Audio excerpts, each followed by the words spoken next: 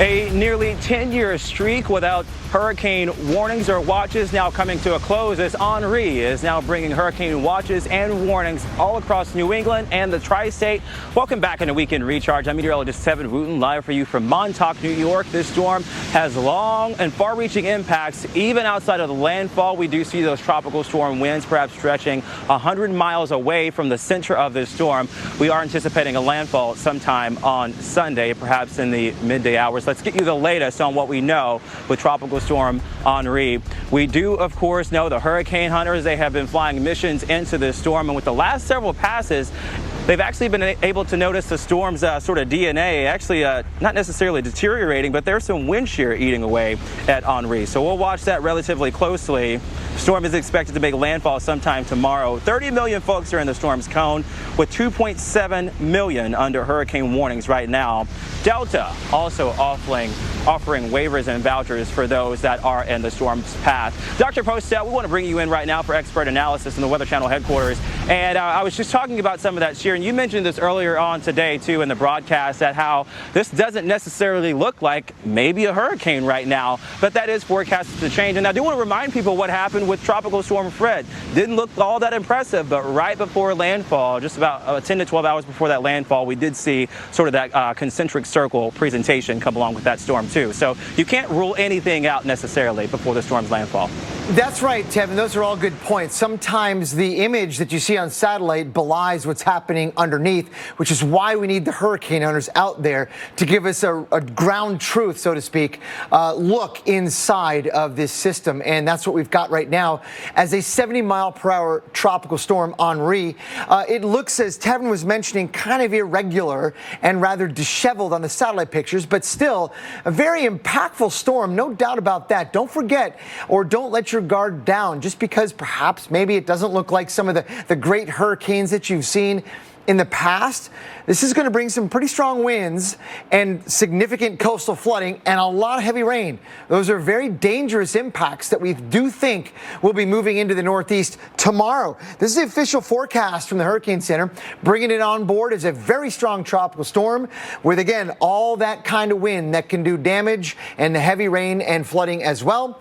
And notice that this thing lingers around for a couple of days, right? I mean, we're still going to be talking about it lurking and only lumbering around interior New England, likely on Monday, again with heavy rain and flooding rain, a potential threat. Right now, over eastern North Carolina, the weather's not that bad. Basically, Henri is way offshore.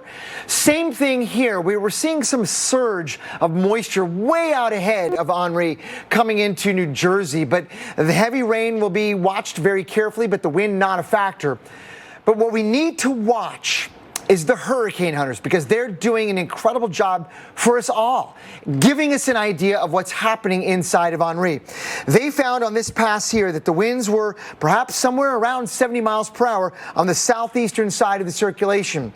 Then they flew all the way around on this side, came in and found, you know what, 60 to 70 mile per hour winds right about there with a pressure somewhere around 993 millibars. That's very low on your home barometers. And Molly, what that tells us is that there's still very strong winds with Henri, and it will bring all those impacts into the Northeast tomorrow. Back to you.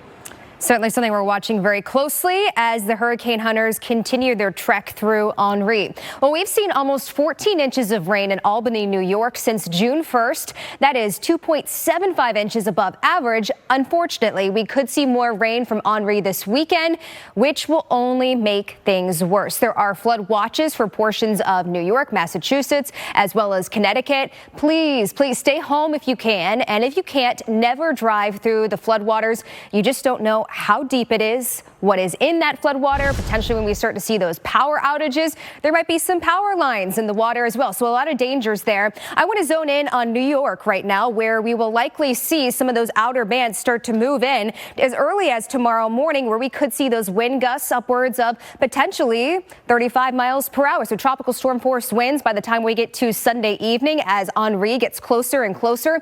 Widespread 2 to 3 inches of rain, but I think there will be areas that we see see some locally higher amounts, especially as you move to the east along the Long Island area. So this is 4 o'clock in the morning tomorrow. This is why we're saying prepare now. Even though Henri is not scheduled to make landfall until later in the evening on Sunday, we will see some of these outer bands start to move in, and you just can't do your preparations in those kind of conditions. So we will continue to see that. We have so much more coming up here on Weekend Recharge and all day on the Weather Channel. Make sure you stick with us for our live team coverage of Henri.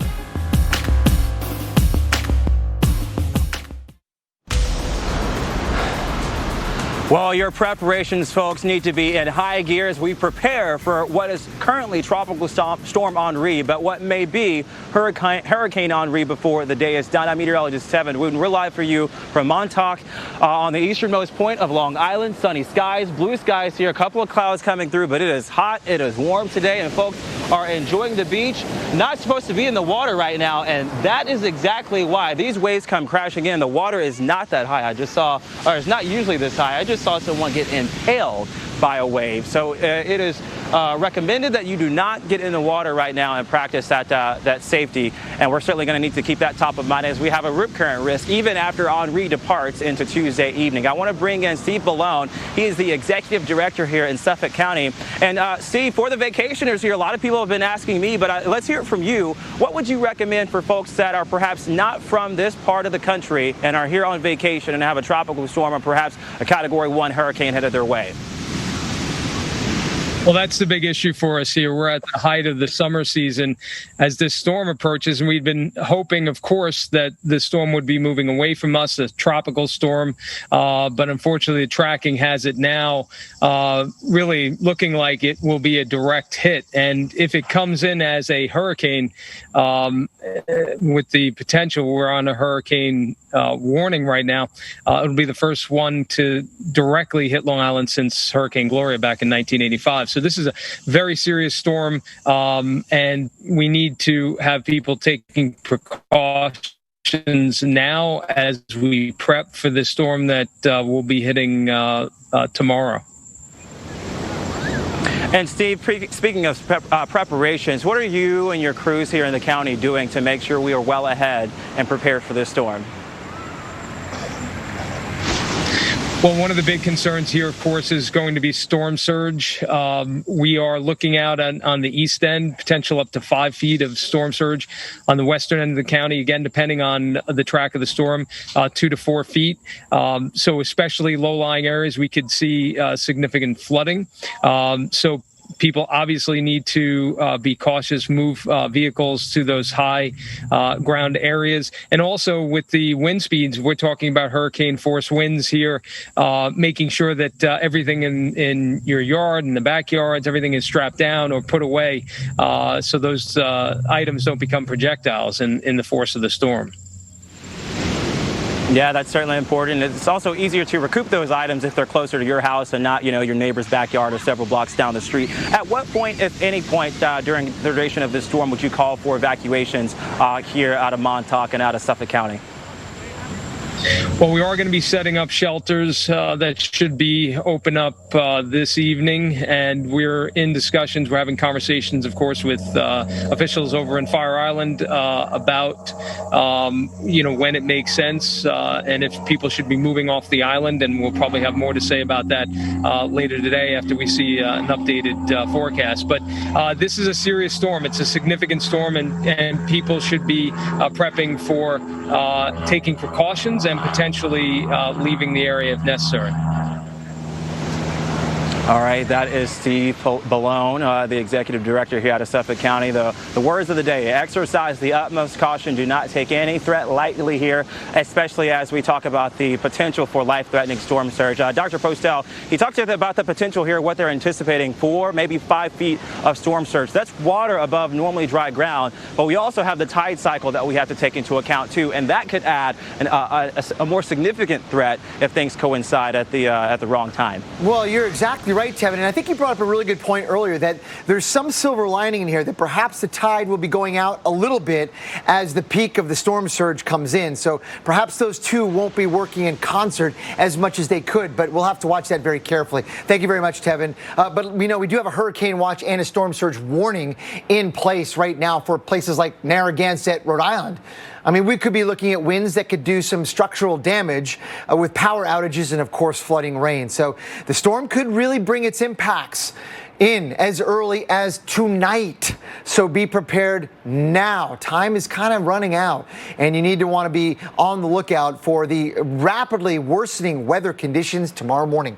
Here, what we have on the storm surge map. Again, Ted was mentioning water above normally dry ground. So basically, one crude way to look at it is the tip of the high tide, add a few feet of water easily. That goes well inland in some cases. And you can see that eastern half of Long Island, we're going 3 to 5 feet. That's because a significant component of an onshore wind. Now, that is dependent on the track of Henri as well. But that will be bringing the water inland, and that is going to be a problem as well. And also an east wind here across Cape Cod Bay and also the east end of Cape Cod. So very significant water rises as the wind picks up will be noted, let's say in earnest, by tomorrow morning. Here's what we've got. There's the timing. 6 a.m. tomorrow morning. Find your spot on the map.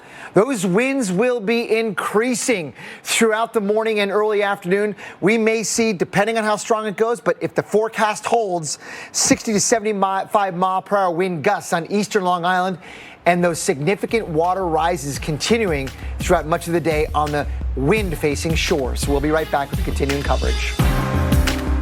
No other news network out there is trusted more than the Weather Channel. This is epic! Trusted to be there where and when you need us. Trusted to work around the clock until every threat is over. We're in this for the long haul. Because America doesn't trust hurricane season to just anyone.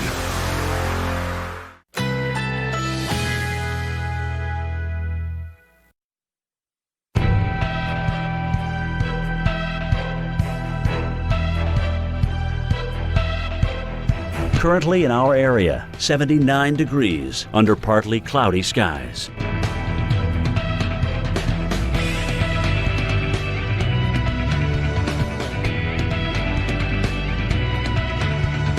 Today, partly cloudy. A stray shower or thunderstorm is possible. High 85.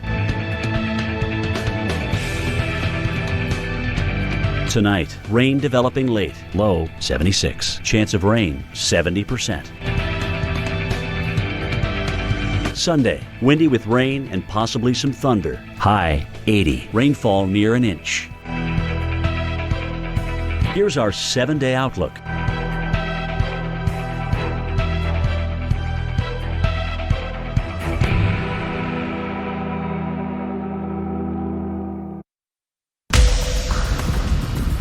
Good morning from Cape Cod. I'm meteorologist Mike Seidel. This is West Dennis, Massachusetts on the Cape. We're on the south side of the Cape, and this is where we have the storm surge warning. The other side in Cape Cod Bay, we have the storm surge watch. That's going to be our number one concern and impact. The storm surge here from Henri, right now expecting a 3 to 5 foot surge. Look down the beach. It is another spectacular day here on Cape Cod with sunshine. Humidity is up there, so the heat index will be a few degrees, at least a few degrees warmer than the high up in the mid-80s, just like yesterday. We've got a light breeze coming in from the south.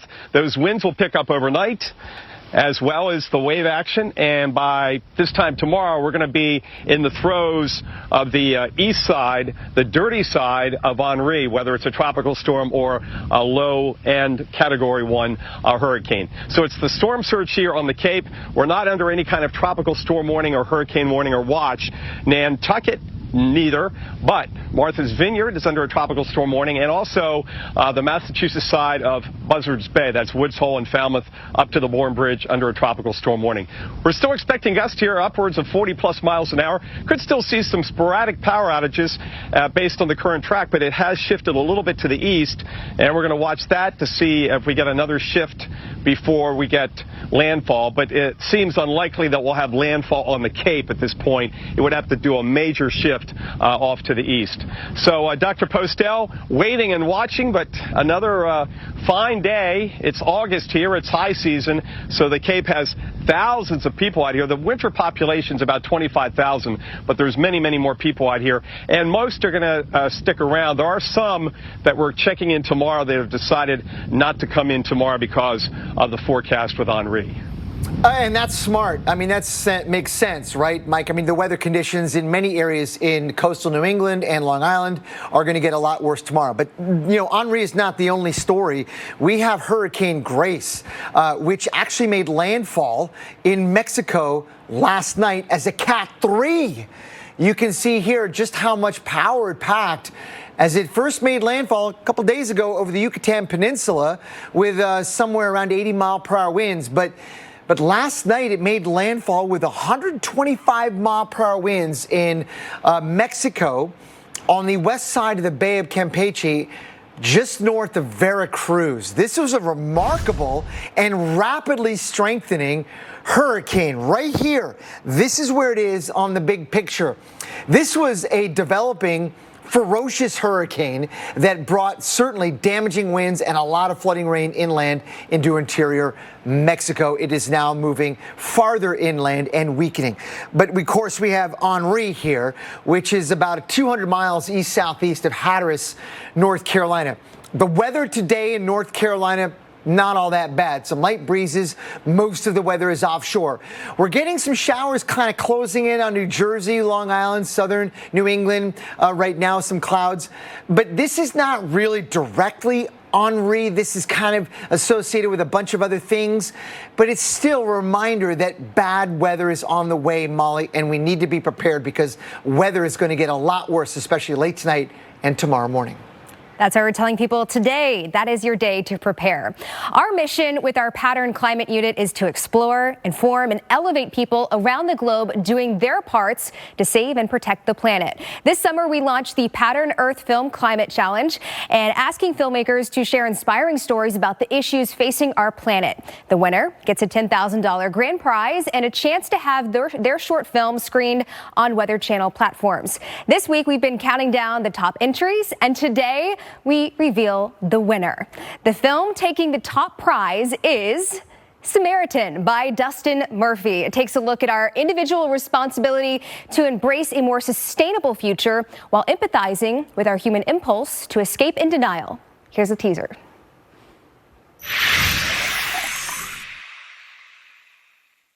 I remember when I didn't have to live out here on my own. But that was before the people of this country voted to leave. Even miles away from the chaos of the city, their poison still seems to seep into the forest as if these woods belong to them. I've learned these woods belong to no one. Not even me. Congratulations to you, Dustin. And due to our around-the-clock coverage of Tropical Storm Henri targeting the Northeast, we are unable to showcase the entire winning film this morning. To see Samaritan in its entirety and to learn more about all of the films, head over to Pattern's YouTube and Facebook pages. Weekend Recharge is with you until 1 p.m. Eastern. And remember to download the Weather Channel app to watch our continuing coverage.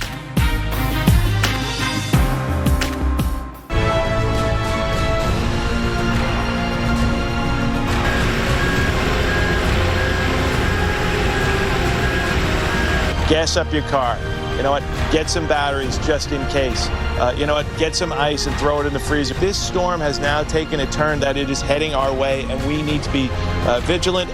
I just think a lot of people, they're not used to having a hurricane or something coming like this, so they're nervous.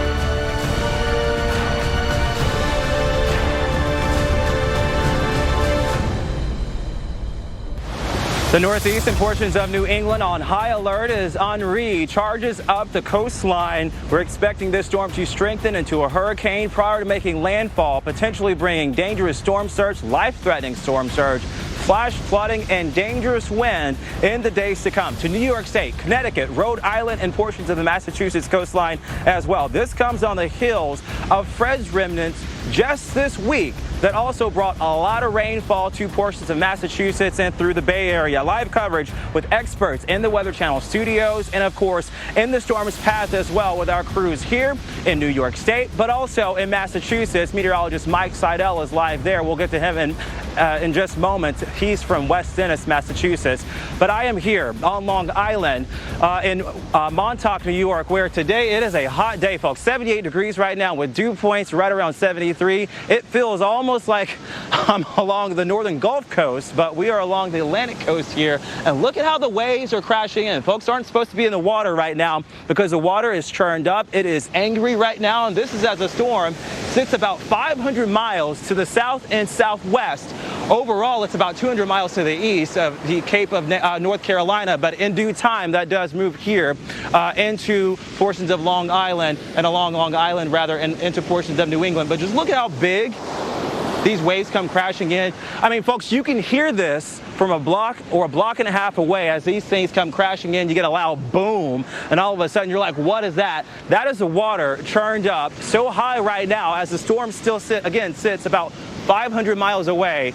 Normally it is not this high, it is not this loud, but because of Henri, it has certainly been churned up. It is angry right now. We know it will get worse as the storm gets closer and closer. We are anticipating a landfall sometime on Sunday, perhaps in the midday hours to the early evening hours, if the current trajectory does hold. A wobble to the west, a wobble to the east. I don't want folks to get hung up on that. I don't want folks to get hung up on the category. Is it a category 1? Is it a tropical storm? Either way, high-end tropical storm, low-end Cat 1, you will still have a bona fide storm coming into New England in less than 30 hours. The impacts start tonight into Sunday morning. What are some of those impacts? We're talking about storm surge, where storm surge warnings, by the way, are already up for much of Long Island, portions of the Long Island Sound as well, and southern portions of Connecticut and Massachusetts and Rhode Island. We do have those storm surge watches. How much water could we see? Anywhere between 3 and 5 feet. Certainly a potential, especially around the core of this storm, as those winds are coming in from the east and ultimately southeast at times. There will be some wavering in that, but east overall is a component of the wind that we will see. And then I want to bring up the cone if we can. Brittany, one of the weather producers in the Weather Channel headquarters, it takes a team to get you guys the life-saving information, and we do want to get you the most important information. As we bring up this cone, I want you to focus in on portions of the tri-state and southeastern New England, and notice how you see those white lines Sunday, Monday, and even into Tuesday. That is the pivot, that is the turn, the slow turn this storm will make. And part of the reason it's making that movement towards the west and that slow turn is an upper level low that sits off towards the west that's ultimately sucking this storm, retrograding it back towards the west. When you think about weather, typically it moves from west towards the east, but because that core of that storm is being sucked in towards the west, we will see that slow turn. What does that mean for you? Yes, I've talked about the storm surge, but what if you're not along the coast? Say you're in New York City in some of the 5 boroughs. You'll still see dangerous flash flooding. We've got flood watches posted for until further notice, practically, perhaps in Monday evening and Tuesday. But Dr. Postel, some of the rainfall amounts could be on the order of 5, maybe 6 inches. And this is on the west side of the storm. A lot of folks that are hurricane or tropical storm savvy think, oh, well, the worst weather is on the eastern hand side. But because of the interaction with that upper trough and the broad scale ascent, Dr. Postel, a lot of the heavy rainfall is actually on the west side. So I don't want folks to sleep on that threat either. Yeah, that's a good point. And, you know, you were talking about the waves earlier, Tevin, at your location. I just looked at some of the surf reports from Montauk. We're getting swell height of 4 to 5 feet. That's pretty big. Wow. And you were talking about the sound that it was making.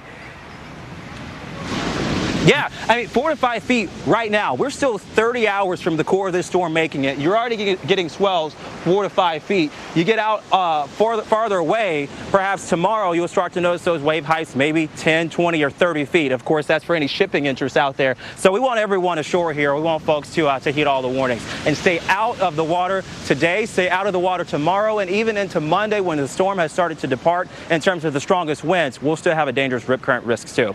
Yeah, you will. And those waves, as you said, will get bigger. But also another part of the thing that I want to talk about is the water temperatures, because they're in the low 70s just offshore. That is good news, because that means as Henri approaches tomorrow, it will be moving over relatively cool water, the kind of water that is not really supportive of a strong tropical cyclone. Tevin, thank you very much for that reporting. Excellent stuff there on Montauk, Long Island. So let's now have a look at some of the observations on the coast of North Carolina about some distance away from Henri. It's kind of on the right side of your screen there, about 200 plus miles or so east of Cape Hatteras.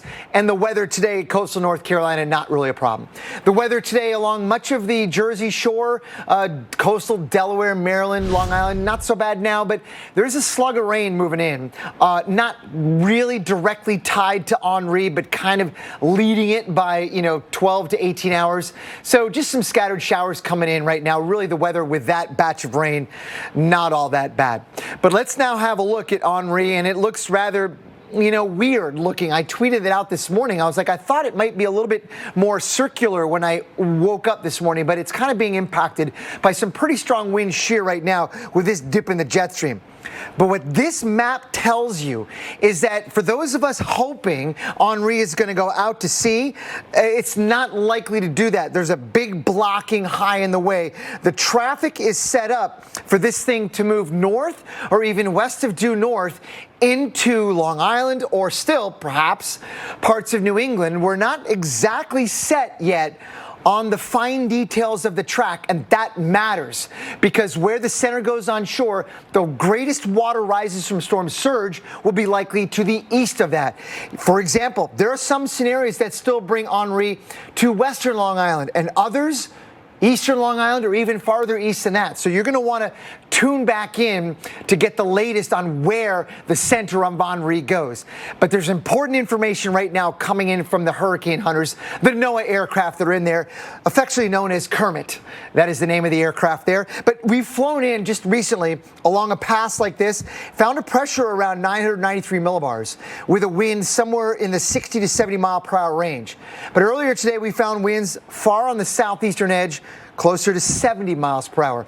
So this is likely very close to hurricane strength, moving northward, and has an opportunity in the next 12 hours to strengthen a little bit over some pretty warm waters before final approach tomorrow, where I think it runs into some of cooler waters and weakens during the late morning and early afternoon tomorrow. But right now, we know that Long Island is bracing for a direct hit from Tropical Storm Henri. Meteorologist Kevin Wooten is again live on the eastern end of Long Island in Montauk to talk about some of the conditions he's got and how we're preparing. Yeah, Dr. Posted, I know we talk preparations all the time, and I don't want folks to be deceived when you see a lot of the people here, vacationers, some people live here, enjoying some of the sun today.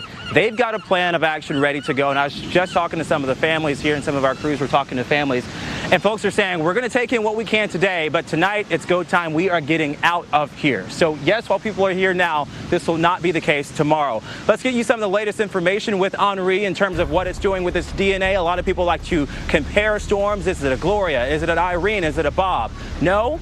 This is Henri. It will bring different impacts. You can have two kids, two identical twins, and they both have different personalities. Trust me, I'm a twin myself. As far as what we know right now, power companies are anticipating widespread power outages. They are warning folks if you're without power, especially in portions of Connecticut with a lot of trees, you may be without power for quite some time. Connecticut also urging residents to shelter in place, get all the needed supplies to be 72 hours or longer without power. If you need food, if you need medicine, if you need water, if you need gas, get it while you can. That being said, do not go out and hoard. Do not go out and panic buy. Get the necessities and get back home and hunker down. Cape Cod also urging residents to evacuate now. That goes for Cape Cod, that goes for Martha's Vineyard, that goes for Nantucket too. So the Cape and the islands of Massachusetts get out of harm's way, even though there's been that wibble and that wobble, that pinballing effect is what I like to call it, back and forth in terms of where the core of this storm will go. You will still see significant impacts in portions of southeastern Massachusetts, the Cape and the islands. You will still see significant impacts into New York City and the 5 boroughs and portions of the tri-state. It's just that your impacts will be different in different portions of New England. So some of those impacts coming along, if you're along the immediate coastline of Long Island, southern portions of Connecticut and Rhode Island, storm surge, of course. So storm surge amounts may vary from portions of even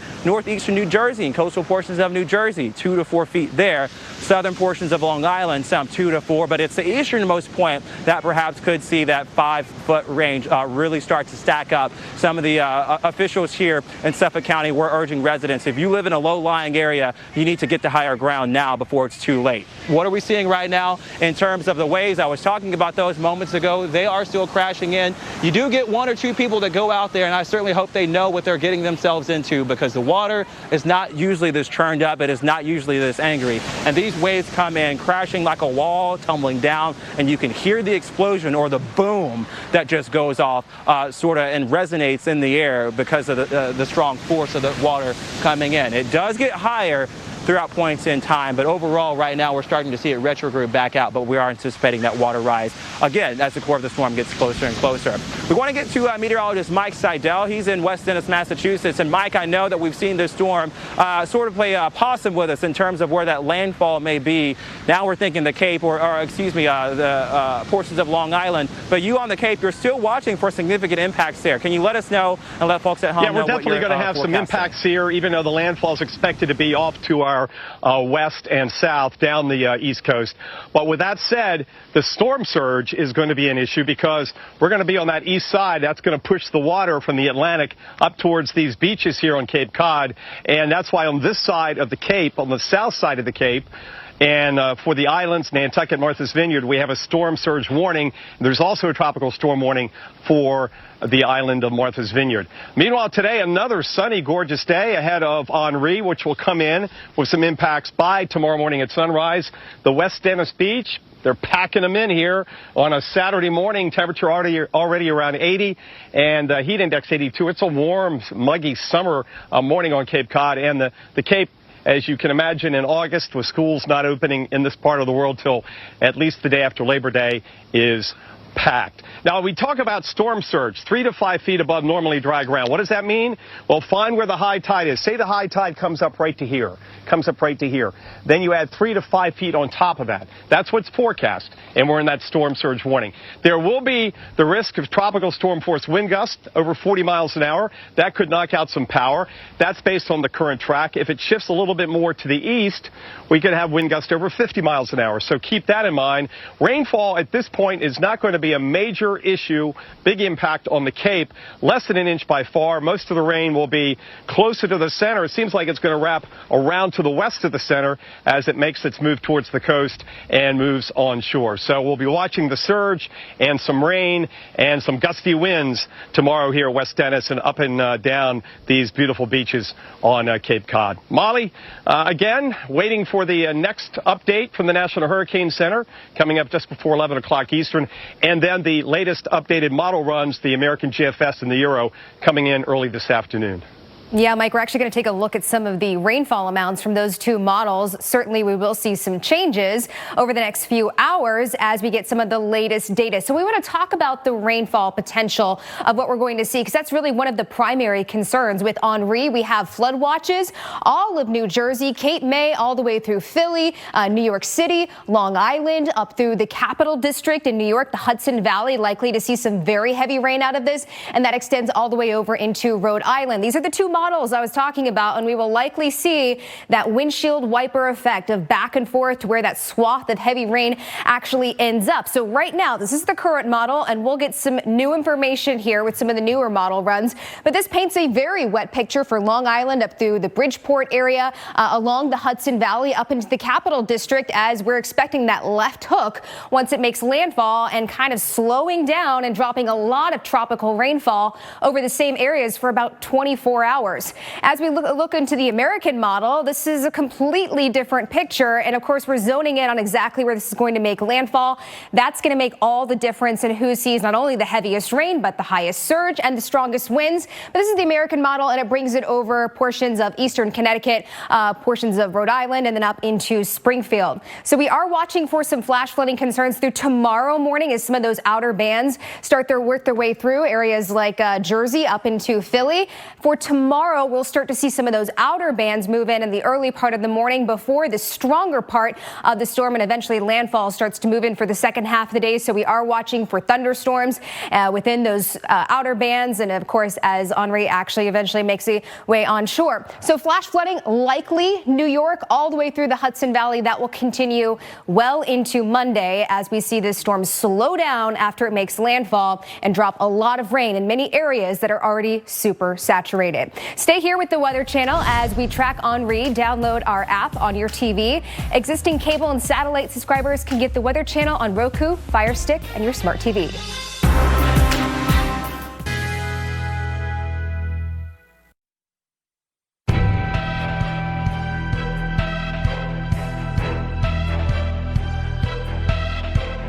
Currently in our area, 80 degrees under mostly cloudy skies.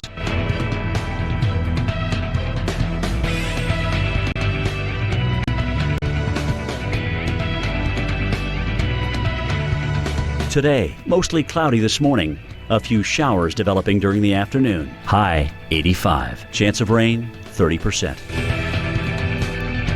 Tonight, showers later at night. Low 76. Chance of rain 60%. Sunday, windy with thunderstorms. High 80. 1 to 2 inches of rain expected. Here's our 7-day outlook.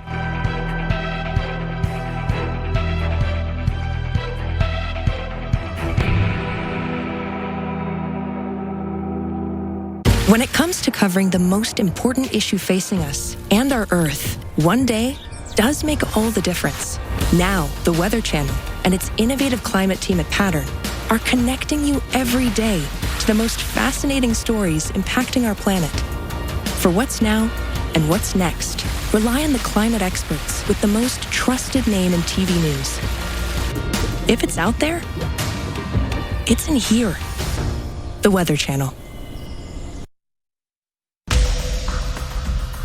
Welcome back. Tropical storm Henri expected to become a hurricane today, and impacts from it could be felt in the Northeast as early as tonight. One big concern is widespread and long-duration power outages. It's estimated more than 6 million homes and businesses lost power last August when Isaias devastated the region. A hurricane warning is in effect for parts of Connecticut, and here to talk about the preparations is Mitch Gross, the spokesperson for Eversource in Connecticut. Thank you so much, Mitch, for joining us this morning. I know you're very busy right now.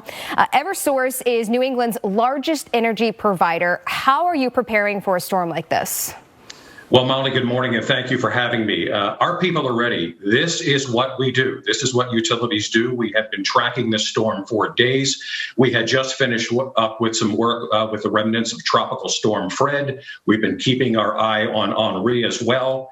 And we're ready. We've mobilized a huge army of utility crews, upwards of 4,000 utility crews from across North America. Many are already here, many are on their way, and we're all getting ready. It's all hands on deck. Vacations have been canceled, and we're encouraging our customers, you need to be ready as well. This is going to be a tough couple of days. It really is. Are you putting together some extra teams in the event that we see a massive amount of outages? Well, it's important to note we believe Henri has the potential for significant and lengthy outages. We have about 1.25 million electric customers in Connecticut. Unfortunately, we're estimating that between 30 and 49% of them could lose power, and restoration could take anywhere from 5 to 10 days for some customers. So yes, we have mobilized all available resources. We've reached out across the country for additional utility crews. As I said, this is unprecedented. 4,000 plus utility crews in Connecticut. We've never had as large a contingent as we will have for this storm. Certainly prepared there. And what can people do, some of your customers, to prepare for a potential long-term outage, just like what you were talking about, potentially 5 to 10 days? Well, they need to watch the Weather Channel, of course. They need to watch and listen to their local forecasts. They need to pay attention as to what's going on. Have your storm kits ready. Do you have the non-perishable goods, the bottled water, the pet food for your pets, medications, things like that? Are your vehicles gassed up? Is your generator ready to go in case it's needed? everything. Take a look around and just be ready and pay attention to what's going on, because this storm has the potential, again, to provide some major problems across this part of the country. You mentioned you have a lot of crews in place already. How difficult is it to restore power when there is flooding or some widespread damage, potentially from trees?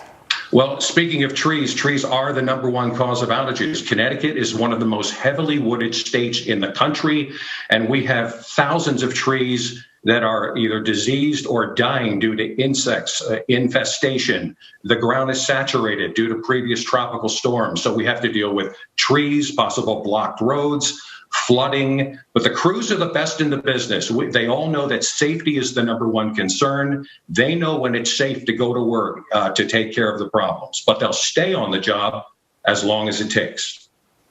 Well, Mitch Gross, thank you so much for being with us here this morning. I know you have a long couple of days ahead of you. Mitch Gross with Eversource Connecticut.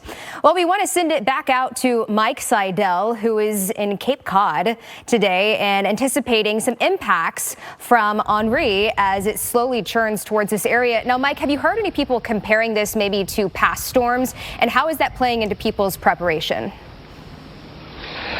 Yeah, they always talk about Bob as the last big one here. That was almost 30 years ago in 1991, where they had 7 feet of water come right up here, and it went right into the hotel here. You can see there's space below, but that's not where people live.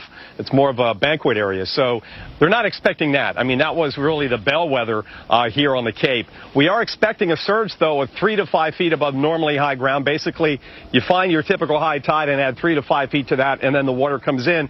You can see our elevation right here is at least 5 feet. In fact, we talked to the owner. He doesn't think the water is going to come past the beach and go over this little berm and get into the hotel. We'll see how that plays out.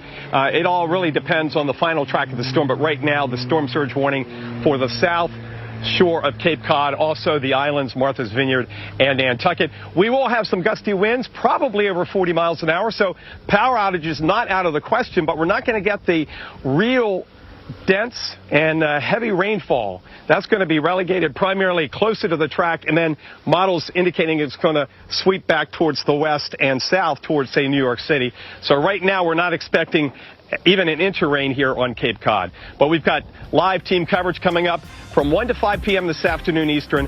Jim Cantori, Stephanie Abrams, Felicia Combs, and Jen Carfagno all geared up to give you the latest on Henri. Welcome to Allstate, where we've just lowered our auto rates.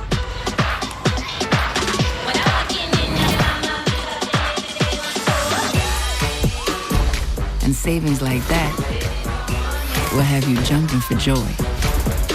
Now get new lower auto rates with Allstate, because better protection costs a whole lot less. You're in good hands with Allstate. Click or call for a lower auto rate today. So many people are overweight now and asking themselves, why can't I lose weight? For most, the reason is insulin resistance, and they don't even know they have it. Conventional starvation diets don't address insulin resistance. That's why they don't work. Now there's Release from Golo. It naturally helps reverse insulin resistance, stops sugar cravings, and releases stubborn fat, all while controlling stress and emotional eating. At last, a diet pill that actually works. Go to golo.com to get yours.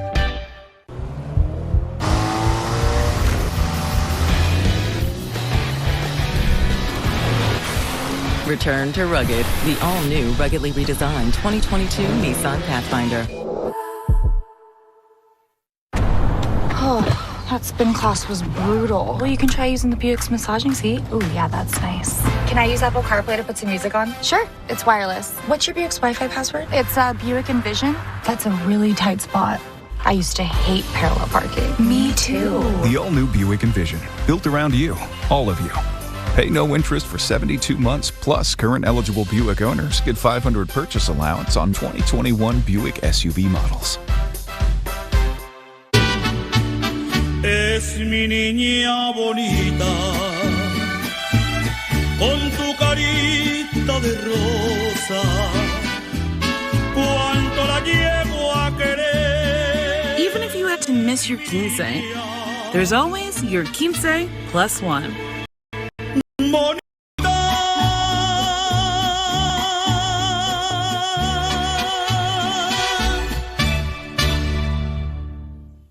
It's my 405, the show must go on, migraine medicine. It's Ubrelvy for any time, anywhere migraine strikes without worrying if it's too late or where I am. One dose can quickly stop my migraine in its tracks within 2 hours. Unlike older medicines, Ubrelvy is a pill that directly blocks CGRP protein, believed to be a cause of migraine. Do not take with strong CYP3A4 inhibitors. Most common side effects were nausea and tiredness. Ask about Ubrelvy, the anytime, anywhere migraine medicine. We're Thrive Cosmetics, and our liquid lash extensions mascara creates show-stopping lashes that won't clump, flake, or smudge. 100% vegan, cruelty-free, and powered by our high-performance formula. There's a reason this mascara has over 275,000 five-star reviews. Come discover why at thrivecosmetics.com. At Napa, we keep things moving. If it has wheels and an engine, we help keep it on the road. And if it's on the road, we have parts for it. And if you need a part, you can get it fast. At Napa, when we're not thinking about cars, we're thinking about the people who drive them. Because when it comes to serving you and our community, our motor never quits. It's a fact. No other news network out there is trusted more than the Weather Channel. This is epic! Trusted to be there where and when you need us. Trusted to work around the clock until every threat is over. We're in this for the long haul. Because America doesn't trust hurricane season to just anyone.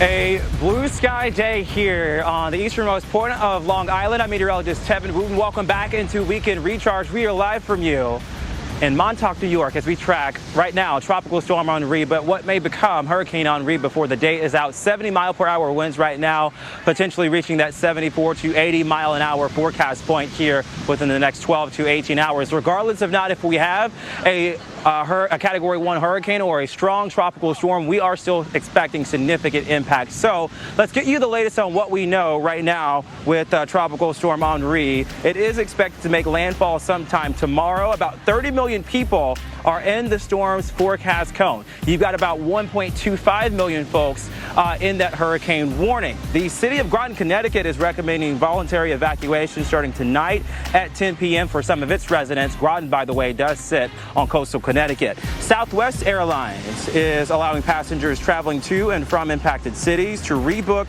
their flights at no charge, and I am sure other airlines will follow suit as well. It will be a mess at a lot of the airports tomorrow, and some of that will last into Monday as well. And the thing you have to sort of take into account is even if you have sort of, for example, a flight out of Philly, if some of those planes come from LaGuardia or JFK, guess what? They can't take off from LaGuardia or JFK because they've got 40, 50, or 60-mile-an-hour winds in the vicinity. So then another airport may be impacted. So there may be that chain delay or chain reaction that we see in terms of delays and cancellations on Sunday and Monday, and perhaps Dr. Postel into Tuesday. And I'll leave you with one more tidbit. I know that I am here in Montauk and on Long Island, but Dr. Postel, we sort of represent a large region when we come out here and do these reports.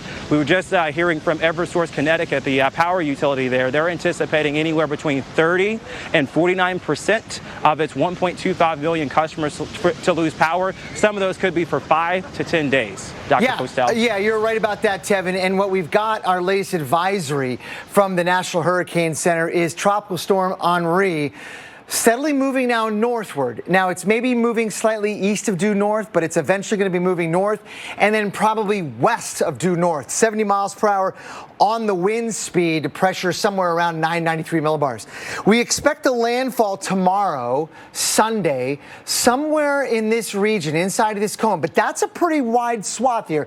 Could be as far west as western Long Island, could be as far east as eastern Long Island, or maybe even Rhode Island or southeastern Connecticut. You're going to need to tune into the Weather Channel or find your latest source, because there is still some uncertainty where this makes landfall, and that matters a lot. Giving you an idea, along and east of the track, that's where the greatest water rises are going to be from storm surge. That is yet to be sorted out in the forecast. You're going to want to tune back in. Now, notice that we still have on Monday afternoon the remnants of Henri lingering around parts of the Northeast or New England, meaning heavy rain is going to be a significant issue. Right now, the conditions, though, over eastern North Carolina, not all that bad. Most of the bad weather is well offshore by at least 50 miles or more. Now, closing in on the Jersey Shore, we got a slug of rain coming in on the distant northern periphery of Henri. Not really associated with it so much, but it still could bring some clouds and some rain showers today along the Jersey Shore.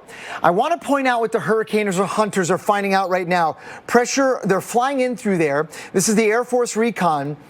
Winds in the 60 to 70 mile per hour range have been the predominant measurement here in terms of intensity. So it doesn't look like to me that right now Henri is a hurricane.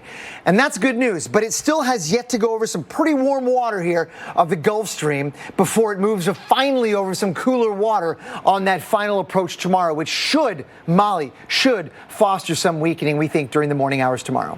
Oh, thank you, Dr. Postel. We want to shift gears away from the tropics and towards a flash flood emergency. This is in Tennessee. When you see a flash flood emergency, you know this is serious, dangerous business. This is just to the west of Nashville, and you can see the training of rain, very heavy rain over the same areas. This is a radar loop from the past 6 hours. You can see just the same areas over and over again getting just inundated with rain. So we're talking about Dixon, Hickman, and Humphreys counties under this flash flood emergency until 10:45. We're up to 11, even 12 inches of rain have fallen in the past 6 hours, and the rain is still falling in many of these areas. In fact, some of our radar estimated amounts upwards of 13 inches of rain. That's just to the west of Dixon. So if you are in this area, do not travel. If you have to get to higher ground, go ahead and call your local authorities. Find a way to get out if that water is rising in your area, but do not drive over those flooded roadways, because this is what's happening. More rain still to come, and we'll continue to watch this evolving situation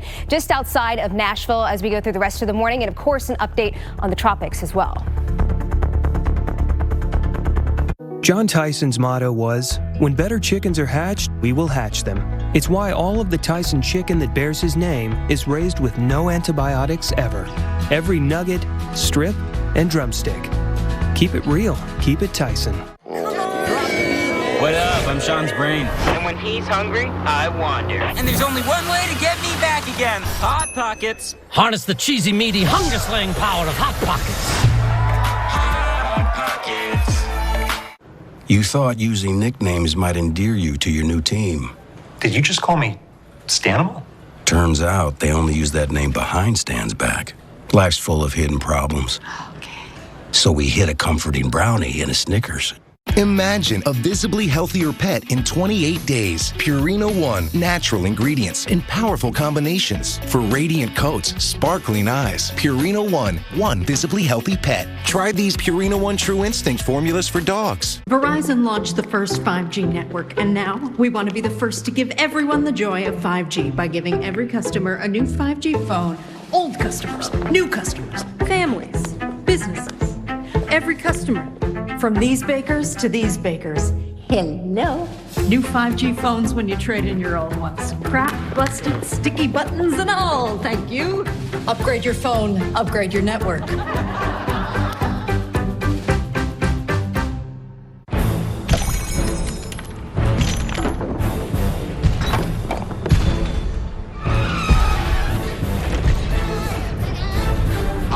Swift here. When you need maximum coverage and sealing power, take it to the max with FlexMax. Your favorite Flex Seal products are now giant size. For maximum coverage and sealing power, take it to the max with FlexMax.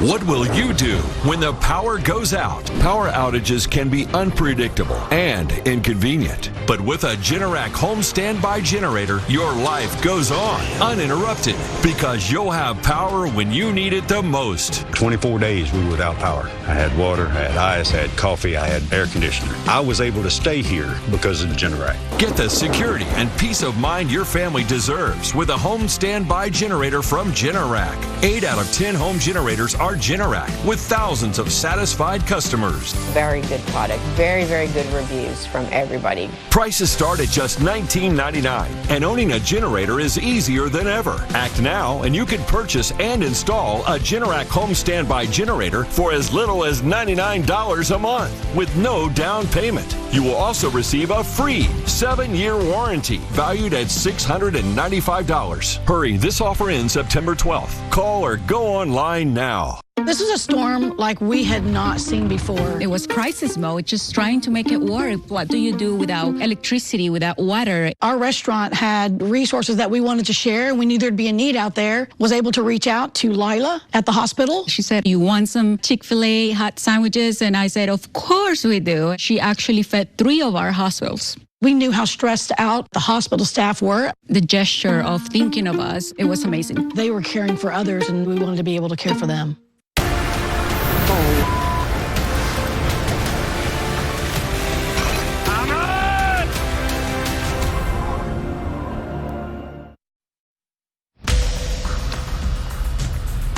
Good morning. I'm meteorologist Mike Seidel. Hope your Saturday is going well. A lot of people watching Henri off the Atlantic coast. We'll have another update from the Hurricane Center in the next 15 minutes.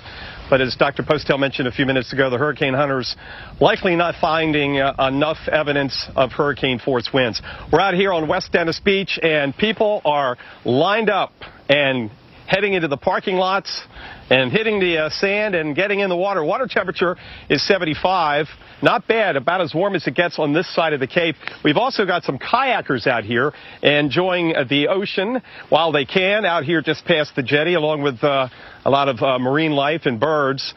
Tomorrow they will not be able to go out there because it's going to be way too choppy, but we saw the kayaks come up into the cove here, and now they're out there enjoying the sunshine. Just a light chop right now and a few cumulus clouds blowing through the skies.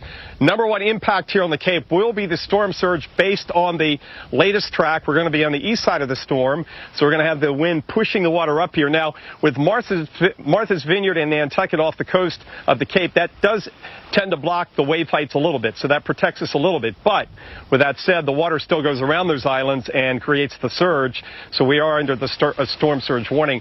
Right now, though, no hurricane warnings or tropical storm warnings for just about the entire Cape, with the exception from Woods Hole to Falmouth to the Bourne Bridge on Narragansett Bay. There is a tropical storm warning. Impacts start arriving by sunrise Sunday with some showers. Winds will generally increase, running east at about 15 to 20 miles an hour. We will get into the gusty winds through the midday and afternoon. They could gust over 40 miles an hour, so there is that potential that we lose some power here on Cape Cod. It just we just got to see the track and how strong it is when it comes in. But right now, we're not expecting hurricane force wind gust here on Cape. But the sun is out today. Temperatures in the mid-80s, plenty of humidity. It's warm and summery as we watch the track and Henri come up in this direction. And again, Dr. Postel, we don't think there's going to be a whole lot of rain and impacts from rain on Cape Cod. It's going to be south and west of us and back into western and central Massachusetts. Some of the same areas that had flash flooding issues earlier in the week from the remains of Fred. And I know you're watching the computer to see if we've got the latest advisory in. I don't know if we do or not. Take it away. Yeah, Mike, thank you very much. You brought up a really good point about where the worst of the coastal flooding and surge impacts will be, and that will be likely along and to the right of where the center makes landfall. And there's still a lot of uncertainty left in this forecast. Thank you very much, Mike. I'm going to go back to my graphics and show you what I mean, is that the latest forecast from the Hurricane Center has Henri, the center of it now, moving into eastern Long Island, likely tomorrow early afternoon. But there are other options on the table that are still viable. Other model simulations suggest perhaps it's even farther east than that. And why does it matter? I mean, we talk about the cone all the time and saying, oh, forget about where the center is. No, actually, you need to know where the center is. First of all, because that's where the cone is built. The cone is built around making a track of where you expect this thing to go and then build outward from that way. But the center is also important to track because right along and to the right of it, to the east of it in this case, that's where the highest flooding will be from the storm surge. And so when we think about tomorrow, for example, you know, maybe the surge will be in eastern Long Island, the highest one, or even in coastal Rhode Island or southeastern Connecticut, or perhaps Martha's Vineyard or Nantucket, coastal Massachusetts. You're going to want to keep attention to the latest updates and the precise forecast track because, again, that matters in exactly who gets how much flooding from that storm surge. And we just got an update now from the Hurricane Center that Henri is a hurricane. Well, I got to read the discussion to find out exactly why it's been qualified at that, but I'm guessing whether producer Brittany, tell me, is it a 75-mile-per-hour hurricane? Is that what it is? 75. Okay, so the hurricane hunters have been in there and finding winds somewhere in the 65 to 70 mile per hour range for the most part.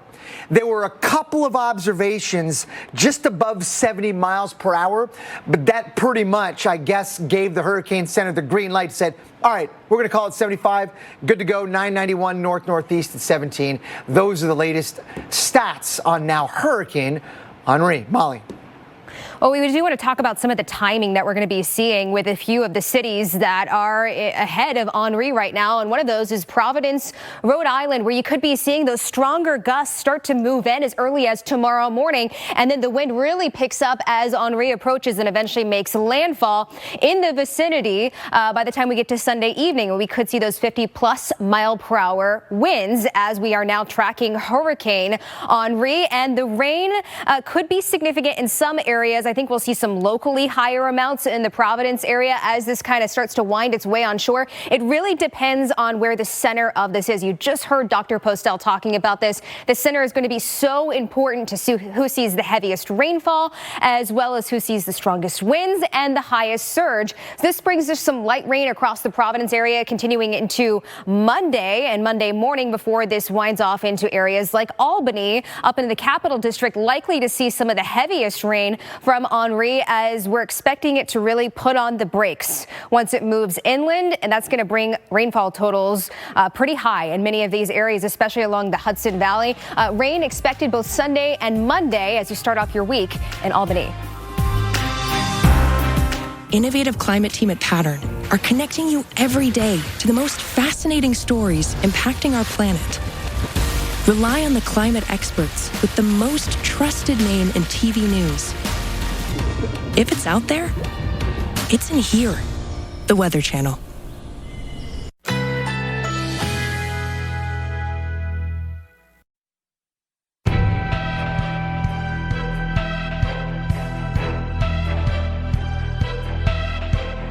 Currently in our area, 81 degrees under partly cloudy skies.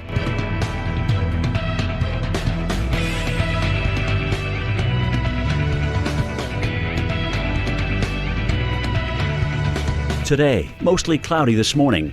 A few showers developing during the afternoon. High 85. Chance of rain 30%. Tonight, showers later at night. Low 76. Chance of rain 60%. Sunday, windy with thunderstorms. High 80. 1 to 2 inches of rain expected.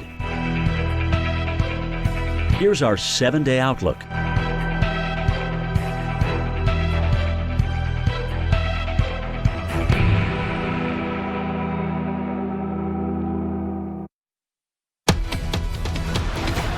All right, breaking news right now. If you're just tuning in, Henri is now a hurricane with winds at 75 miles an hour. The hurricane hunters have been making several passes in and around and through Henri for the course of the morning, better course of the morning, and they've seen that pressure drop down to about 991 millibars. So that pressure drops. That coincides with the winds picking up, and because we've seen that trend in pressure dropping earlier today from 996 millibars to 993, and now the pressure's dropped down to 991 millibars. The winds have picked up in response. So 75 miles an hour does get us to that hurricane threshold, but your preparations should still remain the same. You should still be preparing if you are anywhere in coastal portions of Connecticut, Rhode Island, southeastern Massachusetts, the Cape and the islands, and of course here too on Long Island. I'm meteorologist Savin Wooten. We're live from Montauk, New York, where we too are seeing folks come out to the beach today. They're taking in the last few minutes of that sunshine, the blue skies today, the dry skies skies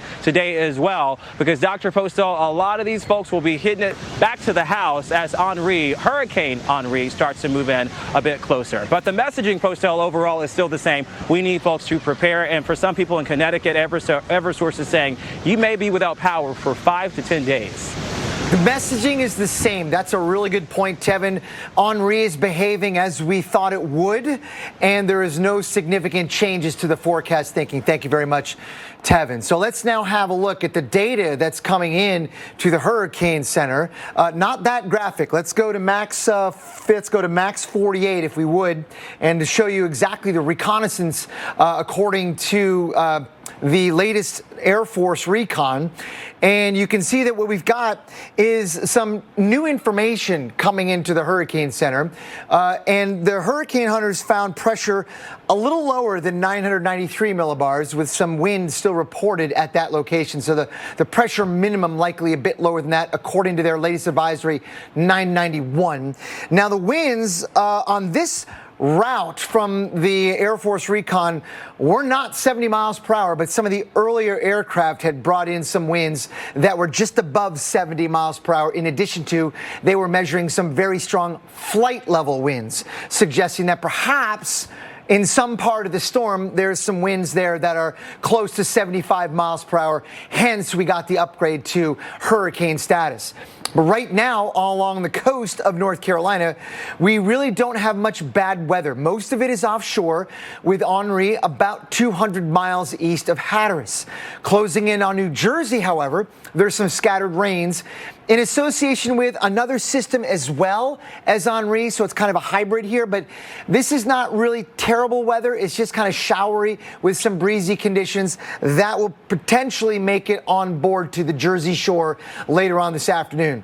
My last graphic, though, I want to give you a sense of the timing of it all as Henri moves northward, likely as a hurricane this afternoon and tonight, and then closes in tomorrow morning on the northeast coast. Let's say coastal Long Island should see the wind pick up substantially by the morning hours, with rain bands coming in, and then elsewhere in coastal Connecticut and Rhode Island, we could see wind gusts over 75 miles per hour along and to where the east of Henri goes. That would be in eastern Long Island and places in coastal Connecticut. And then Molly, this thing kind of slows down inland, and because a significant rain threat with a lot of flooding potential. And a significant rain threat over areas that really can't hold any more rain. Well, a tropical storm knocks out your power. Now what? Meteorologist Mark Elliott has some hacks that you might want to try.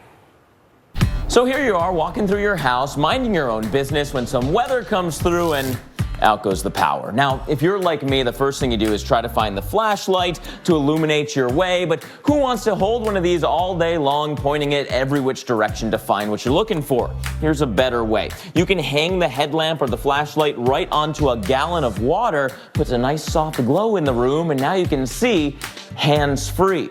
Now, batteries are the nemesis in a power outage. Maybe your weather alert radio calls for AA's, but all you've got are AAA's. We can actually fix that too. Put a little bit of tinfoil in the gap for the battery size, and it still works. May not last as long, but it'll get you by in a pinch. Speaking of a pinch, you might finally want a hot meal. You're done with takeout? Use the pizza box as a solar oven with just some tinfoil and some saran wrap. You can have a hot meal right there on your own driveway. Hey, the power's back on. But is anything in here good to eat still? Well, we can do a little test for you. Put a mason jar with some water and food coloring horizontally in your freezer, then stack it vertically. If that defrosts, the shape of the ice changes, you'll know that nothing in there is safe to eat. And that's some ways that you can get through your next power outage.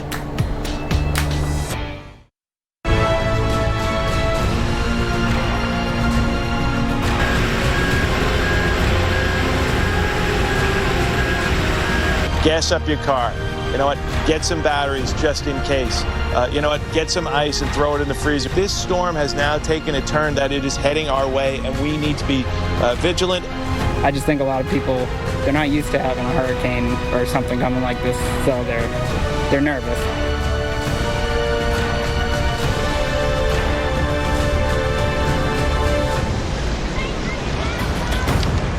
Well, the Northeast is on high alert as now Hurricane Henri charges up the coastline. The storm still about 400 to 500 miles to the south, but that storm is making its way today, tomorrow, and into Monday through portions of the Northeast, New England. That does include Connecticut. That does include Rhode Island. That includes Long Island. That also includes New York State and Massachusetts as well. We have our crews spread out to cover this storm for you. We also have our crews in the studio covering this storm for you with expert analysis too. So we have Henri covered from multiple angles to get you everything you need to know so you can prepare now so you are not caught off guard when this storm makes it in.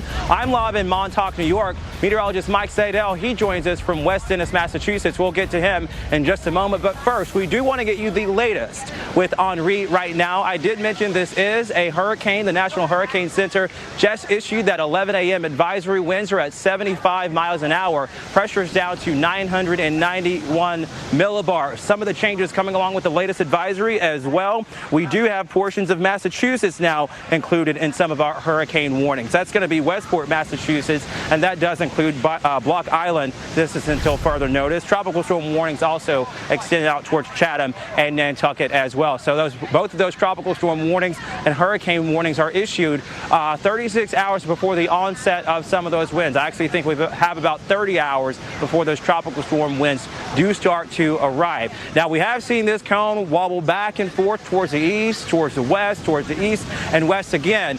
Don't get caught up in that wobble back and forth. What I want you to know is if you are in New England, you will see impacts from Hurricane Henri. Depending on where you are, those impacts may be a bit more significant or lessen or different types. If you're in Connecticut, for example, we were just speaking with leaders from Eversource, Connecticut, the power utility there. They're saying this is one of the most wooded portions of the country. They're anticipating about 30 to 49% of their customers to lose power and perhaps 5 to 10 days in duration. So you're talking about anywhere from about 300,000 to 600,000 customers losing power for 5 to 10 days. And they are anticipating that. So they brought about 4,000 crews out too ahead or in the advance of this storm to be prepared. The moment that storm pulls out, the moment the threats have started to be removed, they can then move in and start to restore power to the folks of Connecticut. If you're in New York City, for example, or the 5 boroughs, guess what? You too will see impacts. And I think the western portion of the cone, or the western portion rather of the center of Henri, will actually see heavier rainfall. There's a trough to the west of Henri, so overall we'll see a broader scale ascent. And the way that you can think about this is when you have two streams and they converge, they come together and they start to form a much stronger stream. Well, we have a stronger stream aloft, thus we start to see a lot of rising motion, and we're bringing in the moisture from the tropics, and of course that can produce a lot of rainfall. If you're on eastern portions of Long Island or southeastern coast of Massachusetts, your threat will be storm surge, and that could mean about 5 feet of water above normally dry grounds. Prepare now. Henri is certainly on the way. Let's get you expert analysis on Henri and unwind this storm a little bit more and unpack it a little bit more. Let's go under the hood with Dr. Greg Postel. Dr. Postel. Tevin, thank you very much. Let's have a look at some of the current observations now on the North Carolina coast, because we got some weather there. Most of it is offshore. You can see wind, 5 to 10 miles per hour. So the weather today, even the Outer Banks, just fine. The hurricane Henri is now about 200 miles east of the Outer Banks and moving up the beaches a little bit. We got some scattered showers closing in on the Jersey Shore, but those really aren't significant and directly tied to Henri, so maybe some breezes with that, but the weather today in the Jersey Shore really not all that bad. But look at what we've got here. This is Henri right now, and it's kind of like a weird shape, kind of oblong, like right in the north and south direction, and that's part of the wind shear. The jet stream is coming in like this and interacting with it and stretching it out in the north-south direction. But this is also setting us up for what the steering currents are doing today.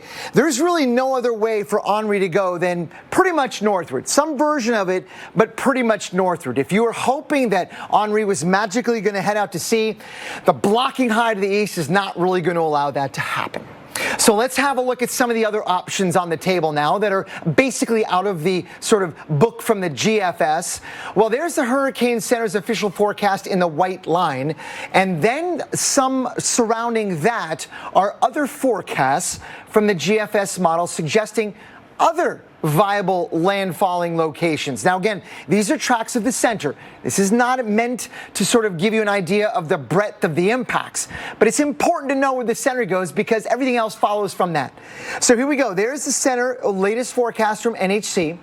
Eastern Long Island, likely tomorrow afternoon.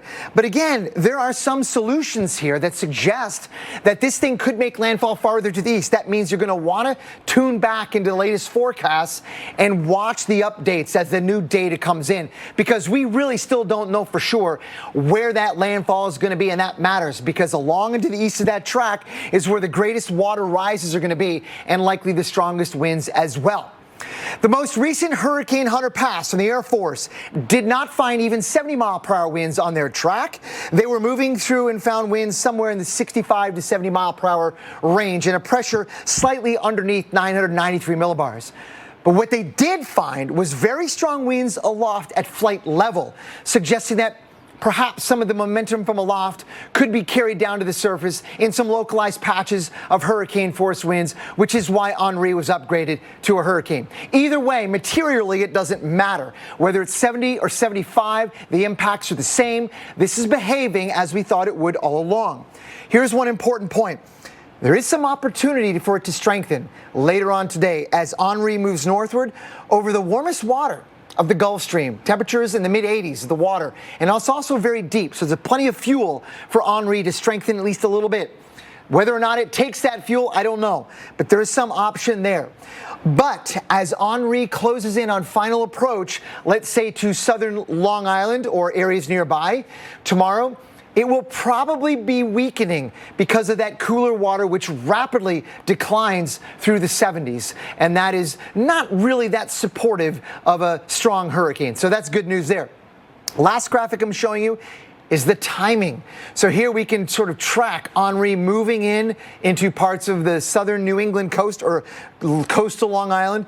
Tomorrow by 5 a.m., we should start to see the winds pick up and the rain increase, and potentially the worst of all the weather comes just afternoon in the early afternoon with the onshore wind. The shores and the beaches that are facing the wind seeing the most significant water rises of several feet at least, and damaging wind and very heavy rain following, moving all the way into interior New England throughout Sunday and into Monday. This looks like it could be a long duration event with a lot of flooding rain becoming a big time problem for many of us in the Northeast.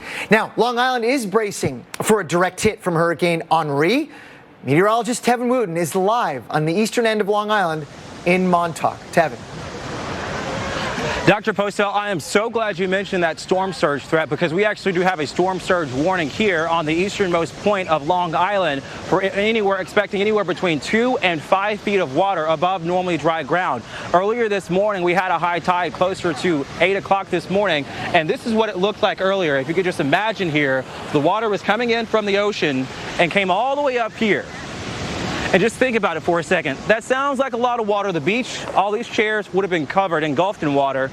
But guess what? The shoreline, it's not that far away. In fact, it's really just a matter of feet right here before you start to get to some of the condos, the hotels, and the businesses here that sit along the ocean front here in Montauk and on the easternmost point of Long Island. So we don't have a lot of room to work with when it comes to taking all this water and bringing it farther up. And once you consider high tides tomorrow closer to 9:18 or 9:15 in the morning, that, coupled with the strong winds that we'll see, we will certainly start to expect a lot of this water to rise. Folks should not be in this water. If the water is above your knee, you should not be in the water right now. And look at how these huge swells are just crashing in. You can hear the booms of these waves from about 1.5 blocks to 2 blocks away.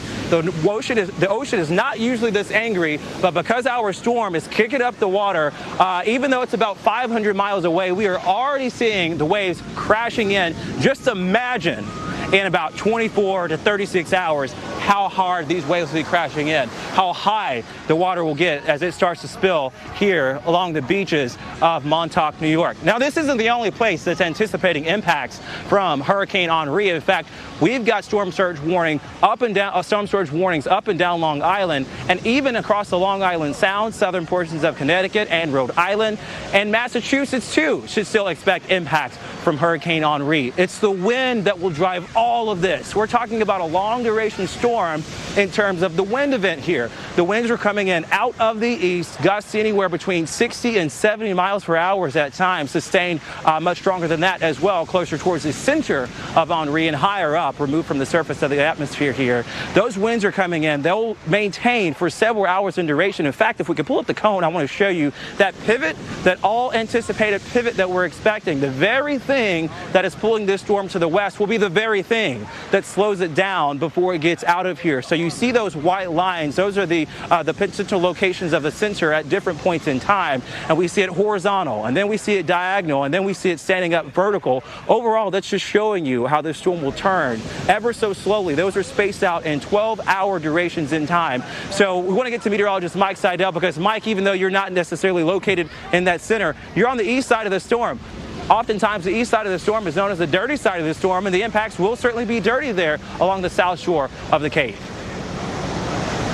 Yes, indeed. In fact, as of 11 a.m. Eastern, the Hurricane Center has now hoisted a tropical storm warning for the south shore of Cape Cod. That's from Chatham all the way back to Woods Hole.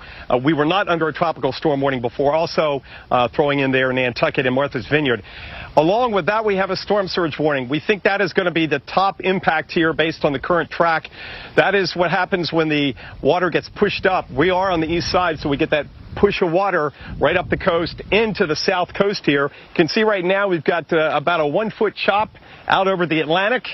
And that is about it. Sun through the high clouds and also the low stratus clouds right now with a temperature around 80. And just a light breeze on shore. That's it right now. But the impacts will start to be felt early tomorrow morning as the winds gradually increase and we get some showers, some of the outer bands. We do not think at this point rain is going to be a major impact. There are no flood watches or flash flood watches up for the Cape. Based on the forecast, a lot of that rain is going to wrap in around the west and southwest side of the storm once it makes landfall. But we'll keep you updated if that changes. Again, the storm surge, and now we could get gusts over tropical storm force. 40, maybe 50 miles an hour. That could knock out some power. But without the heavy rain, the trees will be more sturdy in the ground. It's when you get all that rain and it weakens the root structure, and then you get those strong winds like in Connecticut, in Rhode Island, where it's like a forest. They're going to have stronger winds and more rainfall. So certainly the power outage threat there is much, much higher than it is here on Cape Cod. So we'll be watching the surge, and we're also watching what happens out here on the beach. We met a nice couple last night from the area, Sean and Danielle. They're supposed to get married this weekend. Let's find out what they decided. I've been here for, Bob, which was 30 years ago, and it wasn't that bad. So we're going to go ahead with this tomorrow, and we're just going to ride out the storm. Weathered many hurricanes throughout New England throughout the year, so I think we'll be okay tomorrow. Yeah. And the wedding is right here on the beach at 3:30 p.m.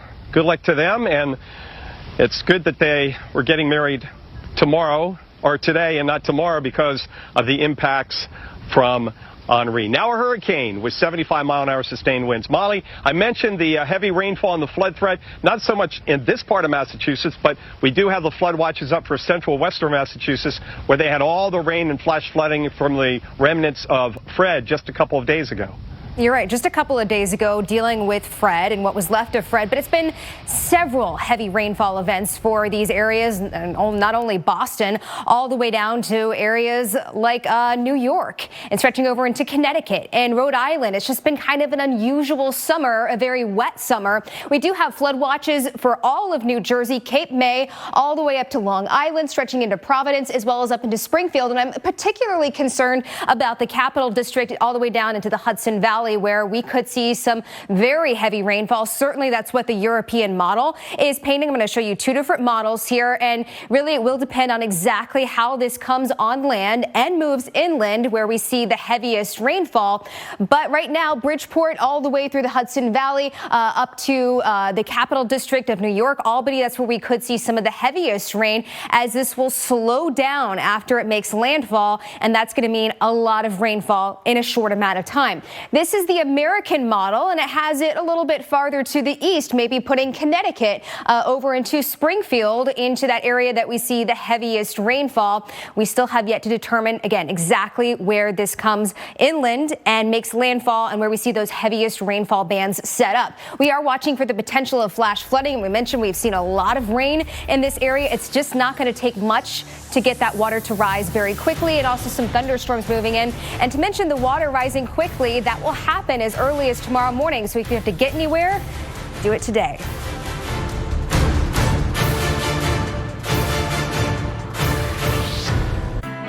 This program brought to you by Chick-fil-A. Try the new Lemon Kale Caesar Salad today, available for a limited time.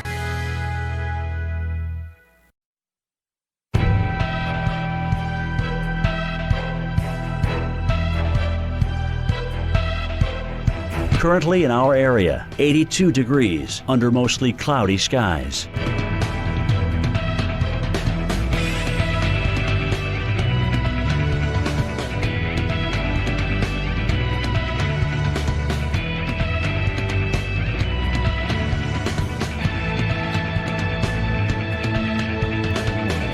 Today, cloudy with occasional rain showers. High 84. Chance of rain 60%. Tonight, mainly cloudy with showers arriving overnight. Low 76. Chance of rain 50%. Here's our 7-day outlook.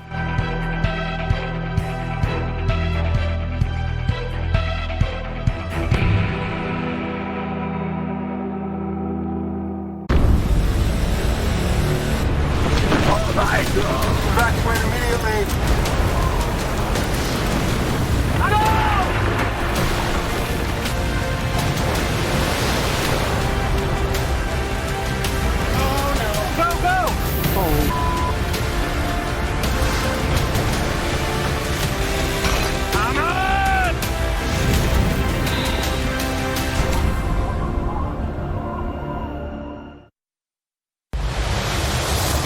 We're ready. We've mobilized a huge army of utility crews, upwards of 4,000 utility crews from across North America. Many are already here, many are on their way, and we're all getting ready. It's all hands on deck. Vacations have been canceled, and we're encouraging our customers, you need to be ready as well. This is going to be a tough couple of days. All hands on deck. That was a spokesperson for Eversource Connecticut, the power utility for the state of Connecticut. Some 17.7 million folks are in the forecasted path of Hurricane Henri. Some 2.7 million under hurricane warnings. One of those spots being right here in Montauk, New York. I'm meteorologist Tevin Wooten. Thanks for joining us here on Weekend Recharges. We continue to track Hurricane Henri. We will be with you for the duration of the storm, from start throughout the finish and well beyond that, as we cover this storm from multiple angles. We have crews spread out all across New England to cover this storm for you, with expert analysis also in the Weather Channel headquarters. Just to quickly give you a lay of the land here at the easternmost point of Long Island. It is a beautiful beach day today, and I do mean beautiful sunny skies, warm skies, dry skies today too. 70 degrees right now. It's a bit humid though, with the dew points in the lower 70s. Look at the way at these waves.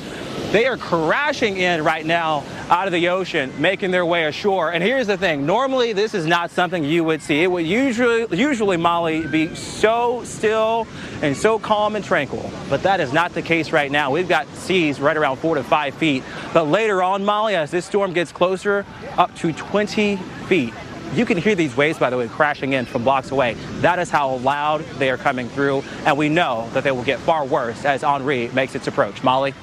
Oh, we can hear them too here at the Weather Channel headquarters. Well, now more than ever, people are concerned about the potential impacts from the storm and possible extended power outages. While a portable generator might keep a refrigerator, a few small appliances running, there are safety issues if they're not operated properly. But now there's a better way to power your home after a power outage. Jim Cantori met with Kohler Home Improvement expert Ed DelGrande to see the future of home generators. We had a record number of billion-dollar weather disasters last year, and having an emergency preparedness kit for a few days sometimes just doesn't cut it. Let's talk about adding a generator to your arsenal.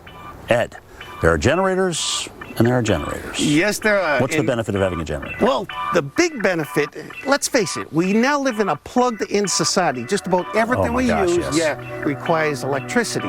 So your best defense is having a backup generator system. So what are the differences? Well, the big difference is there's a portable and a standby. The portable generators are great for things like camping and tailgating, and in a pinch, they'll run a few appliances in your house. Now, remember, with a portable one, you do have to refuel them. They run on gasoline.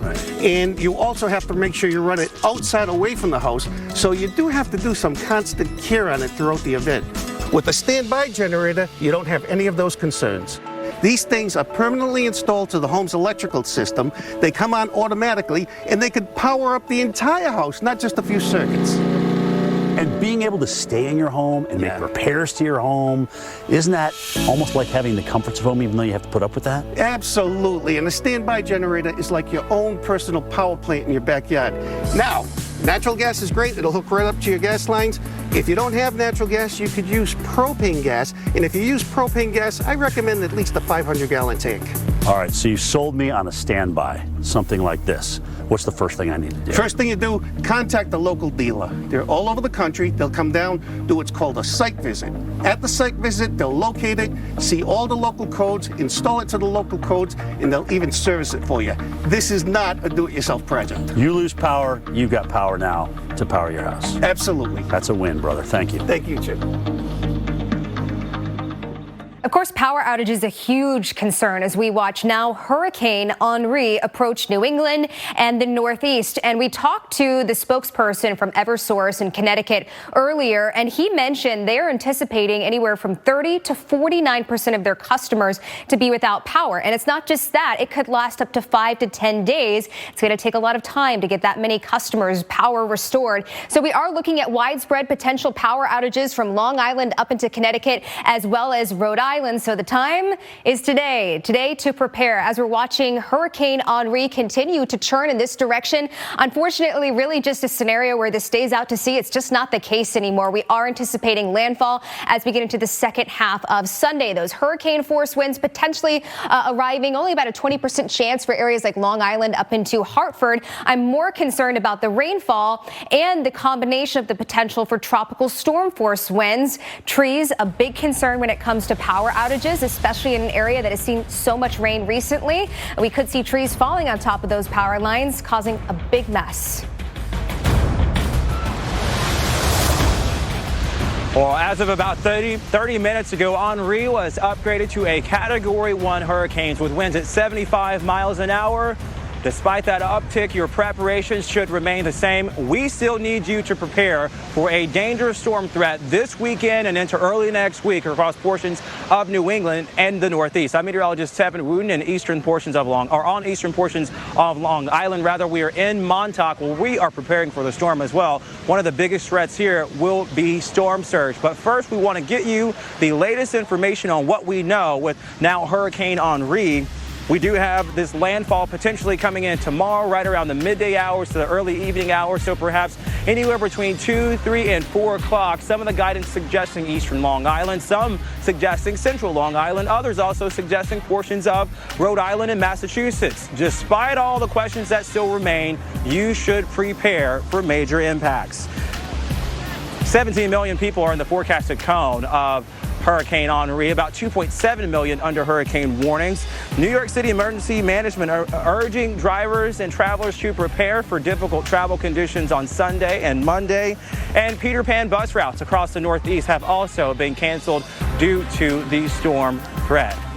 I remind you folks at home, you may have many questions about this storm, just as some of our experts do, and just as meteorologists all across the country do have questions about this storm. So if you do have hurricane questions, you can send them to us on Twitter, on Facebook, using the hashtag hurricane questions. Let us know your name, let us know where you're watching from, and let us know what concerns you about the storm, perhaps what you may still be confused about this storm, and we will do our best to answer those, not only throughout this broadcast, but throughout today and tomorrow and throughout the storm's threat.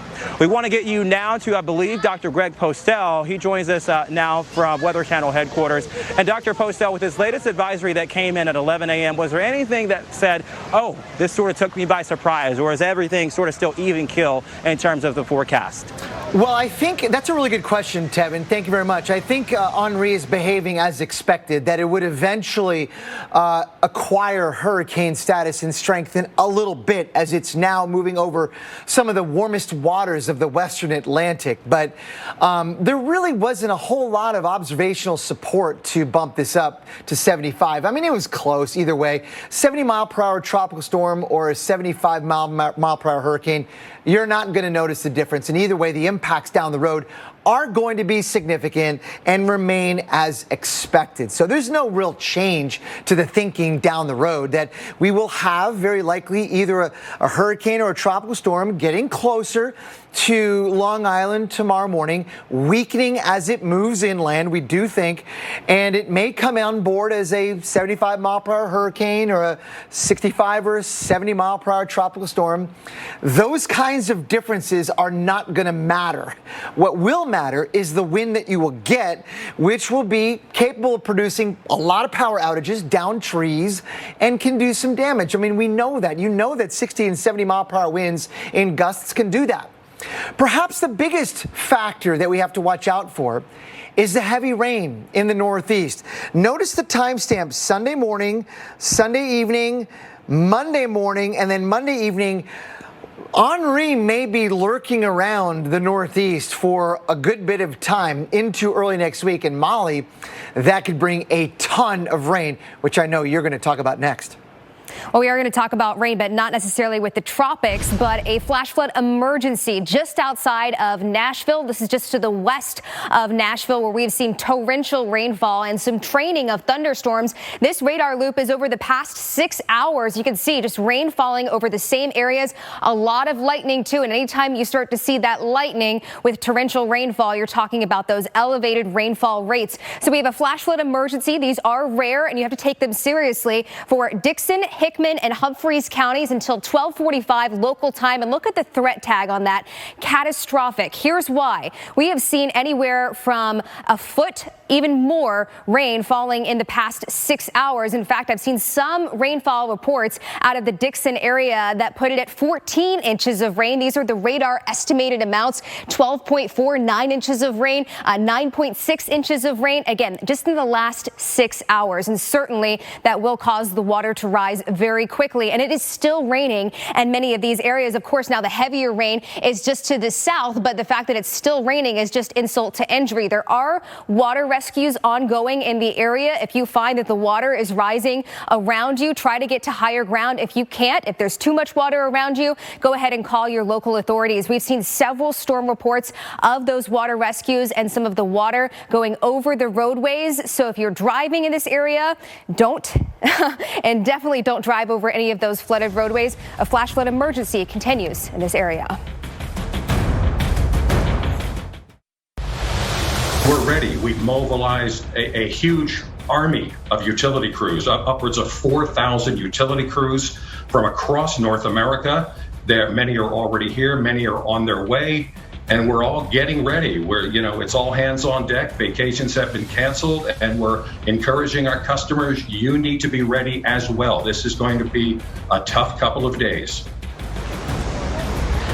Yeah, that's the approach for a lot of New England. All hands on deck as we potentially prepare for a storm coming in that we haven't seen for quite some time. Welcome back into Weekend Recharge, and welcome back into our extended coverage of Hurricane Henri. I'm meteorologist Henri live in Montauk, New York. And let me tell you, it's been nearly 3,600 days since the last hurricane watches and warnings were issued for this part of the country. That is until Henri came through. And this is a forecast that we've seen progress more and more and more. And things are coming a bit more clearer. However, there are still some questions, not only on our part, but for a lot of viewers out there. You guys have been letting us know on Twitter, on Facebook, what your questions are. You can still send those in using hashtag hurricane questions. And we want to get to some of those hurricane questions right now. Aries Lady 62 asks, will NYC's 5 boroughs be impacted by Henri? And if so, how? So we want to bring in Dr. Greg Postel with expert analysis. We've also got our crew spread out on this storm on Long Island, on the Cape of Massachusetts. We're ready to cover everything for you. And Dr. Postel, this is a great question because I know that we've seen this westward shift, but that westward shift or that eastward shift doesn't mean anything in terms of the impacts. Overall, I think the westward impacts are more solidified than the eastern part of New England's impacts will be. We are going to see impacts in New York and the 5 boroughs, no doubt about that. There is no question we're going to get rain and wind. Now, it does matter where the center of Henri ultimately goes, and that has yet to be sorted out. There is still some uncertainty in the forecast whether or not landfall, let's say, takes place along central Long Island, which would bring gusty winds in New York City and the 5 boroughs, perhaps over 40 and 50 miles per hour, and still some rain. Or perhaps, as some of even the most recent models suggest, that Henri takes a bit of a shift even farther east than that, over eastern Long Island or areas farther to the east, which will bring somewhat less impacts to New York and the 5 boroughs. But either way, and you're right about that, Tevin, that we will see significant impacts to New York City and the 5 boroughs, no doubt. And one thing, too, that I've been watching consistently, and a lot of the model guidance has been, most of the heavy rainfall is actually on the west side of the center of the storm. So we may see more rainfall in terms of the footprint in the 5 boroughs and western portions of Long Island than we do on the east side of the island. So though the winds may be stronger on the east side, I think a lot of the heavy rainfall, because of the broad scale ascent, that will be on the west-hand side. Brady BGWSX asks, what could the inland impacts be for southern New England, and what should folks have in their hurricane prep kits? I think a lot of people could find this very helpful, and that's a great question too, because again, Dr. Postel, this is a neck of the woods that doesn't always get a hurricane every year. In fact, it was quite some time before a lot of these folks can remember a Category 1 hurricane coming through here. Yeah, prepare for the possibility of power outages. Know what you do if your power goes out for not just a few hours, but maybe even a couple of days. That's kind of interrupts life. So be prepared for that, with power lines down, of course, and some trees down as well. And flooding could also be an issue. Flooding for interior New England more so than, let's say, coastal New England and Long Island, because Henri will begin to slow down once it moves inland, and it's there we could see at least several inches of rain, but no doubt about that, some gusty winds, perhaps, depending on where you are, 60 to 70 miles per hour. So thank you very much, Tevin. Now let's talk about this. We got a hurricane watch and a storm surge warning in place right now for Narragansett, Rhode Island. And we could be looking at winds that could do some structural damage, and some to power lines and some trees as well, along with that flooding rain. So something to watch very carefully going forward. And, you know, we're starting to see right now, this is a live look at Narragansett. The surfers are out, the swells are increasing. And in fact, where Tevin is in eastern Long Island, we're starting to see the swell come in at 4 to 5 feet. Only to get bigger today. So the surfers, I'm sure, will be happy, but please stay out of the water, because the weather today, and here's the wind forecast, will get worse. Look at this. Here we go. This is one of the models suggesting wind gusts, perhaps by tomorrow morning, in the 30 to 40 mile per hour range on Long Island. Again, a lot of it is going to depend on the track of, the center of Henri. So much of the recent years of this communication have been, don't forget about where the center goes. No, you need to know where the center goes, because that every other part of the forecast is derived from that. And there we're going to go. There's still some uncertainty in this forecast, but this is a good rough cut, Molly, with perhaps hurricane force wind gusts on eastern Long Island during the day tomorrow. And then up into potentially areas like Rhode Island. That's where we want to take a closer look right now, specifically the Providence area that could see some of those stronger wind gusts moving in as we get into Sunday morning, with the higher wind gusts continuing to move in. Of course, as Henri approaches Sunday evening, the rainfall at this moment, not a huge concern in Providence, but if we continue to see this shift to the east, this can become a bigger problem in Providence. But it looks like this starts to clear out by Monday morning as Henri continues to the west.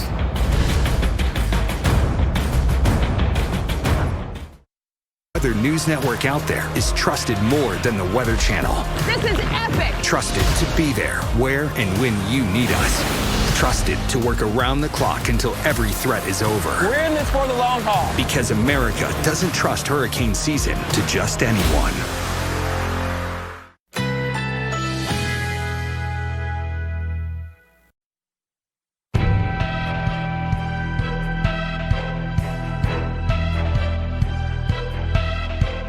Currently in our area, 82 degrees under mostly cloudy skies.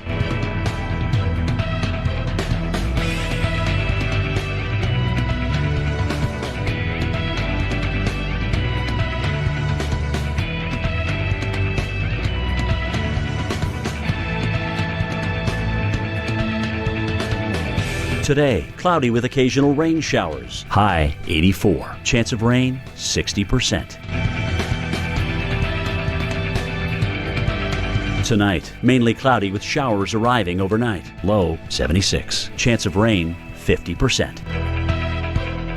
Here's our 7-day outlook.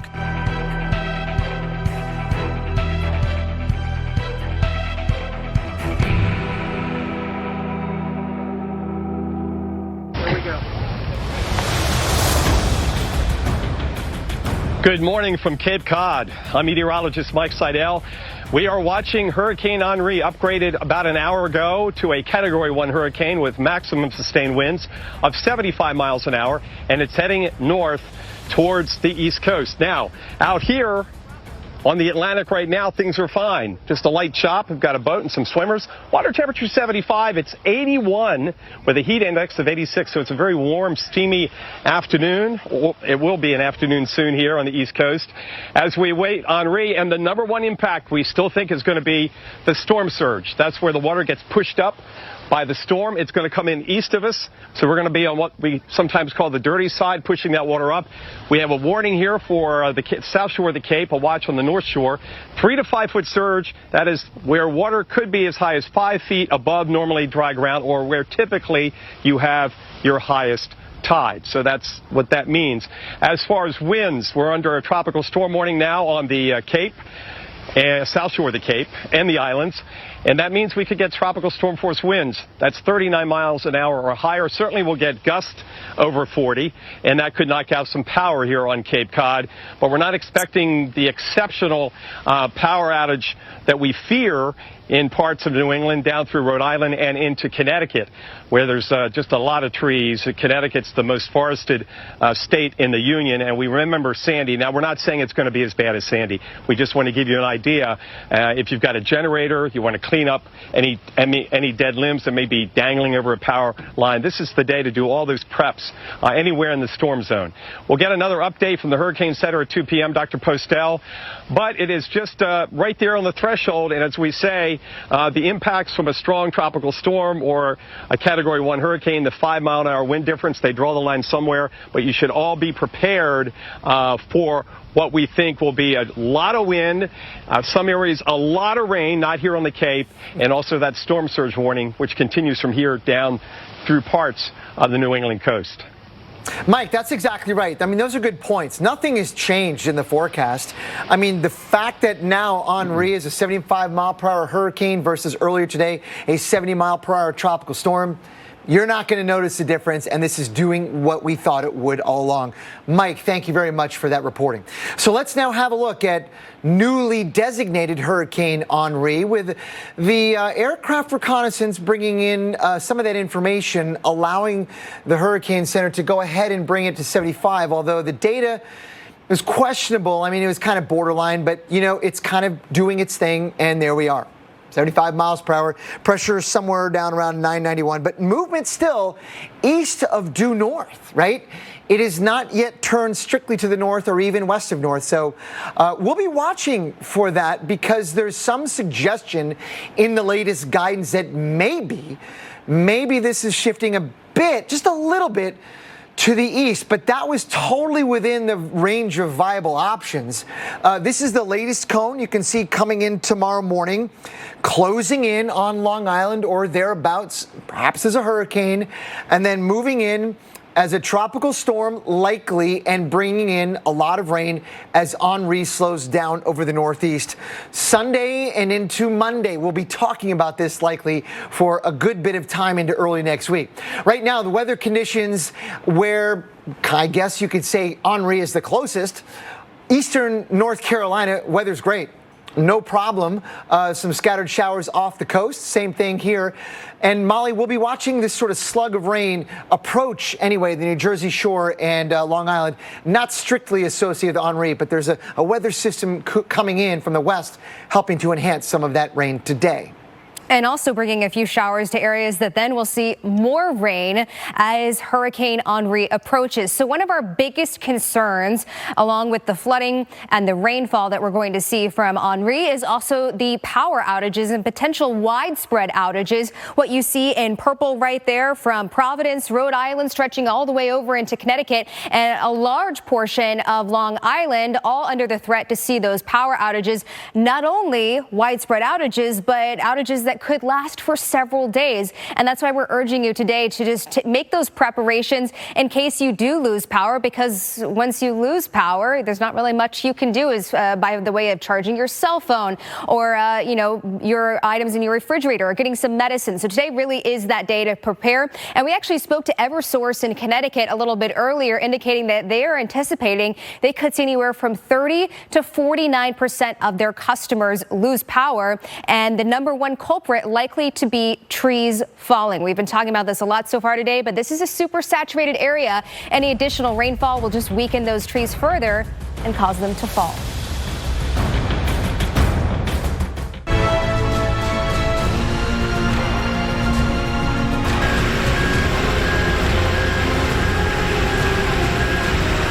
Gas up your car. You know what? Get some batteries just in case. You know what? Get some ice and throw it in the freezer. This storm has now taken a turn that it is heading our way, and we need to be vigilant. I just think a lot of people, they're not used to having a hurricane or something coming like this, so they're nervous.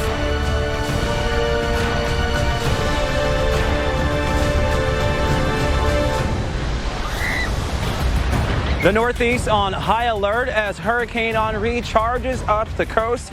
We are expecting this storm to strengthen and maintain at the very least as a Category 1 hurricane before it makes landfall and bringing dangerous conditions to New York State, Connecticut, Massachusetts, and Rhode Island as well. This comes on the heels of remnants from Fred just earlier this week, where we saw flash flooding and water piling up across the streets of Massachusetts and Connecticut. We have live team coverage with our experts at the Weather Channel headquarters and studios there, but also spread out all across New England and the Northeast to cover this storm for you. We've got meteorologist Mike Seidel joining us from West Dennis, Massachusetts in just a bit. And I'm meteorologist Tevin Wooten live in Montauk, New York. Thanks for joining us here on Weekend Recharges. We continue to cover Hurricane Henri, bringing a dangerous storm threat, a storm surge, heavy rainfall, and the potential for dangerous winds to the Northeast in the next 30 to 36 hours is how soon some of this will start. Actually, a lot of this will start tonight, and it will get worse with conditions going downhill. Perhaps peaking, making landfall sometime tomorrow, right around the midday hours to early evening hours, somewhere along Long Island. Although guidance now suggesting that maybe it wobbles to the east a little bit more, coming into Rhode Island. No matter where that landfall is, we will still see impacts in portions of portions of Long Island and southeastern Massachusetts, and all the way into New York City, and perhaps a dangerous rip current risk to exist in portions of New Jersey. So this is not a one-location storm. This is for all of New England to prepare for, and much of the Northeast to prepare for. Some 17 million people sitting in the forecasted cone of Hurricane Henri. We've got about 2.7 million folks, though, under hurricane warning. So that means hurricane force winds are expected or anticipated within the next 36 hours. Outside of that, outside of Long Island, if you are to the east or to the west, you do have a tropical storm warning, and that is where we forecast tropical storm force winds within the next 36 hours. So those are winds at 38 miles per hour or greater. Where I'm right now in Montauk, New York, we are expecting to see not only those dangerous hurricane force winds, but also dangerous storm surge too. Right now, the forecast calls for some 3 to 5 feet of water above normally dry ground, which right now you can already tell the Atlantic is angry. Those waves are crashing in like a wall crashing in. You can hear this, by the way, for several blocks away.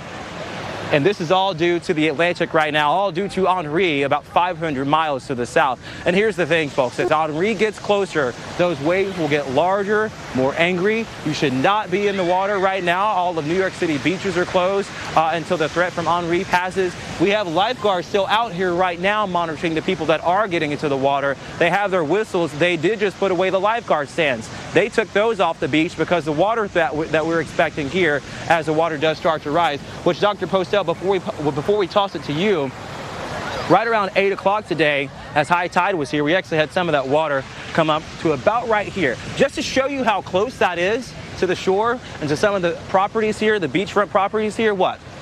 4, 5, maybe 6 yards at best.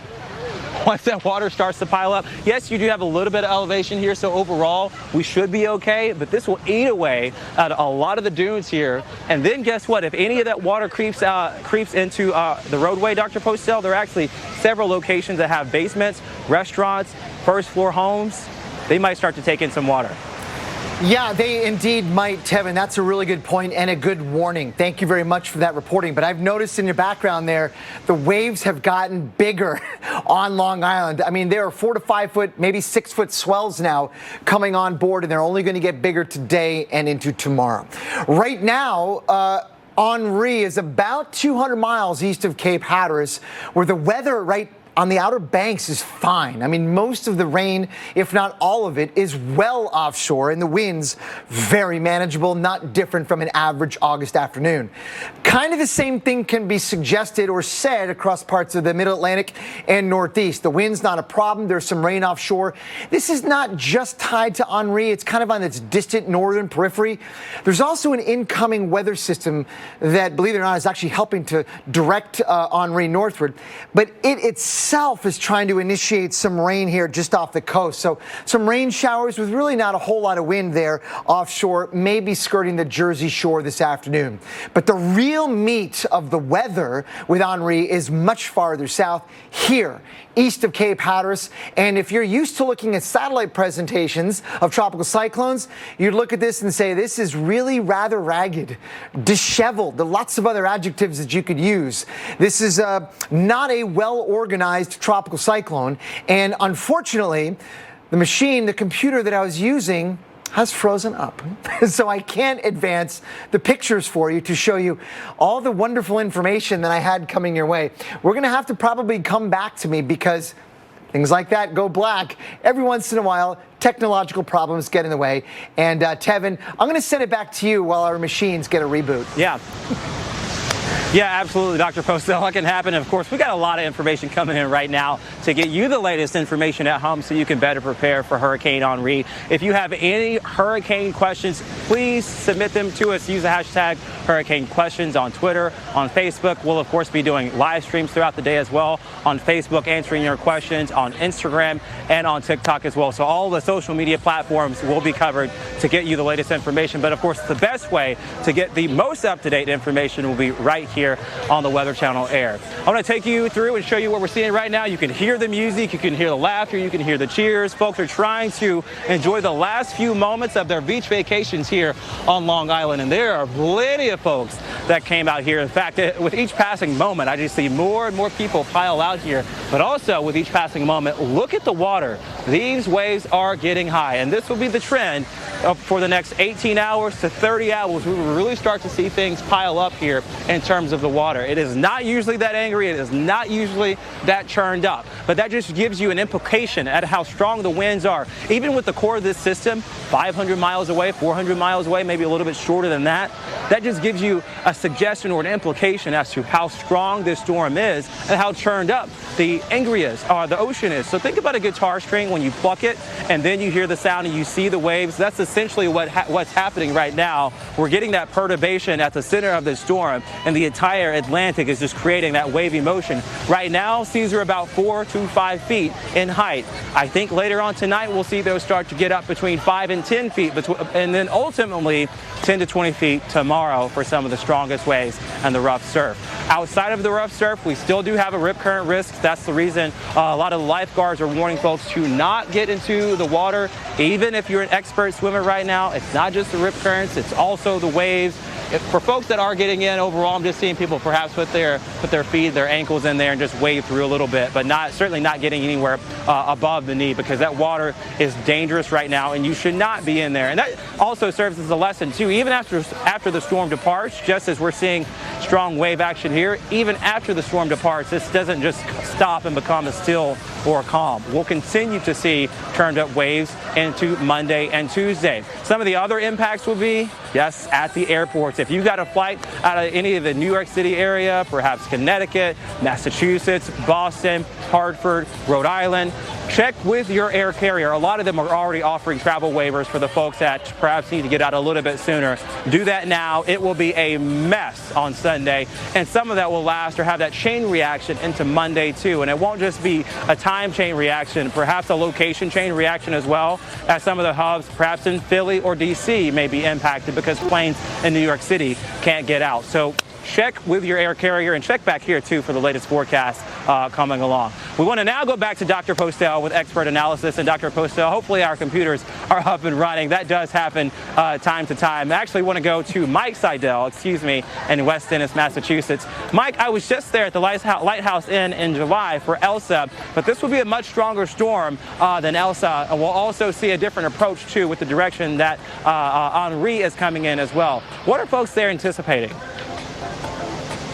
What we're anticipating is that storm surge. That's going to be the #1 impact by far here on the south shore of the Cape and the islands.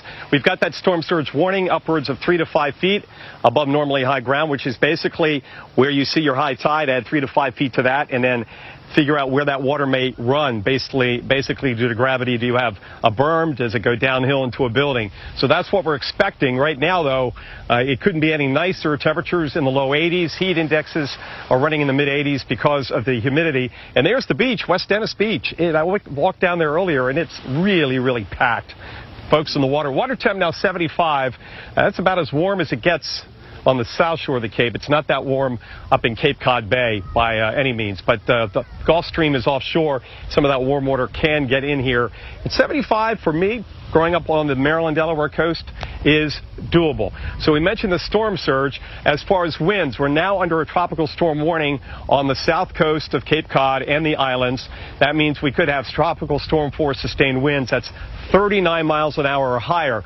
We're going to have almost a given gust at least 40 miles an hour, and that could knock out some power. But one thing that's not really in the equation right now for the Cape is a whole lot of rain based on the current track and the modeling. Most of that is going to be along the track, and then Dr. Postel looks like it's going to route back to the south and west. In fact, we may see some pretty hefty totals back into the Poconos and back into New York City by the time we get to the end of Monday and Monday night.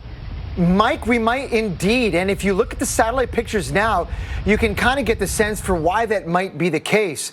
There is an upper level weather system, really unrelated to Henri, that is helping to drive a lot of the rain and thunderstorm activity here, while the core of Henri is here. Those are almost like two separate entities right now, but they will be kind of moving together. So as we go forward through tonight and tomorrow, some of this rain may find itself a bit farther to the west, let's say over New Jersey, perhaps over, as Mike was saying, the Poconos of northeastern PA. We'll see about that, but the idea is that the impacts of certainly the rain will be spread fairly wide. The wind, maybe not so much, but the rain could go a pretty good distance inland. Now, I want to show you this, because we're not sold yet on exactly where the center of Henri is going to go. We're doing our best guess. The Hurricane Center has been great and very transparent about what their thinking is regarding the track. But keep in mind that their forecast is one of many possible options. It's the most likely scenario of a range of scenarios, but there are others, and we need to talk about that because that brings impacts to different places, right? So here's the forecast track from the Hurricane Center, the center track, bringing it on board to eastern Long Island tomorrow. But there are others, for example, there are even more than this, but there are others, for example, from the GFS big model that we use, which when run over and over again gives you alternate scenarios that suggest there could be some landfall locations farther to the east. That matters, because if you move the center point, then you move the impacts with it.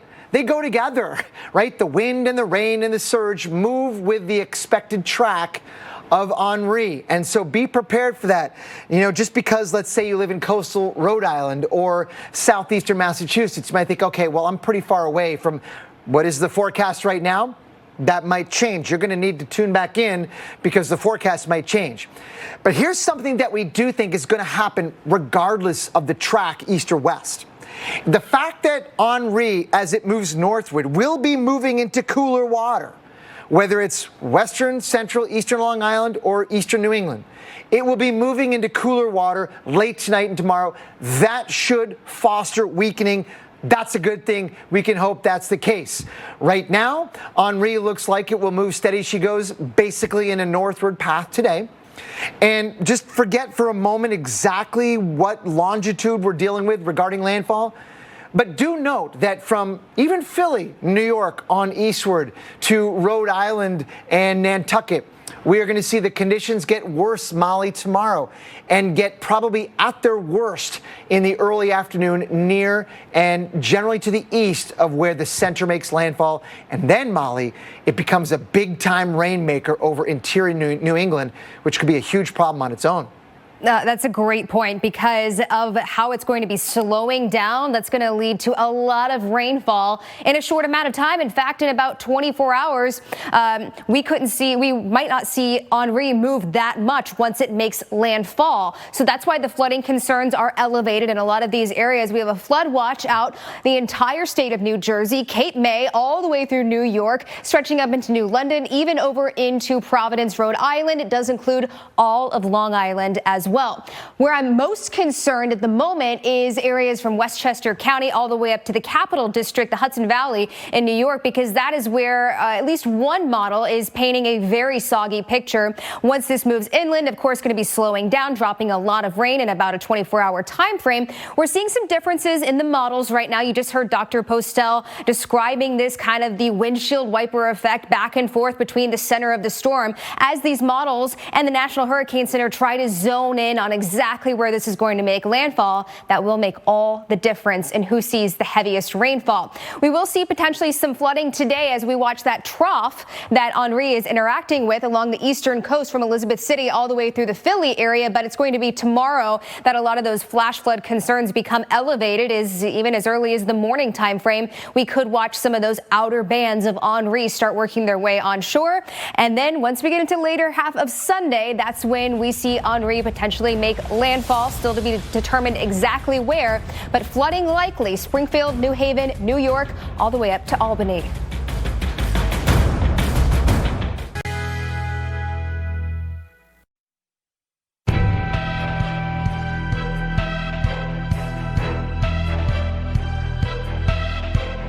Currently in our area, 81 degrees under mostly cloudy skies.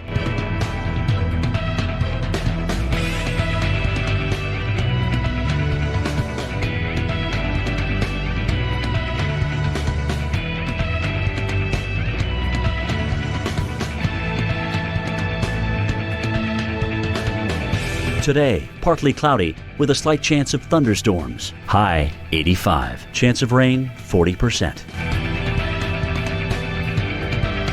Tonight, mainly cloudy with showers arriving overnight. Low 76. Chance of rain 50%. Here's our 7-day outlook.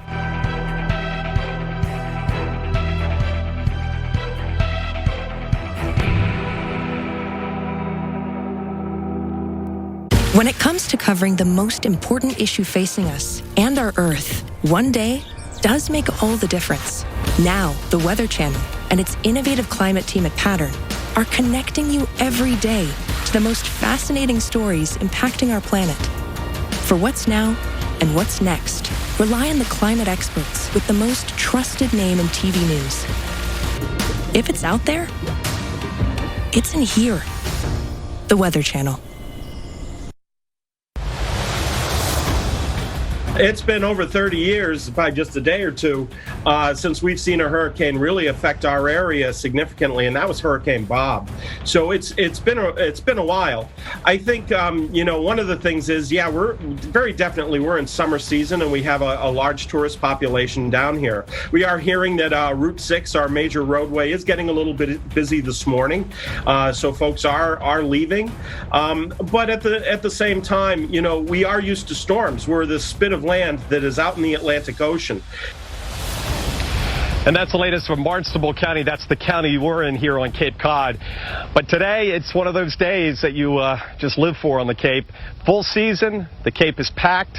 Now, they were supposed to have fireworks this evening out on the beach here, but they have canceled those.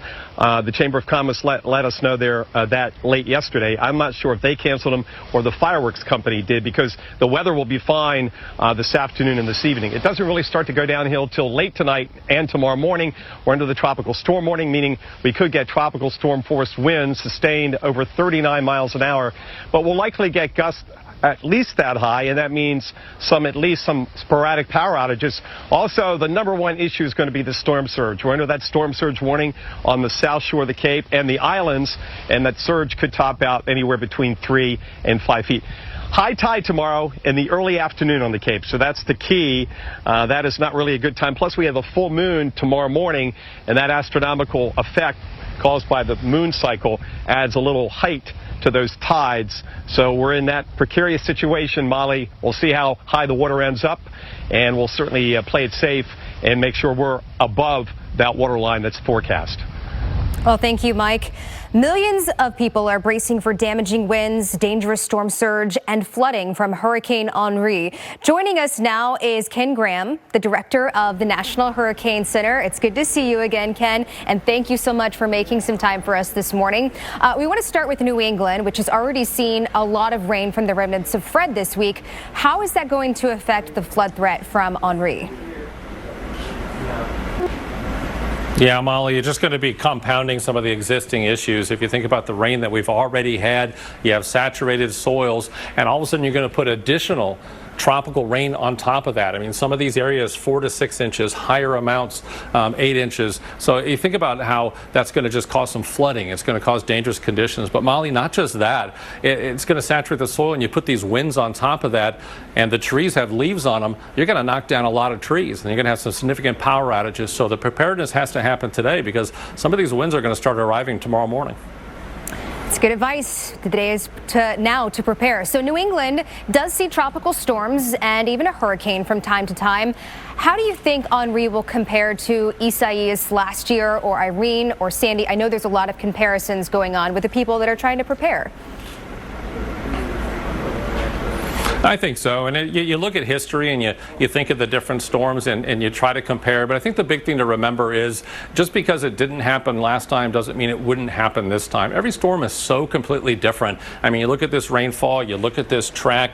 We've seen storms in the past accelerate. This one's going to slow down as we come in, and then really slow down as we turn the corner back to the east. And as a result, that's just a prolonged time to be able to produce that rain and that wind. And not only that, also start pushing the water.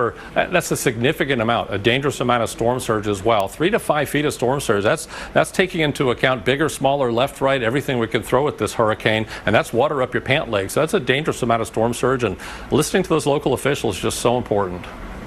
Well, speaking of some of the areas that could see the storm surge, many people left cities like New York and Boston and moved closer to the coast during the pandemic. What is your advice to new residents and anyone who is vacationing right now along the coast? Yeah, if you're new to some of these areas from other locations, please pay attention to these forecasts. And if you don't know what to do, listen to those local officials. Ask somebody, ask a neighbor, ask a friend, ask anybody about what some of these values mean, because you have to have that information to know your risk and to be able to mitigate that risk. And potentially in some of these areas, if you're in these low-lying areas with that storm surge, if you're told to get out, you got to do so. So ask questions, look for information. And Ken, final question here. What is your number one piece of advice for people that are preparing ahead of Henri right now? I think the big piece of advice here is not to focus just on that track. And if you think about the tropical storm force winds extending out 140 miles, the wind field is expanding. We're getting that information from the hurricane hunters. Think about a large area of wind, a large area of rain, a large area of storm surge outside that center track. So you got to focus on that big, larger area. Well, Ken Graham, thank you so much for joining us this morning, the director of the National Hurricane Center. We appreciate your tips there. Well, still ahead on Weekend Recharge, beaches are closing and hurricane watches and warnings are up as we prepare for Henri.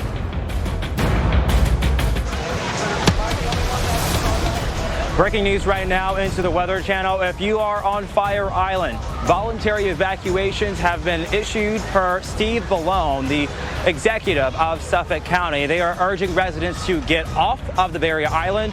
The last ferry to depart the island will be at 10:40 tonight. Ferry service and water taxi service is suspended on Sunday due to Hurricane Henri. Welcome back in a weekend recharge. I am meteorologist Tevin Wooten. We are about 3 hours drive right now because of traffic to the east of Fire Island here in Montauk, New York, live for you on the beach here. And let me tell you, it is a party today.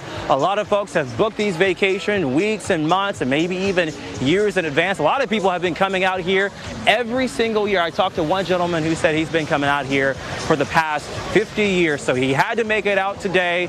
His son is going off to college here in the next several weeks. So this is the final time to do that. But also the preparations for Henri, your preparation time is running out as well. So they're soaking up the last bits of sunshine before Henri arrives later on tomorrow. We're anticipating a landfall somewhere between central portions of Long Island and perhaps as far east as maybe Rhode Island or southeastern Connecticut. But despite that landfall origin, we're still expecting significant impacts to the east and to the west of the center of the storm. As far west, potentially as New Jersey and coastal portions of New Jersey for storm surge and rip currents into New York City and the 5 boroughs for the potential for flash flooding. Inland portions of New England and interior New England for the potential for flash flooding, damaging winds, and power outages. In Connecticut, Eversource is already saying they are anticipating between 30 and nearly 50% of their customers perhaps will be without power, some of those for hours or days, but Dr. Postel, some of those could last for 5 to 10 days. Just to put a number on that, by the way, really quickly, that's about 300,000 to 600,000 residents. Dr. Postel. Yeah, there will be very significant impacts that last a while. We know that, Tevin. Thank you very much for your reporting on the eastern end of Long Island. Right now, we are dealing with Henri, about 200 miles or so east of Cape Hatteras, almost. 75-mile-per-hour hurricane moving north-northeast at 14. So it's still moving a little bit east of due north, and every hour that's the case, perhaps we'll see just a slight eastward shift in the landfall location. So if you live anywhere, let's say from New York all the way eastward through Long Island, coastal Connecticut, and coastal Rhode Island, you're going to want to stay tuned to all the latest updates because we don't know exactly for sure where the center, the landfall of Henri is going to be, and that will matter a lot. That will depend on who gets the worst weather and who gets the worst flooding. The idea is that somewhere in that cone the center will be, of course, spreading its influence outside of that. But still, we will see that center likely approaching the coast tomorrow early in the morning. You're going to want to tune in to the Weather Channel, certainly in the morning, and I'll be here following Henri's close approach inland into perhaps coastal Long Island or therefore near areas nearby, and then inland. But notice the timestamp here, Sunday morning, Sunday evening, Monday morning. We've only moved a little bit inland. This thing slows down and brings a lot of rain with it. The winds will gradually diminish, and we will see it not become such a wind problem, but a heavy rain threat in interior sections of New England late Sunday and into Monday. Right now, offshore, we can see the hurricane, and we can also see the winds onshore, which are not really a factor. The weather is getting a little bit worse along the Jersey shore, but there's some rain here that's also tied to another weather system coming in, not strictly associated with Henri. So this rain that's just offshore will bring some breezes with it if it does make it inland, but not more than that. We're going to have to wait likely until tomorrow until we see the bulk of the impacts coming in from Henri. Molly, and you can see this solution now brings Henri into eastern Long Island or thereabouts early afternoon tomorrow with all the trappings of a landfalling tropical cyclone, surge, damaging winds, and also very heavy rain. Well, we do want to switch gears here from the tropics and talk about a flash flood emergency just to the west of Nashville, where we do have water continuing to rise and rain that has been falling over the same areas for about the last 6 to 12 hours. So that flash flood emergency, these are rare, by the way, so you have to take them seriously. You can see the threat on there, catastrophic. We have water rescues ongoing in this area and the water continuing to rise for Dixon, Hickman, as well as Humphreys counties until 12:45 local time. time. Again, there is still rain falling right now, but it is a lot lighter than what it was earlier. Some of the rainfall reports we've seen come out of this area are absolutely astounding, where we've seen 9 to even a foot of rain fall across this area. And this has happened in a short amount of time frame, overwhelming creeks and rivers and streams. So be careful and never drive across flooded roadways.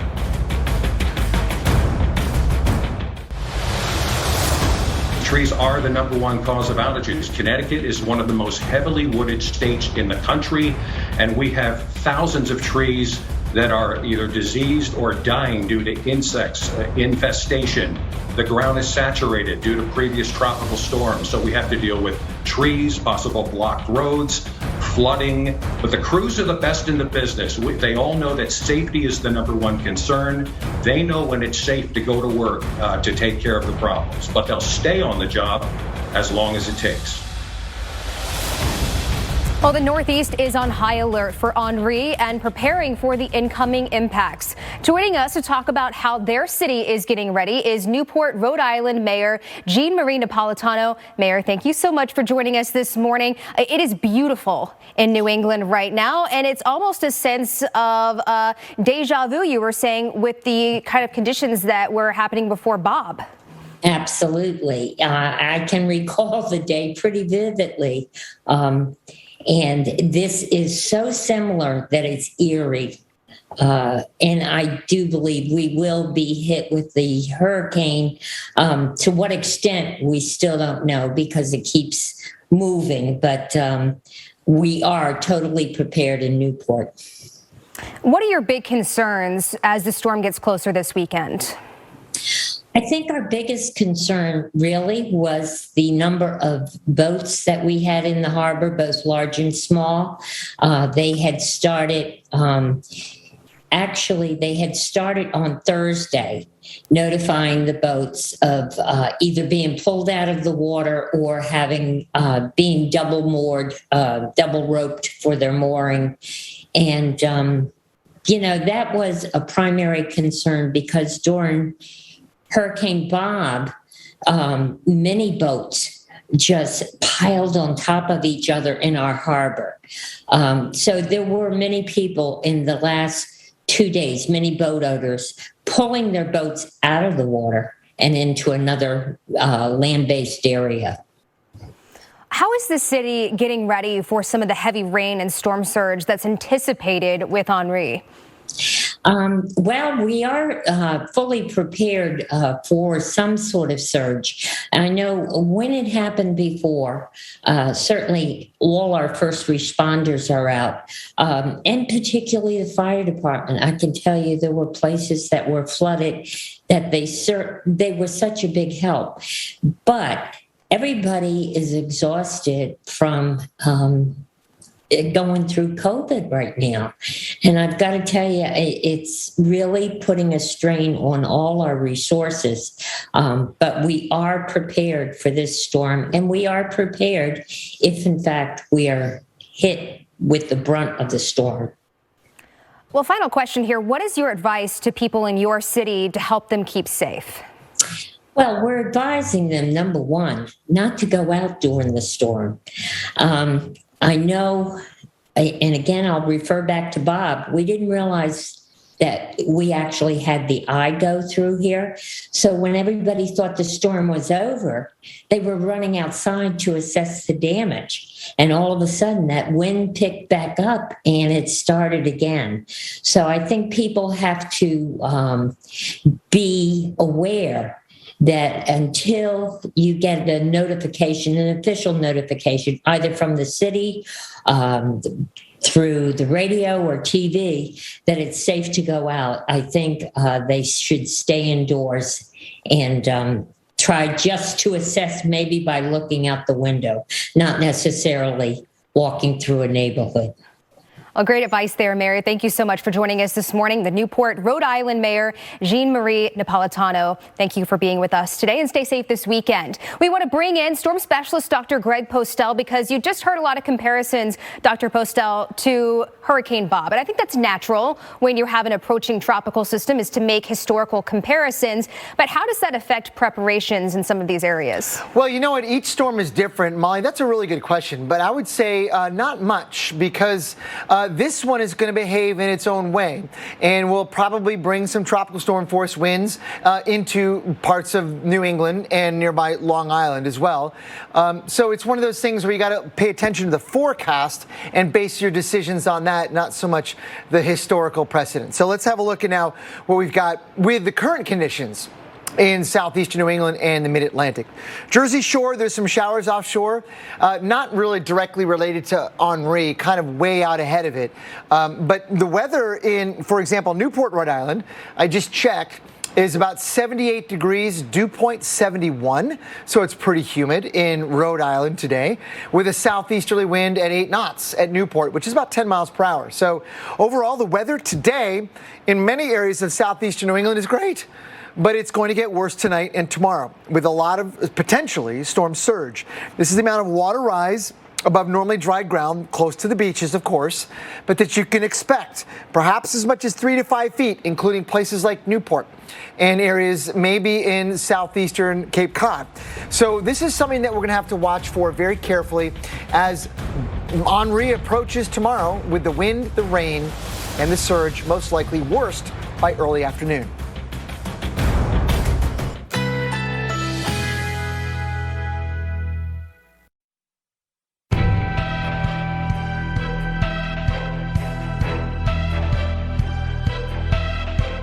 Currently in our area, 81 degrees under mostly cloudy skies.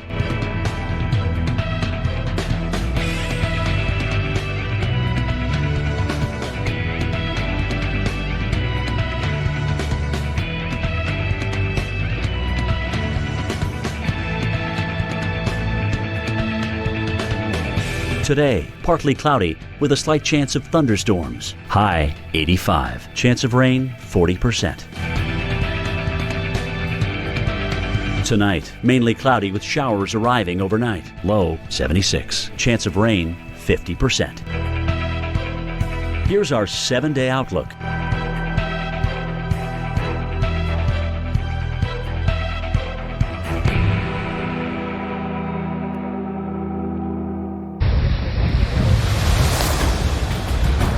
Good afternoon from Cape Cod. I'm meteorologist Mike Seidel. We're tracking Henri through the afternoon, all night tonight, and into Monday. It's going to landfall sometime tomorrow. And with that in mind, here on the Cape, our number one concern is the storm surge. We've got the storm surge warning up for the South Cape and the islands, 3 to 5 foot forecast surge above normally dry ground. That just means find out where your high tide is and add 3 to 5 feet of water to that. That's what's forecast. Meanwhile, today, look at the beaches here. West Dennis, Mass. On the Cape, temperatures running in the mid-80s. Heat index values a little bit above that. It's warm and steamy. We do have a nice wind from the south, around 8 to 10 miles an hour. That's going to be picking up tonight and tomorrow, certainly by tomorrow morning. And we could get tropical storm force winds because we are now under that warning, Dr. Postel. But by far, it's the surge, the number one impact. Number two would be wind and maybe some power outages with this track. And then a distant 3, and really not an issue at this point here this far east, is the rain impacts. Dr. Postel? Mike, I think you're right about that, and we have to watch out for where Henri goes, because the story is not completely told. We don't know for sure where landfall is going to be, even within a few miles, so you're going to want to tune back in and listen to the latest updates, because where Henri makes landfall will make a significant, I guess, impact on the forecast. Because if it shifts, let's say 20, 30 miles or so in one direction, well, that brings, believe it or not, the heavy rain, the surge, and the wind like that, in that kind of way. So pay attention, because we're not completely confident on exactly where Henri is going to go. But the idea right now is that the weather along North Carolina coast is great. The bad weather is offshore, and today will remain offshore. Farther to the north, along the New Jersey shore, there is a bit of rain, and that's associated mostly with a separate weather system coming in that is bringing some rain and some slight breezes, but really nothing out of the ordinary, to parts of the mid-Atlantic states. That will be in play today. It's not really until tomorrow, early in the morning, after midnight, that we will see the weather begin to get worse from Henri as it moves in. Here's an estimate of some of the wind gusts coming in to parts of, let's say, Long Island and coastal New England during the morning hours on their way up. And if indeed this track verifies, we could see 60 to 75 mile per hour winds eastern Long Island, the Hamptons, and inbound into coastal Connecticut and Rhode Island.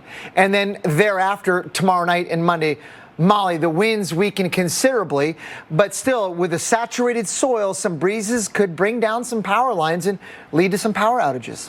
You make a great point, Dr. Postel, because it's not just the rain that's moving in with Henri. It's all of the rain that areas of New England has seen pretty much throughout the entire summer. And, of course, most recently, just the remnants of Fred moving through. That was on Thursday.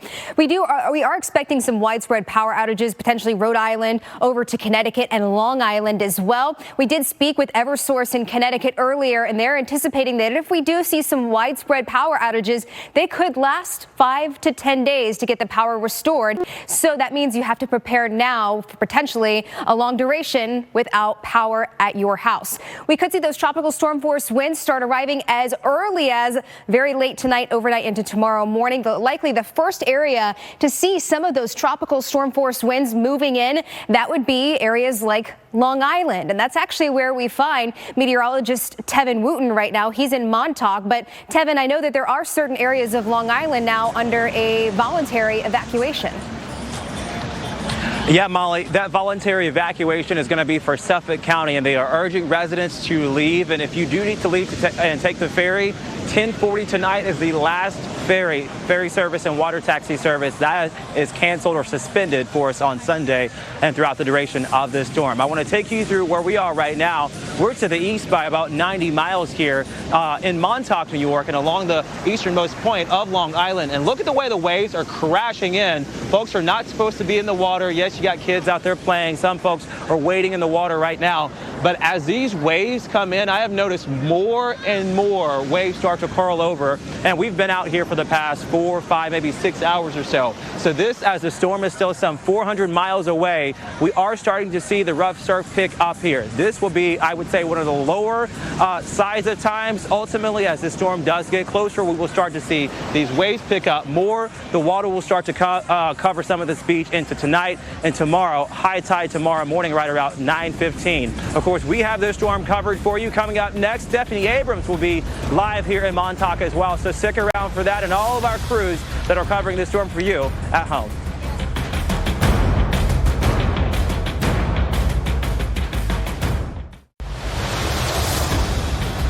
And good afternoon, everybody, from beautiful Narragansett, Rhode Island. Oh, all right. How soon I forget.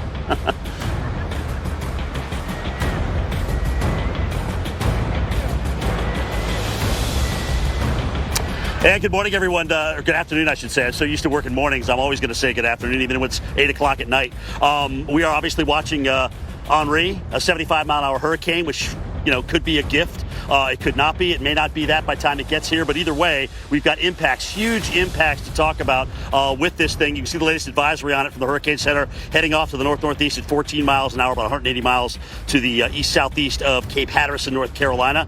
We've seen, again, over the last several days, kind of this western shift of the cone. That has leveled off, and some of the guidance even has gone back east a little bit. We will talk about what that means. But all eyes on Hurricane Henri as the storm closes in on coastal New England and possibly even eastern Long Island. 20 million people under tropical storm alerts.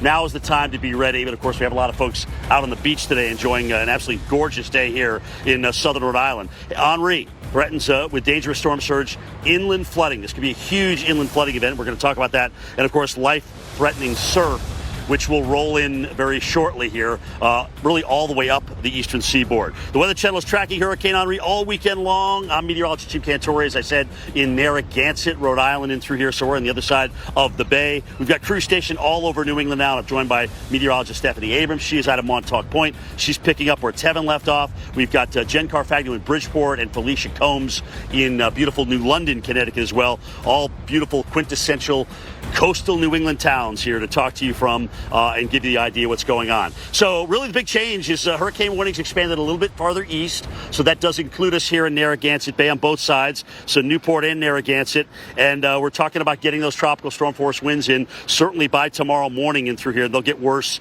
as we go on through the day. Interesting, though, if you look at the probability of hurricane winds over the next 5 days, we don't even have 50% on Long Island, which leads us to believe that they're hedging their bets to get something that's tropical storm force, certainly rather than hurricane force. So it's going to be difficult from this point to get any bigger than what we are right now. All right, let's get an idea of what's going on with this thing. There's a lot of players out there, and there's some complications certainly when you take a look at the atmospherics. I want to bring in meteorologist Carl Parker to talk about this. And Carl, this is one heck of a trough, first of all, that's coming in to help steer this thing. But is it going to keep it at bay, or is it going to allow it to strengthen with ventilation? What do you think? Wow, yeah, that's the million-dollar question, because I think the shear is a little bit stronger than had been anticipated. The storm is really struggling on the satellite picture right now, and so we'll see what happens. It's going to have the rest of today over warm water, and then it's going to run out of that warm water. And so if it hasn't gotten its act together today, then we might be dealing with a weaker storm. So here's what we know now regarding Hurricane Henri. It's expected to make landfall on Long Island in southern New England tomorrow. However, a dangerous storm surge is expected before then. That surge could begin later tonight. New York City Emergency Management urging residents to plan for very difficult travel conditions, and Peter Pan Bus Lines has canceled all bus service between New York and Providence, Rhode Island, in both directions. So let's talk about the track of the storm, the intensity of the storm. Right now forecast to be a Category 1 hurricane as it's approaching. That is going to be tomorrow morning. So this is the latest forecast track from the Hurricane Center, and then weakening just slightly as it comes in. So we'll be talking about really significant wind damage potential. Think about the fact that all the trees are fully leafed out when we get those big nor'easters. A lot of those leaves are gone. In fact, that's always the case in the wintertime, and barring the evergreen trees, of course. So you're going to be talking about those trees capturing a lot more wind, and therefore they're going to be more likely to go down. So we could see widespread power outages across this region as the storm comes in, and then it is just going to slow to a crawl, and that's a really big part of what is going to drive that heavy rain threat. There you see the National Hurricane Center forecast, so that's the best guess as to where the center is going to go. We are still seeing spread in the ensemble guidance here in the modeling. Some of the models still pointing to the storm going a little farther west, more towards the tri-state area, some indicating it could go farther east. The trend over a couple of days was west, west, west, west, and then that finally came back a little bit and more to the east. And European ensemble guidance is similar, still a lot of spread there between New York and Boston, but the best guess is right up the middle there and right up into Long Island and then into Connecticut as well. Here's a look at a model forecast. The storm moves right along, and then it gets into this area of weak steering flow, and it just crawls as it comes slowly inland, and that is going to really amplify that rainfall threat. And because there's going to be more lift on the west side of the circulation, we may actually see very heavy rain to the west of the center, which is not always the case. So you see that area of potential flash flooding there extending right across the tri-state area. Of course, a lot of pavement, a lot of impervious surface there in New York City, and that certainly is going to add to that rainfall threat. Now, talking about the structure right now, again, this thing is really struggling right now. You see the real absence, the lack of deep convection near the center of circulation. So again, I think the wind shear, courtesy of this upper low right there, actually ending up being a little bit stronger than had been anticipated, and that's driving that wind right into the circulation. Now, if that shear continues and it continues to struggle, well, the question is,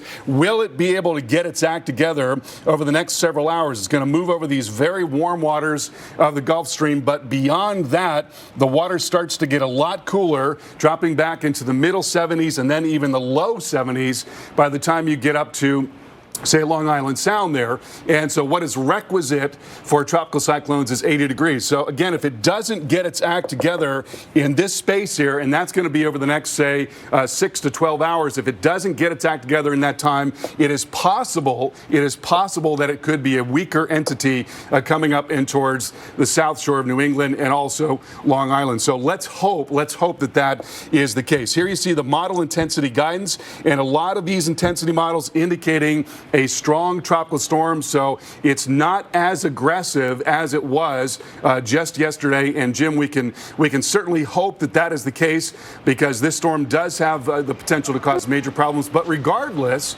of that intensity, regardless of that, because it is going to slow to a crawl, because it's going to take 24 hours to move from Long Island up into Vermont, we're going to be looking at an incredible flash flood threat. You think about how much rain they have seen in recent weeks, and just over the last week, the flash flood potential is absolutely enormous with this storm.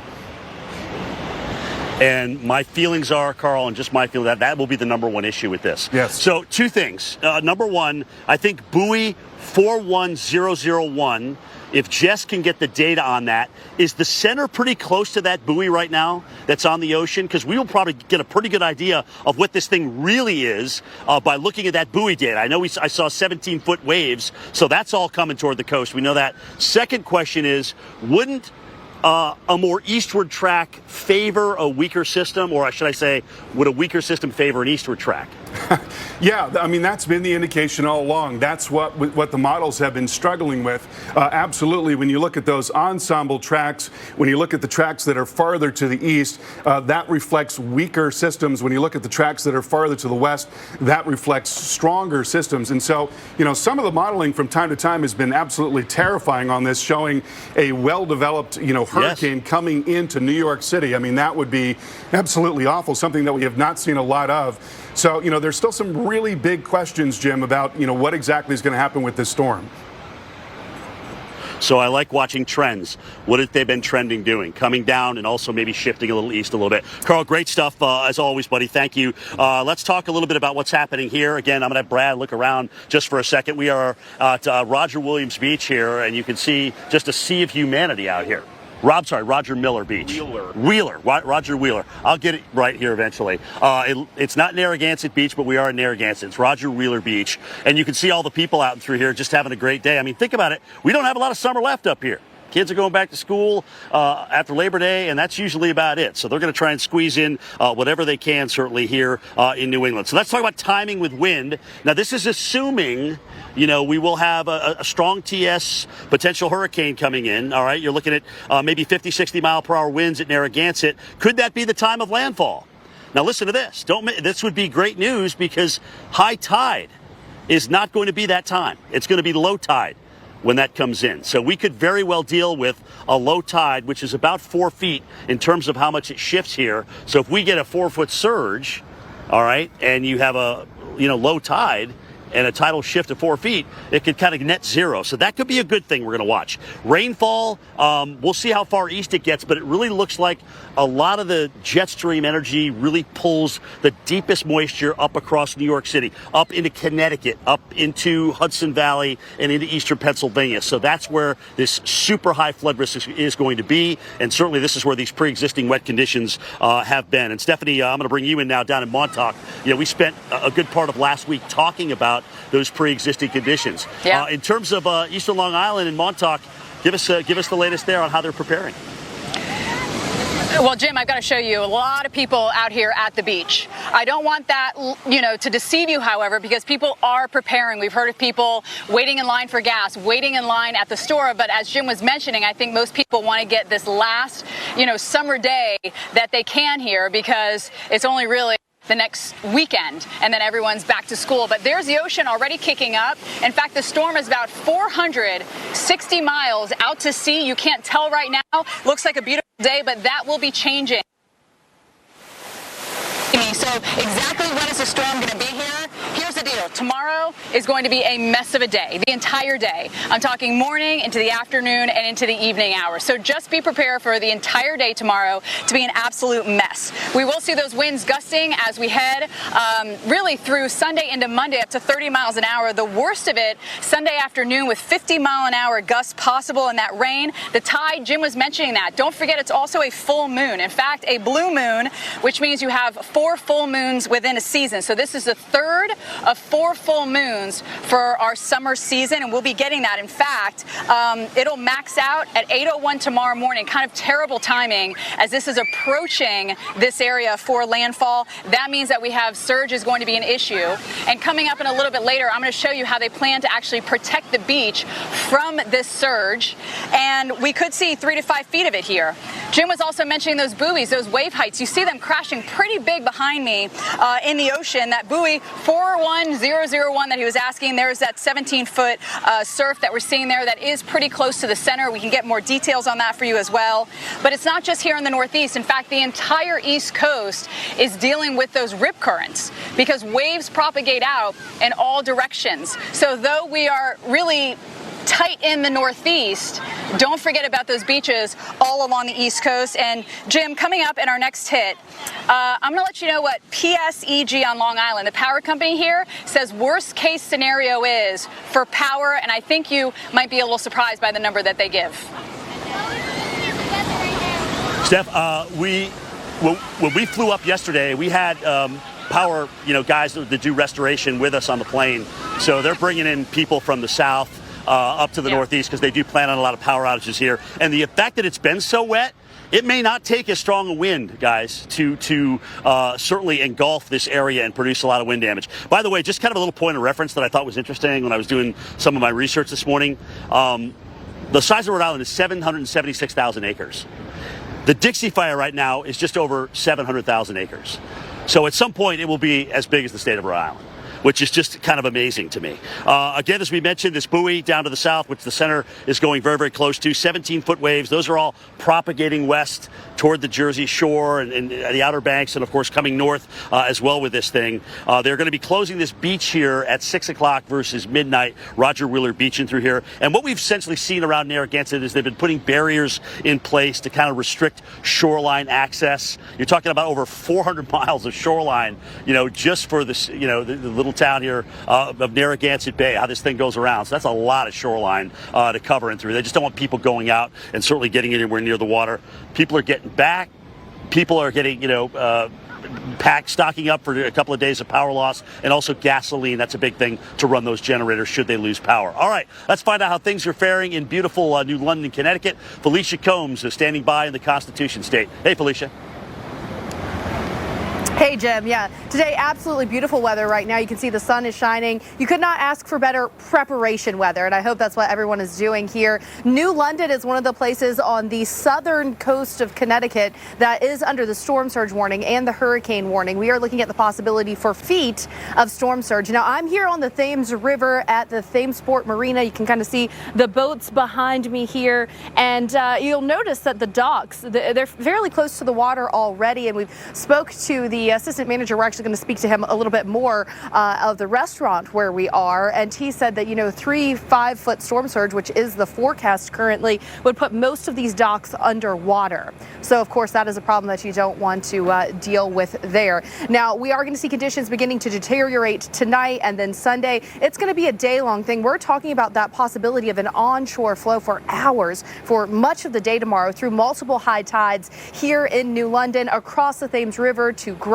So we've got multiple cities here that are going to be dealing with that possibility for flooding from storm surge, and then of course with the rainfall on top of the heavy rainfall that we've already seen recently. In fact, portions of Groton, the low-lying areas, are issuing voluntary evacuation. So we are seeing that here on the southern coast of Connecticut. We're going to talk much more about how people are preparing and what you can expect from the storm when we speak with the assistant manager of the restaurant here coming up. And we're going to talk about how people who are not here, because not everyone lives in New London who has a boat docked here in this marina. We're going to talk about how they're faring as well as we prepare for Henri. Of course, it's been a while since we've dealt with a hurricane here in New England.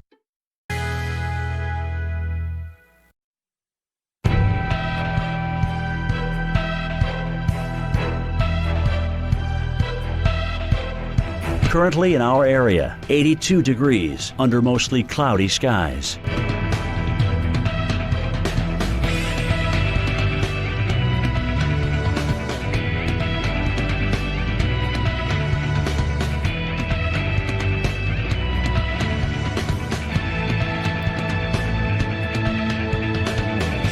This afternoon, mixed clouds and sun with scattered thunderstorms. High 84. Chance of rain 50%. Tonight, cloudy with occasional showers overnight. Low 76. Chance of rain 60%. Here's our 7-day outlook.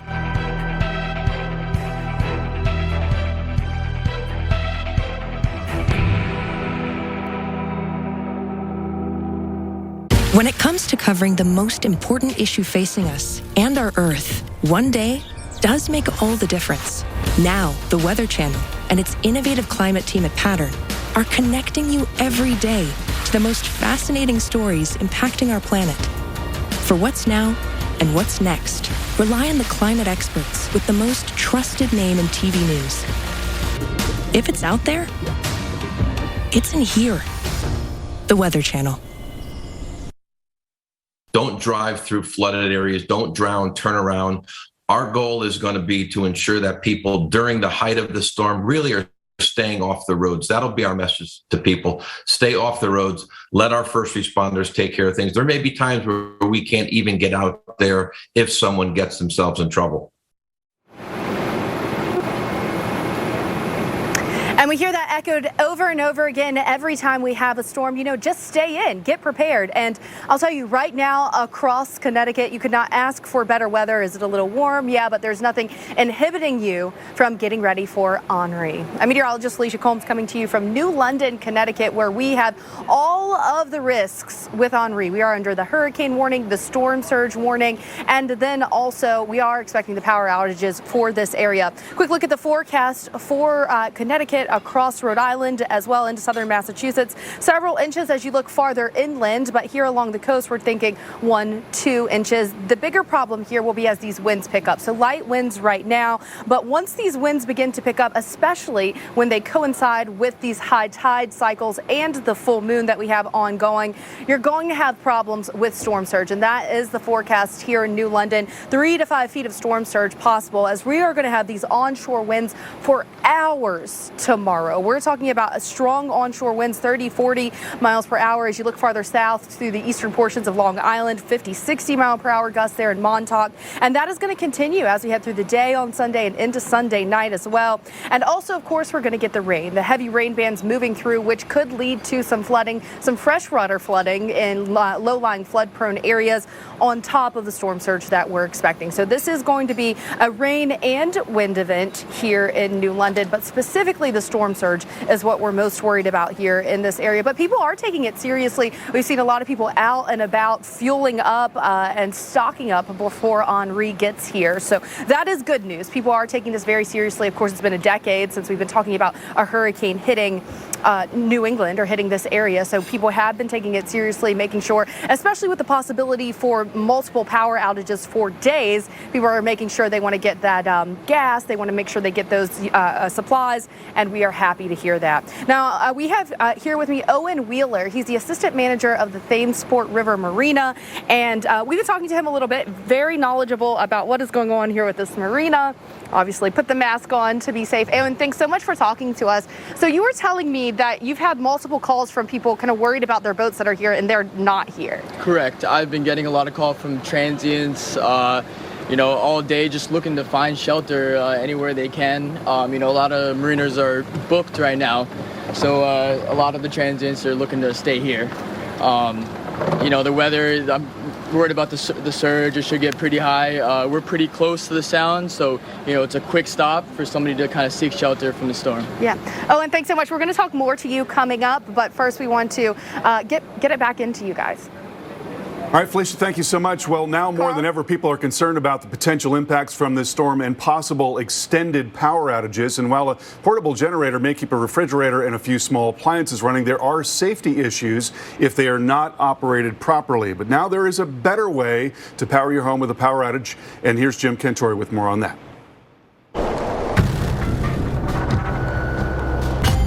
We had a record number of billion-dollar weather disasters last year, and having an emergency preparedness kit for a few days sometimes just doesn't cut it. Let's talk about adding a generator to your arsenal. Ed, there are generators and there are generators. Yes, there are. What's the benefit of having a generator? Well, the big benefit, let's face it, we now live in a plugged-in society. Just about everything we use requires electricity. So your best defense is having a backup generator system. So what are the differences? Well, the big difference is there's a portable and a standby. The portable generators are great for things like camping and tailgating, and in a pinch, they'll run a few appliances in your house. Now, remember, with a portable one, you do have to refuel them. They run on gasoline. And you also have to make sure you run it outside away from the house. So you do have to do some constant care on it throughout the event. With a standby generator, you don't have any of those concerns. These things are permanently installed to the home's electrical system. They come on automatically, and they could power up the entire house, not just a few circuits. And being able to stay in your home and make repairs to your home, isn't that almost like having the comforts of home even though you have to put up with that? Absolutely, and a standby generator is like your own personal power plant in your backyard. Now, natural gas is great. It'll hook right up to your gas lines. If you don't have natural gas, you could use propane gas. And if you use propane gas, I recommend at least a 500-gallon tank. All right, so you sold me on a standby, something like this. What's the first thing I need to do? First thing you do, contact the local dealer. They're all over the country. They'll come down, do what's called a site visit. At the site visit, they'll locate it, see all the local codes, install it to the local codes, and they'll even service it for you. This is not a do-it-yourself project. You lose power, you've got power now to power your house. Absolutely. That's a win, brother. Thank you. Welcome back to our coverage of Henri. New York Governor Andrew Cuomo is on the job until midnight Monday night and getting a busier than final weekend in office. He is holding a press briefing right now in preparation for Hurricane Henri. Let's go live to New York. The proverbial calm before the storm. We are in the proverbial calm before the storm. And it is misleading as to how serious this situation could be. Tropical Storm Henri is moving up to hit New York State and then proceed north, Connecticut, Massachusetts, Rhode Island, etc. But when it hits New York, we're expecting a Category 1 hurricane. What does that mean? Well, it means steady winds of about 80 miles per hour. Gusts up to 90 to 100 miles per hour. Storm surge 3 to 6 feet. What does that mean? Superstorm Sandy, which we all remember, was also a Category 1 when it hit New York State. So just to put it in perspective, how serious this is and how dangerous it is, remember Superstorm Sandy. And I'm sure we all do. But this is right now projected to be that level of a storm. So it is as serious as a heart attack. Also with Superstorm Sandy, we had days and days to prepare for Superstorm Sandy. And people had heard about the coming storm for days with Superstorm Sandy. This changed trajectory, so we actually have less notice. And one of the things I'm concerned about is the people of the state have had less notice to really fully actualize what might happen here. So I hope people take this very seriously. The hurricane is supposed to hit specifically on Long Island, closer to Suffolk, central Suffolk, towards eastern Suffolk. That depends on what model you follow for the track of the storm. As you know, they have a number of models, and the models change over time. We still have about 24 hours. So you could see the models change. It could move east somewhat. It could move west somewhat, which would obviously be more problematic for New York State. But right now, it is forecast to hit Long Island, go across the Sound, and then travel into Connecticut and along the New York State border. And again, there are different tracks, and we'll update you if the tracks change. But the Long Island effects will be certainly serious. Tidal areas, they're talking about 8 to 10 inches of rain, which will create significant flooding. Those wind gusts in tidal areas and the surge, that will be a significant problem. We will also be expecting issues in the Hudson Valley, where you're talking about 8 to 10 inches of rain in the Hudson Valley, Westchester, Catskills. We know what happens when we get that amount of rain, especially in a situation like this, where the ground is already saturated. Creeks turn into raging rivers. During Superstorm Sandy, we saw entire towns carried away.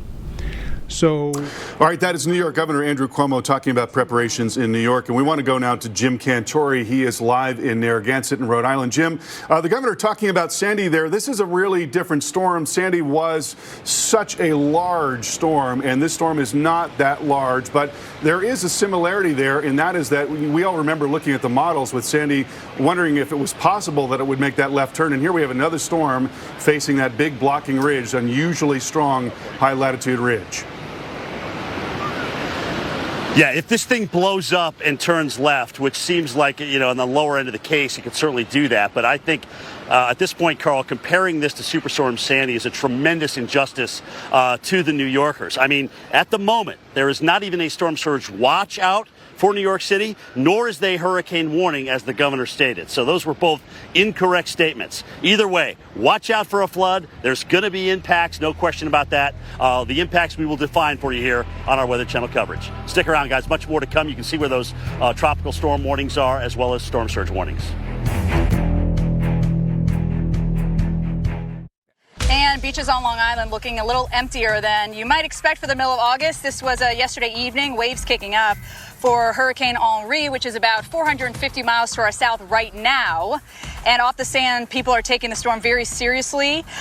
They are securing boats. County's doing that as well, checking the tree limbs because they want to get the buses and the trains back up and running as soon as they possibly can. We are live here on the beach in Montauk, and I want to show you today, it is packed.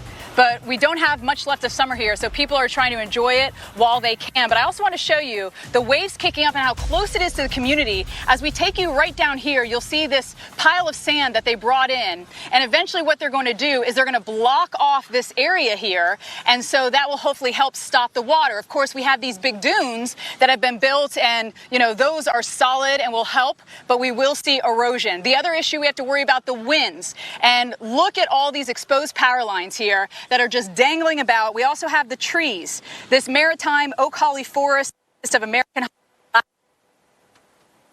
but you notice no palm trees. And usually we have these tropical entities in places like South Florida where there's a lot of palm trees, nice and skinny, don't have as much leafage. And so that's one of the reasons we're really concerned about power outages here. And in fact, the power company on Long Island said it could be 7 to 10 days before you get power back. 7 to 10 days. That's what they put out on Twitter. So keep that in mind. This could be an extended outage for those of you here. And it's not just here into Montauk and on Long Island. Yes, this is where I'm stationed, but I'm representing the entire area, the entire tri-state, and really all the way up into Maine as well. We've got you covered in the entire Northeast quadrant, but most widespread power outages will be into Connecticut, into Rhode Island, and here on Long Island. Generators, remember, you want to keep them far away from your home. We don't need any deaths from the carbon monoxide. So let's keep that in mind. That's a good reminder. Stay away from those down power lines, and you just don't know if they're live or not. Let's talk about the winds. Everyone keeps coming up to me. When are we going to see it? That's what's most important, and we understand that. Tomorrow, the entire day is going to be rough. It's going to start in the morning hours. It's going to intensify as we head into the afternoon hours. And then as this continues to roll inland, the wind might go down, but the rain is going to continue. So it is going to be several different factors here. Now, our tidal cycle, we're actually going to go through a couple different tidal cycles as well with that push of water. So let's talk more about that with Jen. She's in Bridgeport, also on the water just over the Long Island Sound from me. And Jen, it's that push of water for so many places here, so many cities along the coast.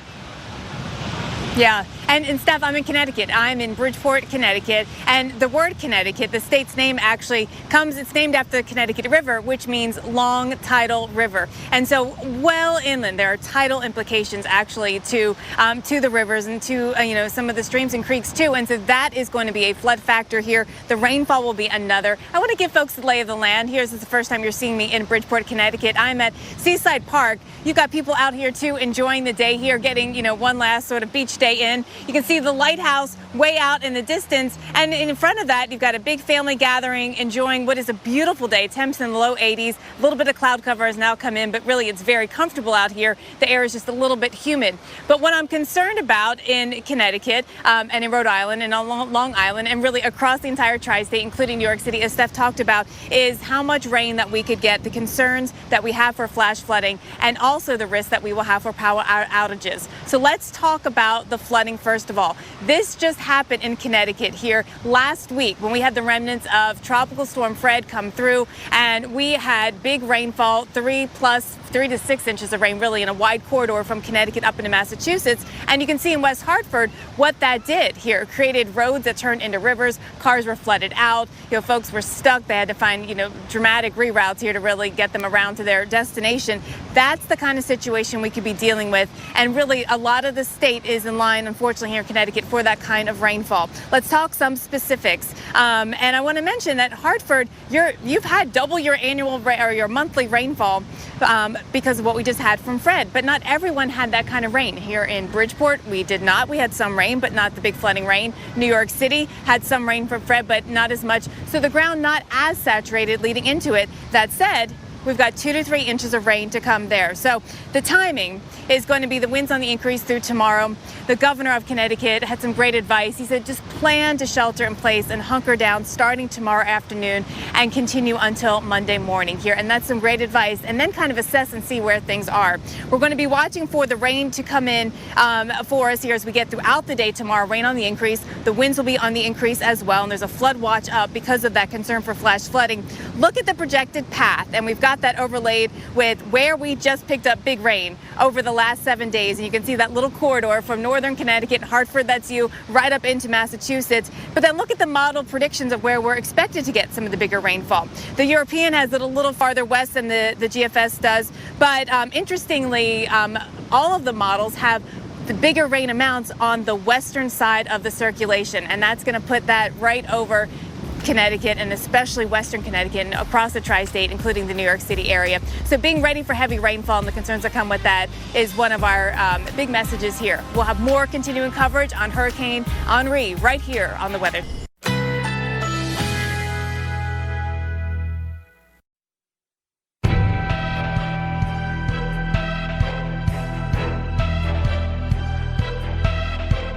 Currently in our area, 82 degrees under mostly cloudy skies.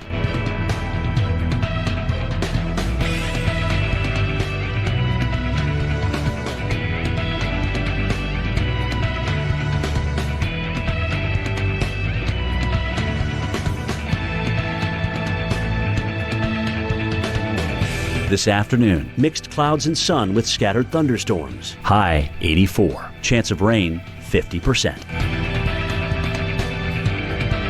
Tonight, cloudy with occasional showers overnight. Low 76. Chance of rain 60%. Here's our 7-day outlook.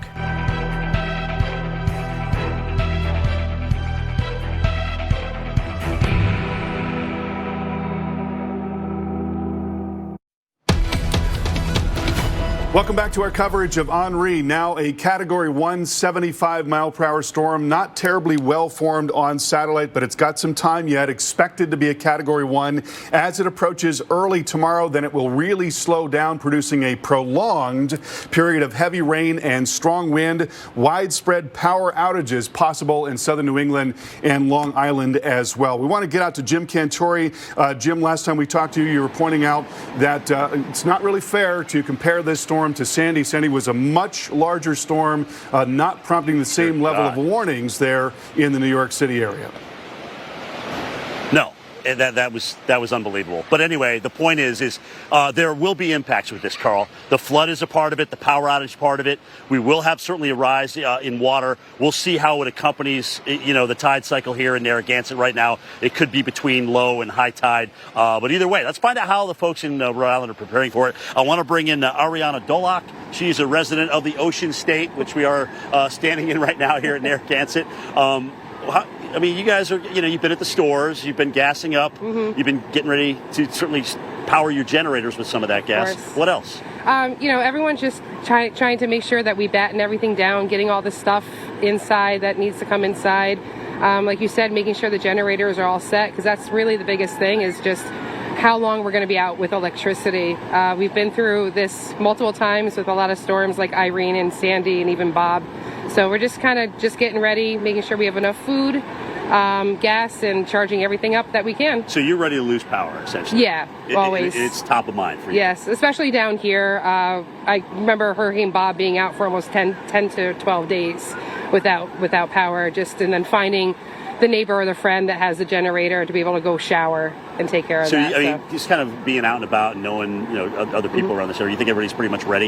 Yeah, for the most part. You can tell, because, once we get everything set, we come to the beach to enjoy it as much as we can. Yeah, we don't have a lot of beach time left. It's back to school after Labor Day? Of course, yeah. All right. Well, Ariana, thanks for talking to us. Thank you. No question. Guys, having grown up half my life in New England, I can just tell you there's not usually a lot of drama up here, and Ariana was kind of the spitting image of that, unless of course it has anything to do with sports. Then that's a whole different animal, okay, because then there can be a lot of drama, depending on if it's Red Sox, Yankees, or something happening with the Patriots, Bruins, or the Celtics. All right, let's find out what's happening in Connecticut right now, the Constitution State. Felicia Combs in beautiful New London, Connecticut this morning. Good morning, Felicia. This afternoon. Good afternoon, Felicia. Hey, Jim. It's always morning to me. Good afternoon, good morning. We understand it all starts to run together at some point. But you know what? It is afternoon. And with that said, the hours to get ready for Henri here in New London, Connecticut are ticking down. I'm coming to you from the southern shore of Connecticut on the Thames River. And I want to get right to Owen Wheeler. He's been nice enough to talk to us. He's the assistant manager of the Thames Port Marina here in New London. And you were talking to us a little bit about this particular marina and its location right off the Sound. So tell me a little bit more about what that means in terms of dealing with the storm. Right. So, my phone has been ringing nonstop for transients, visiting boaters just looking to kind of ride out this storm. People have been scrambling. I've had a boater call about 40 different marinas, and none of them could offer dockage just because people are looking for that shelter. So here, we're a quick stop right off the Sound, so people would just dock up here right behind our breakwater, ride the storm out, and then be on their way. So what have you been hearing from the boat owners? Like, how are they feeling about this? Some of them, especially the new boaters, are scrambling. I had about 30 boats haul out. We have about 100 boaters here. Some of them are just really doubling up. It's really important to have those nice, secure lines. And a lot of them are just kind of focusing on how they position their boat. It's my job to kind of inform them of, the conditions that we're going to face and, give them my best advice to how they should secure their boat. So what has your advice been for the boats that are staying in this marina? For the ones that aren't hauling out, like I said, for every line that they have, add another one. If they're facing the Sound, it's really all about boat positioning and how the surge is going to hit them. I've stayed late every day now to kind of secure every boat, and I've been making a lot of phone calls just to make sure that everybody knows what's coming and knows that their vessel is safe. And of course, the forecast for here in New London is 3 to 5 feet of storm surge possible. What would that mean for this particular marina? If it gets above 4 or 5, it's about 3.5 tide swing. It's definitely might get above these docks. It might flood them. I'm gonna have to shut off all electricity if I get any water or salt in this above the docks into the pedestals. That could mean shortages, and we don't want that. It costs money. Yeah, you definitely don't want that. Oh, and thanks so much for talking to us. Really great information there. And of course, that is part of it. Everyone preparing for Henri here, whether you're a boater or you're living here and you're preparing for power outages, or you live in a flood-prone area and you're preparing for the possibility of flooding from rains or flooding from storm surge. We've got more team coverage on Henri. We've got you covered this whole time coming up.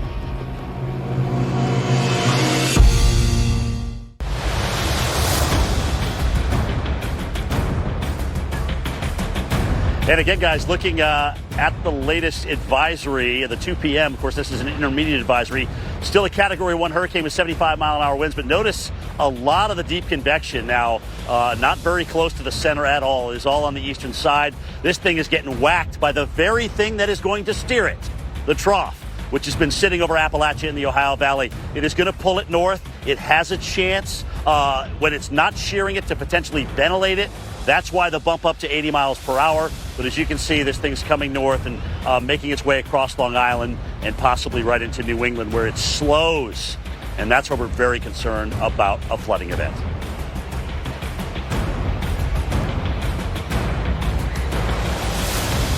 Hey guys, again, this morning we have continued coverage of Hurricane Henri. We've got Stephanie Abrams in Montauk Point, Jennifer Carfagno in Bridgeport, Connecticut, and we have Felicia Combs in New London, Connecticut. So we got you covered here to talk about storm surge, to talk about rain, all the elements certainly that we are going to be dealing with this storm, including certainly what is going to be probably prolonged power outages for some of you. So that's what's been the story here in Narragansett, where I am. We are dealing with a lot of people that are getting gasoline for generators to hopefully power them through it. Just talked to a lady who said, hey, with Bob, we had power outages for 10 days, for goodness sake, here. So what do we have?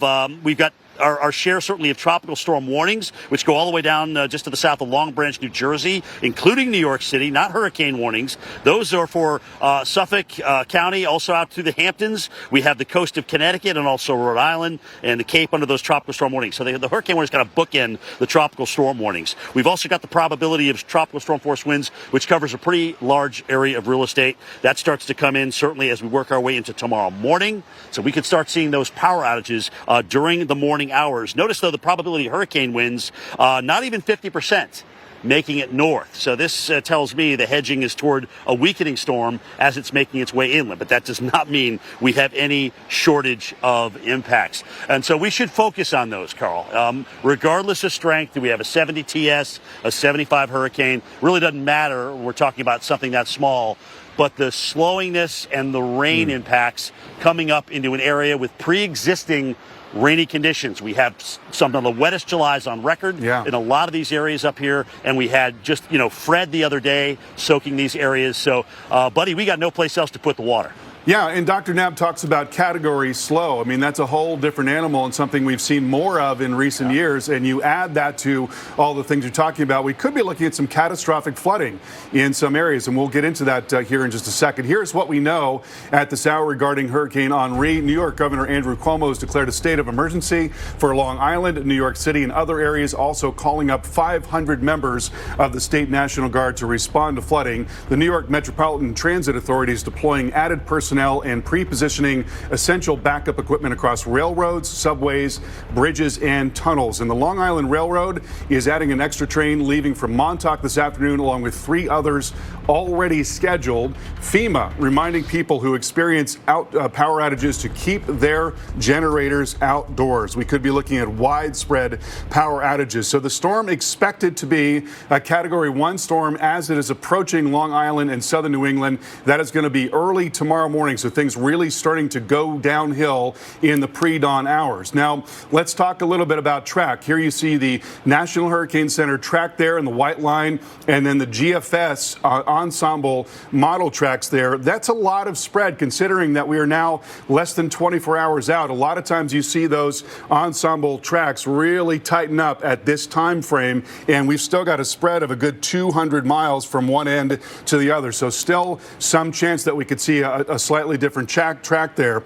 Now, let's also talk about the structure of the storm. One thing that we're noticing, we often talk about the east side of a circulation. In this case, the west side of the circulation is probably going to have more rain, and the result is going to be that we get just clobbered with rainfall to the west of where that center comes in. And then another big part of this is the fact that it just moves so slowly, 36 hours from the time that it moves in until it gets up into central parts of New England. And along with that, you're talking about a terrific amount of very heavy rain. A couple of quick notes on the structure of the storm. Here you see we've got the center of circulation right there showing up pretty well. But when you look at it from another perspective, we are not seeing a lot of deep convection or tall thunderstorms near that center. That's because this upper low, which is just off to the west, is still driving some strong wind into that circulation. So it's still being sheared. Now, one of the big questions is it going to get its act together today? Because that's the amount of time that it's got to sit over the very warm waters here. That's the Gulf Stream right there. Once it gets north of that Gulf Stream, temperatures start dropping off into the middle 70s and even the lower 70s. So it's going to be removed from that energy source. If it has not gotten its act together, it's possible that it could stay a little bit weaker. And in fact, some of the intensity guidance indicating that it may be a tropical storm. We can hope for that. We can hope for it, but we can't count on it, not by any means. And also concerned about water being pushed against the shore there as the storm comes in over several high tide cycles, because it is going to be such a long-lasting event. Let's get back out to Jim Cantore at Narragansett. And, you know, Jim, some people have made the comparison to nor'easters. You know, this is an area, a region of the country that has a lot of experience with windstorms, but usually when they're happening, the trees don't have their leaves and they don't have all kinds of water in the ground, and that makes this a really different situation. That is a fantastic point, Carl. A couple of days ago, the guidance, a lot of it took the storm north and really slowed it on approach to Long Island, and then it kind of looped and started going out to sea. Well, that same guidance now is bringing it up inland to Connecticut and Massachusetts and eastern New York and looping it there where it's been so wet. So that's a much worse scenario in terms of the rainfall. All right. Sure, we may not get a hurricane, but we are going to get one hell of a rainmaker out of this, and that cannot be understated. And that's a fantastic point, Carl, about the leaves that are on the trees and through here, and not only they're on the trees, but they're on trees with root balls that have been sitting in water since July. It's been a very wet summer up across much of this region, so it may not take as much wind with those trees to push them over and cause power outages. If you're not preparing for power loss in these areas where we're forecasting, you know, several inches of rain, of course, even interior New England, where we're expecting winds to gust over 39 miles an hour, you know what? You're not preparing right. You need to be preparing for that, because it's almost going to be a given with this. So let's talk about Narragansett. First of all, you have at Roger Williams Beach here, and you can see Roger Wheeler Beach, and you can see as you kind of look out and through here, there's a lot of people getting their last maybe 1 or 2 weekends in. Because, you know, it's back to school after Labor Day and through here, and that's about it. And frankly, it is a beautiful day. It's in the low 80s. We got a nice breeze. There's plenty of sunshine out. And it was interesting, you know, talking to the lady earlier, Adriana, and she was talking about how, you know, look, everybody's done their prep. So they're just like, we're going to come out here and we're going to enjoy a beach day. You know, we're going to enjoy ourselves until we lose power or, you know, have to hunker down, which will be for a good time tomorrow. So there you see where we're talking about 50 to 60 mile per hour winds. It looks like some of the worst of this may come in at low tide. But given the slowing, we'll still have onshore wind at high tide. So that's going to be about 8:35 tomorrow night here, and that plays a big factor because you have about a 4-foot tidal shift, plus we have tides running astronomically high as well, and that's something to consider. We're not going to be on the super wet side of this, at least that's how it looks right now. So all that rain that's on the east side of it right now with the thunderstorms is going to have to die out for that to verify. So that's kind of a tricky forecast. But it looks like a lot of the moisture will certainly come into like New York City, northern New Jersey, up the Hudson Valley, into the Capital District, the Litchfield Hills, the Berkshires, and across the Connecticut Valley as well, where we'll see several inches of rain. And the slowness of this makes me wonder if some of these rainfall totals aren't underdone. So again, regardless of if it's a TS or hurricane, don't get caught up in that. Get caught up in the impacts that are going to be a problem for you. And certainly over the interior, that means a lot of rain and potentially just enough wind with, as Carl said, with those leaves all on the trees here to cause a lot of power outages and even some tree damage and power lines coming down. All right, guys, let's find out how they're doing out in the Hamptons this morning. Steph's at Montauk Point. And Steph, I saw your shots earlier where you're showing, them kind of moving some dirt around on the beach because you will have certainly a storm surge component there as well. And I want to talk about that. And right now, the beach is packed. But I will say, you won't be able to go to the beach tomorrow. In fact, New York City beaches will be closed for Sunday, also into Monday. Here at the end, as they call it, Montauk is the end because we are the farthest point out on Long Island, over 100 miles from New York City. You can see we have red flag that is flying. Those will probably change to double red flags. And look, that we have a jet ski that was just brought out by the lifeguards, and they actually just drove by us to bring another one down the beach because it is rough out there. We were talking to some beachgoers, and they are mentioning how bad it is right now. The storm 390 miles to our south. In fact, even spoke to a little kid who said, I got beat up out there. That's how bad it is. So let's talk about when we are going to see the worst of it here in Long Island and also up towards Connecticut. In Montauk specifically, it will be an all-day event. I can't emphasize that enough. It is going to be a morning, afternoon hard hitting, and then as we get into the evening hours, that's when things will start to improve, but really it's an all-day affair for us here. High tides, this is bad news. By the way, we can show you high tide. We're at low tide. 303 is low tide, but we can kind of get a gist. If you look here at the debris on the ground, this is about where your normal high tide goes. And Jim was mentioning that sand. There's that sand. They'll probably block off the beach to stop the water from flowing right into town. So that's something that we're going to be watching, and we'll be out here during the storm as well. So high tide could exacerbate the situation, seeing it is happening just after 9 tomorrow morning. We could see that surge. I mean, you're talking from Montauk to East Hampton, I should say. East Hampton, my apologies there, Southampton, also Flying Point. You're going to have issues even on the North Shore there into Sag Harbor. Long Island Sound is going to be rough as well. West Babylon, all these areas, Long Branch, we are going to see that surge come in. And the waves you see already kicking up at least 3 to 5. And if you go to those buoys farther out, we're seeing much bigger wave heights, up to 17 feet. And remember, a one-story building is about 10 feet. So 17 feet, we're nearing about a 2-story building wave heights. So that can help give you a little bit of perspective on how strong this storm is and how far the waves can propagate out from it.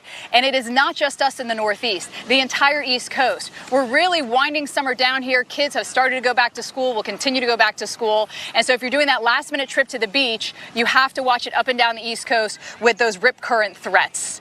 Jen, we're going to talk about the fact that power outages are going to be a massive issue here and how the Long Island Railroad's preparing, how they're preparing the buses, the subways, what they're doing in all these different towns to hope for the best when it comes to power outages. That's coming up. Yeah, and prepare for the worst here, and that's what you have to do, Steph. Yeah, I drove in on the Merritt Parkway here this morning, and I saw all the rest stops, a lot of families in vehicles looking like they're on vacation, right? So maybe they're heading home, maybe they're getting ready. And then I stopped at a Target, and I saw everyone getting ready, where we definitely had the shelves of water completely cleared out. A lot of food products is what people were buying, and the store was more packed, they said, than it ever is on a Saturday morning. So no doubt, I think people are thinking about this here, and as they should be, preparing for power outages, which, like Steph said, may last more than a week. That's what Eversource says, that they could be dealing with a situation where some people lose power for more than 5 to 10 days. I want to give you the lay of the land here in Bridgeport, Connecticut, and talk about the water, both coming from the sound and also from the sky. So behind me, we've got the lighthouse out there. Looking over to the sound side here at Seaside Park, where I am, you can see the waves gently rolling in, some wind waves out there today. But even though this is a more protected area, we'll get busy when it comes to waves, and we'll be worried about the surge too, because we are under a storm surge warning. 2 to 4 feet is possible. Now, if we're on that western side of the circulation, it won't be as bad, but certainly, 2 to 4 feet in this area will take over the beach. But if it's near your property and you know how that surge will affect you, you could be dealing with some flooding. I want to talk about a little bit in terms of tide, because Steph mentioned that we can see where our high tide was as well. So we're going towards low tide right now, but you can see how far up at high tide today, and this is without a surge component. So even if we're not getting that push of wind water, that wind pushing the water in here, water levels are always elevated with a tropical system. So we'll see that as well. We're going to be looking at rainfall, and rainfall is going to be one of our biggest concerns. So let's talk about that for the entire tri-state. Now, here into in Connecticut, we had some big rain just this previous couple days from Fred. I'm getting my weeks mixed up, but we definitely had up in Hartford flooding rain from what was Tropical Storm Fred. Now we're going to bring in bigger rainfall amounts, more widespread from Henri. So more people will be dealing with flooding and flash flooding. Flash flood watches are up, and we are under a tropical storm warning here in Bridgeport. New Haven, you just go down the road about 20 miles, you're under a hurricane warning. So the wind plus the rain will be a factor in taking down those trees. The ground is saturated in many spots, but will become more with the heavy rainfall event, and we are looking at that concern for flash flooding as well as the concern for trees coming down because of roots perhaps being loosened in the wet soil. We'll be watching conditions go downhill tomorrow. Make sure that you are prepared, and we'll have live coverage continuing right here on the Weather Channel. We'll send it out to Felicia over in New London here. Very similar message, Felicia. It's all about being prepared and being ready to hunker down starting tomorrow afternoon. Yeah, that's right, Jen. Of course, you want to have everything done as soon as you can here in New London. We are also on the south shore of Connecticut. We are well east of Jen, though, here in New London at the Thamesport Marina, where we have been watching boaters get prepared. We've been talking to some of the locals around here who are saying, they're fueling up and they're preparing for power outages, as well as here in New London. We're under a hurricane warning, a storm surge warning. We could see 3 to 5 feet, and we are also under a flash flood watch. So multiple threats here, and possibly days of power outages for this area. So, of course, you want to stick with the Weather Channel. We've got continuing coverage of Henri. We are going to track Henri through the rest of this weekend. You can download our app on your TV. Existing cable and satellite subscribers can get the Weather Channel on Roku, Fire Stick, and on your smart TV for 24/7 access.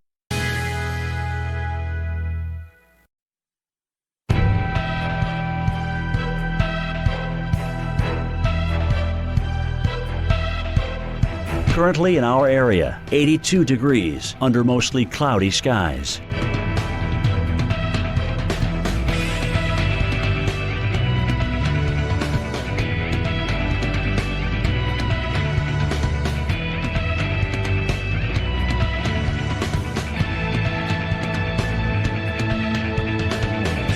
This afternoon, scattered thunderstorms. High 83. Chance of rain 50%. Tonight, thunder showers, low 75. Chance of rain 60%. Here's our 7-day outlook.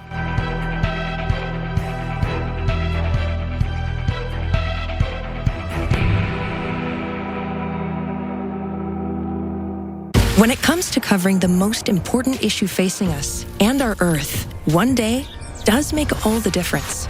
Now, the Weather Channel and its innovative climate team at Pattern are connecting you every day to the most fascinating stories impacting our planet. For what's now and what's next, rely on the climate experts with the most trusted name in TV news. If it's out there, it's in here. The Weather Channel. Welcome back to our coverage of Hurricane Henri, now a Category 1 storm, 75-mile-per-hour winds. Not incredibly well formed on satellite, but it's got the rest of today over very warm ocean waters. Forecast to be a Category 1 as it approaches Long Island and southern New England tomorrow, and then it will slow to a crawl for the next 36 hours, and that is going to mean terrifically heavy rain in areas where the ground is saturated, where there is terrain, where there is a lot of pavement. All of those factors combining to produce a significant flash flood threat in North Jersey, Southeast New York, parts of Connecticut, Massachusetts, and Long Island. And we're also going to be looking at a significant wind threat, especially in what's called the right front quadrant of the storm to the north and east of that center of circulation.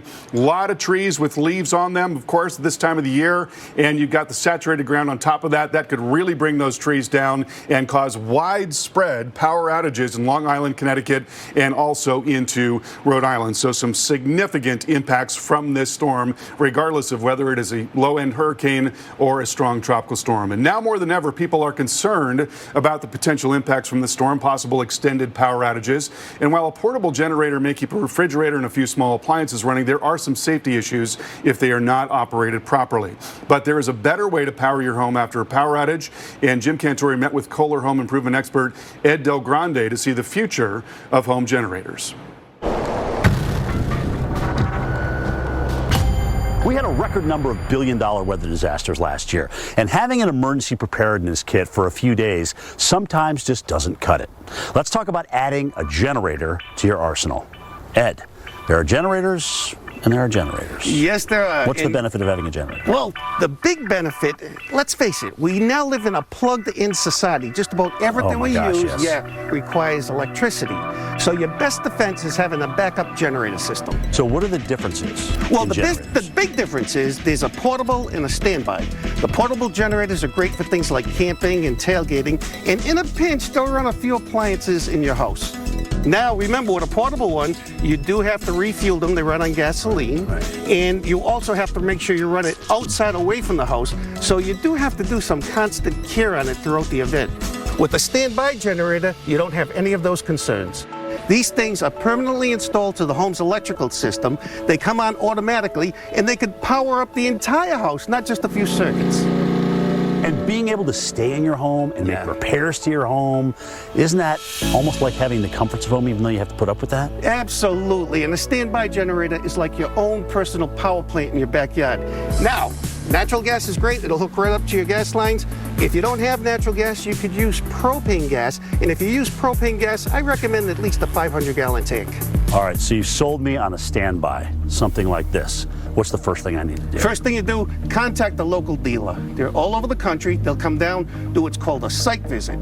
At the site visit, they'll locate it, see all the local codes, install it to the local codes, and they'll even service it for you. This is not a do-it-yourself project. You lose power, you've got power now to power your house. Absolutely. That's a win, brother. Thank you. Thank you, Chip.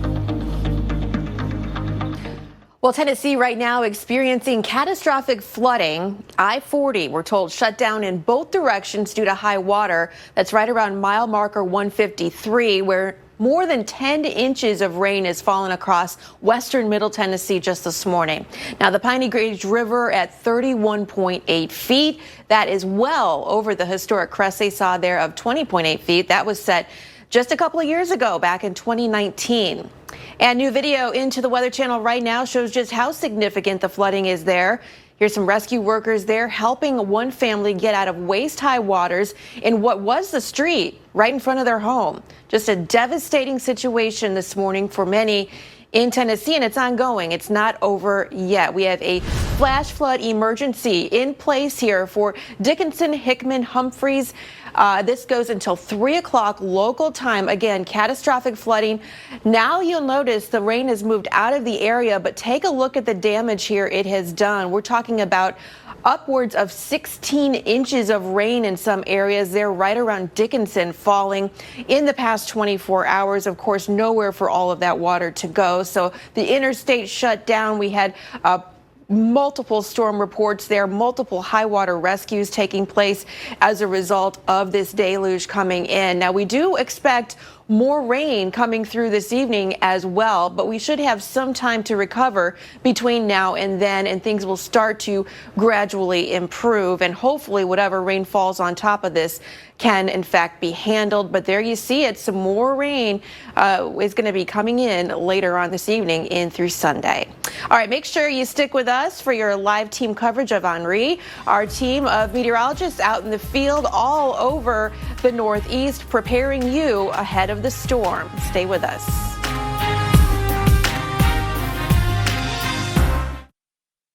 We're pre-positioning heavy equipment all throughout Long Island, all throughout the Hudson Valley and the Capital District region. We're preparing water rescue teams for Long Island and swift water rescue teams for the Hudson Valley and in Westchester. I am deploying, as of today, 500 National Guard we are calling out with the necessary equipment that the National Guard brings with them, high water vehicles, etc. The state police will have approximately 1,000 personnel who will be on duty in the affected areas. And this will be certainly one of these storms where the governor, as well as you people that live inland from the coast, need to pay attention to the storm. Some of the worst impacts could be far from the coast, far from where it comes ashore. There will be impacts there, don't get me wrong, but the flood potential and the power outage potential inland into Connecticut and eastern New York is very, very high with this. Again, the 2 p.m. advisory, the next full advisory, comes in from the Hurricane Center at 5 o'clock this evening. You'll see here again, this storm is moving a little bit faster to the north-northeast at 17 miles an hour. One of the things I think is really interesting, and Jess, if you can do this on the fly for me, take off the hurricane symbol for a second, because one of the things that we look for as meteorologists is lightning. Thank you. A lightning around the center. We don't see any of that. We don't see any of that. So, you can see these bands starting to get a little bit more lightning, but something that's rapidly intensifying usually shows a little bit more lightning around the center. Either way, we're going to have, obviously, reports from the hurricane hunters as they go out and continue to investigate this thing until it basically makes landfall. But here you go. Latest track takes it up to hurricane and then back down. All right, and then that slow progression up the Hudson Valley or east of the Hudson Valley, through the Litchfield Hills, through the Berkshires, then over through the Connecticut Valley, and then drifting across Maine. And remember, it has brought up deep tropical moisture with it, so that's going to cause the flooding problem in through there. You can see where the hurricane warnings are. They are not in New York City, all right, and they do extend out through Narragansett Bay, which is where we are on the western side of it in Narragansett. Of course, Newport is where Reynolds is on the eastern side of this as well. Again, winds will be tropical storm force, and certainly enough, given the tree canopy, given the amount of water that we had in July and so far in August, to knock a lot of these trees over and cause extensive power outages. When is that going to occur? It starts tomorrow morning, okay? Probabilities of hurricane force gusts are a lot less. They're not zero, but they're a lot less, and certainly given what we see right now, this is very, very believable that we may not see hurricane gusts at all. All right, let's get into Carl Parker here and talk a little bit about this storm. Carl, what are you noticing satellite-wise, certainly over the past hour or so with this thing? Yeah, exactly what you said. I mean, there is a tremendous lack of deep convection near the center of the storm, and so it's really got through the rest of today to get its act together. If it does not do that, then it starts running out of warm water. Yeah, and once that happens, then we know, the intensification process will only be available through ventilation, through the upper air low, but you still need that warm water. So it's almost kind of like if you don't have the engine going at the time you get to another process in the hurricane, it's kind of hard to crank it up pretty well here. So that's what we're going to see. Either way, Carl, we have to focus on the impacts, regardless of a similar jog to the left potentially. This is no Hurricane Sandy or Superstorm Sandy. No. By any stretch of the imagination. You mentioned earlier, I thought you made a great point earlier talking about the leaf and the tree canopy being so lush.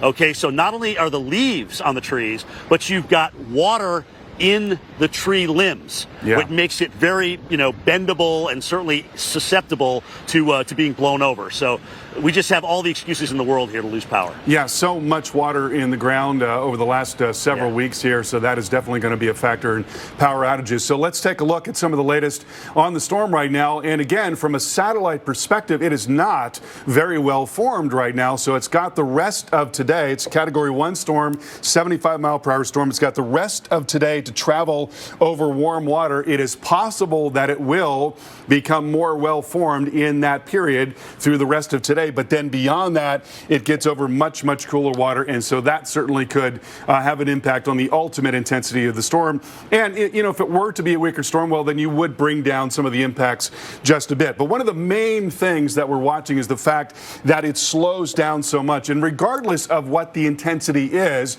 we're going to be looking at a serious windstorm that's capable of widespread power outages. We're going to be looking at a surge threat. Of course, some of that will be lessened depending on the intensity, or increased depending on the intensity of the storm. But again, one of the main things that we are watching now is this heavy rain potential. That is going to be huge. That's not going to change regardless of what the storm is. This thing is going to be a catastrophic rainmaker in some areas. We'll have much more on that coming up. What up? I'm Sean's brain. And when he's hungry, I wander. And there's only one way to get me back again. Hot Pockets. Harness the cheesy, meaty, hunger-slaying power of Hot Pockets.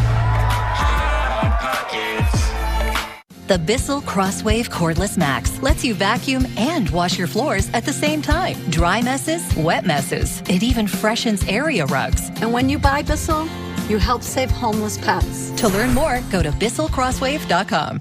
If you have a typical airline credit card, you're not getting double miles on every purchase. You're right. I only get extra miles on some types of purchases. May I? Please. With the Capital One Venture Card, you earn unlimited double miles everywhere. Yes. Everywhere is great, but where can we use them? You can use them on any travel purchase, not just some travel purchases. The Venture gets a gold star. What's in your wallet?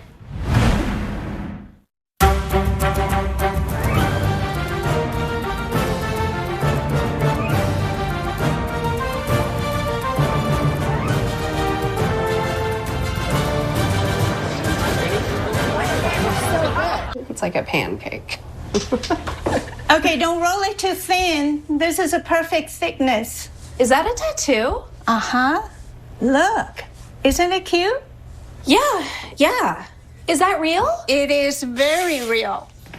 Yeah, no, it looks good. I love it. Can I have one? No. Yes. Absolutely not. The video calling device designed to bring people closer. Share something real. Portal from Facebook. Oh, there you are. Did you know that Coffee Mate is triple churned and 2 times richer than milk for one perfect cup of coffee? Coffee Mate truly is man's best friend. I didn't mean like you. Coffee Mate. Coffee's perfect mate.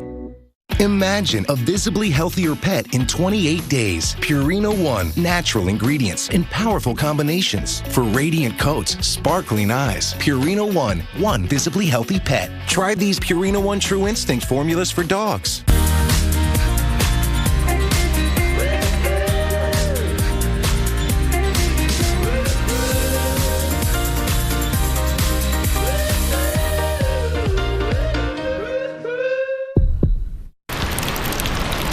Pesky leaks? Gorilla Waterproof Patch and Seal Spray, of course. Seals out water, air, and moisture, indoors and out. For the toughest jobs on planet Earth. Available in spray, liquid, and tape. Surprise freeze are coming!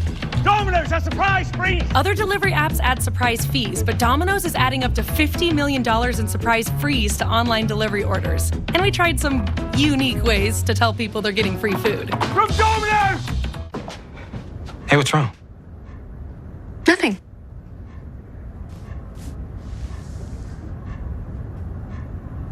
Life's full of hidden problems. So we hid a comforting brownie in a Snickers.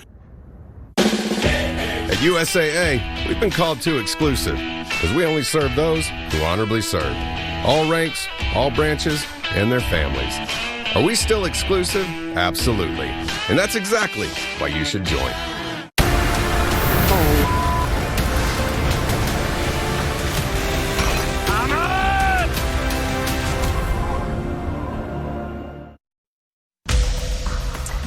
And beaches on Long Island looking a little emptier than you might expect for the middle of August. This was last evening, the waves kicking up as Hurricane Henri inches closer to the northeast coast. Off the sand, people taking the storm very seriously, cleaning storm drains, checking those limbs, and securing boats. And it's not just the people. Also, the trains, the buses, the subway, Long Island Railroad, and Metro North, they are actually strategically deploying maintenance personnel, emergency equipment. When it comes to the subways, they're actually staging crews to monitor the response to make sure if there are flood-prone locations, they can clean those up quickly. They're preparing crews for debris trains, so they are on it. The buses as well, flood-prone routes are going to receive extra monitoring. So everyone is getting prepared for the system, which, by the way, is about 390 miles to the south. Notice the cloud cover. If you've been watching the Weather Channel all day, the clouds have started to encroach here on Long Island. The other thing is low tide 3:03 today, but look how high the tide can get. You can see the debris line line down the beach, and you can actually see how packed the beaches are today, but they are actually closed. The beaches will be closed as we head over the next couple of days. Now, it's not just the beaches. Remember, the water's going to run up, and they're actually going to try to close off the beach with this sand that they have here. They'll do that later today. But then look at all the power lines and the trees that we have in this area. We have American holly, black oak, American beech trees. Notice no palm trees here, and they're all leafed out. Palm trees are in the tropics because of tropical entities, tall, skinny trees. They don't have loads of leaves, but we've got that air and a lot of exposed power lines. So we are concerned about power outages. And the power company for Long Island, serving Long Island, says it could be 7 to 10 days without power, worst case scenario. Local officials aren't happy about that, but that is what they are saying. It could be up to 7 to 10 days. So do keep that in mind. If you have a generator, make sure it's far away from your home. We don't need any deaths from all the exhaust coming off of those generators. Candles are actually a no-no. A lot of people go right to the candles, but so many house fires start that way. I've been on so many hurricanes, all of a sudden a house fire starts. Like, where'd that come from? You have to worry about the candles, and you want to stay away from those down power lines for obvious reasons because you don't know if they're live or not. So when is it going to come? Tomorrow morning is when it's going to start. It will go downhill as we head into the afternoon hours, and the system actually slows a bit as it comes on shore here. And so it's going to be a long duration event, an all-day event. So what I think you should be doing now, make sure you bathe the kids tonight. Sometimes we skip it on the weekends, and if it's summer, they need to take a bath because if you lose power, you lose the heating of the water. So bath showers for the entire family. Cook a nice hot meal this evening. Maybe do laundry. Because Jen, if people are out of power for a week, you forget like, oh, I have plenty of towels. And then 7-8 days later, you're like, okay, these towels are kind of grimy. So I say, stay home, get everything clean, get yourselves clean, and be prepared.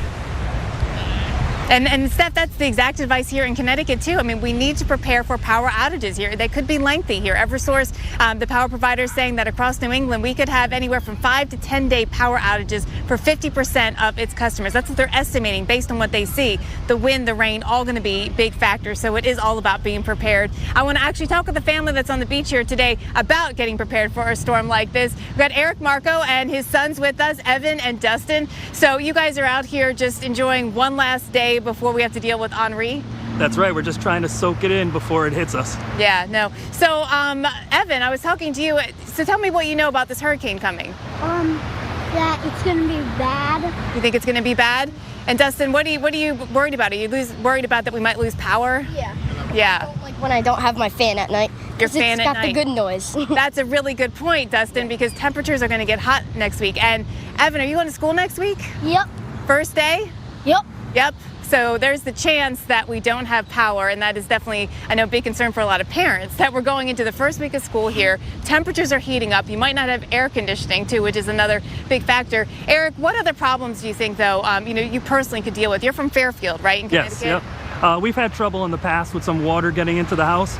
So we have, they're self-inflating sandbags that we lay out in front of our garage, and when water hits them, they inflate and keep any more water coming in. Have you tested them before? Have not tested them. I've seen the videos and fingers crossed. Yeah, no, I think that's really innovative, and I hope that it works. In terms of storms, even just general thunderstorms, though, we know can cause flooding. And so that's a big concern, that we've got inches of rain coming in here. Just recently you had some problems, right? We did, yeah, and our street got so bad that Evan was able to paddleboard right down the middle of the road. Yeah, and that just happened for a couple of inches of rain. Yes. And that's exactly what you could get from Henri here, Hurricane Henri. Tomorrow is the day to hunker down. What are you guys doing tomorrow? Video games if the power's on, maybe a couple movies. Yeah, charging up everything, right? We will. Yeah, hot meal tonight, as Stephanie just said, actually, and I think that's a great advice here because you might be grilling and doing other things until then. All right, Eric, Marco, Evan, and Dustin, thank you guys so much for taking the time to talk with us today. Hurricane Henri making its approach through the day tomorrow. And as the governor of Connecticut, Ned Lamont, said, be ready to hunker down, to shelter in place throughout the duration of this storm. Conditions really go downhill starting tomorrow afternoon, continuing through the evening, the overnight, even through Monday morning. And I think Monday morning is not going to be a commute really that anyone is going to be thinking about. It's more going to be sitting tight. Hopefully you have power so that you can work remotely. All right, we'll have continuing coverage right here on the Weather Channel, analyzing all the latest information on Hurricane Henri.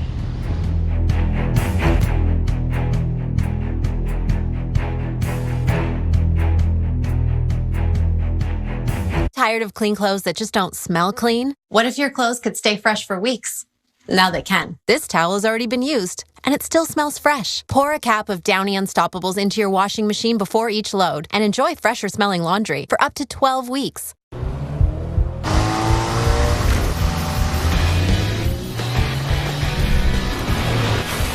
Return to rugged, the all-new ruggedly redesigned 2022 Nissan Pathfinder.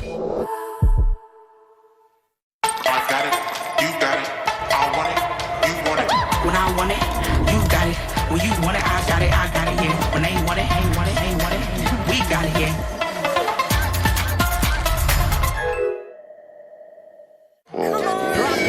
What up? I'm Sean's brain. And when he's hungry, I wander. And there's only one way to get me back again. Hot Pockets. Harness the cheesy, meaty, hunger-slaying power of Hot Pockets.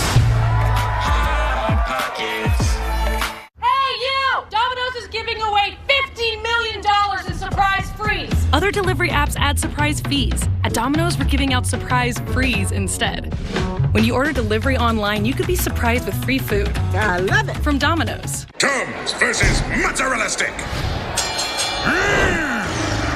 When heartburn hits, fight back fast with Tums Chewy Bites. Fast heartburn relief in every bite. Crunchy outside, chewy inside. Tums Chewy Bites. Think premium can't be capable? Think again.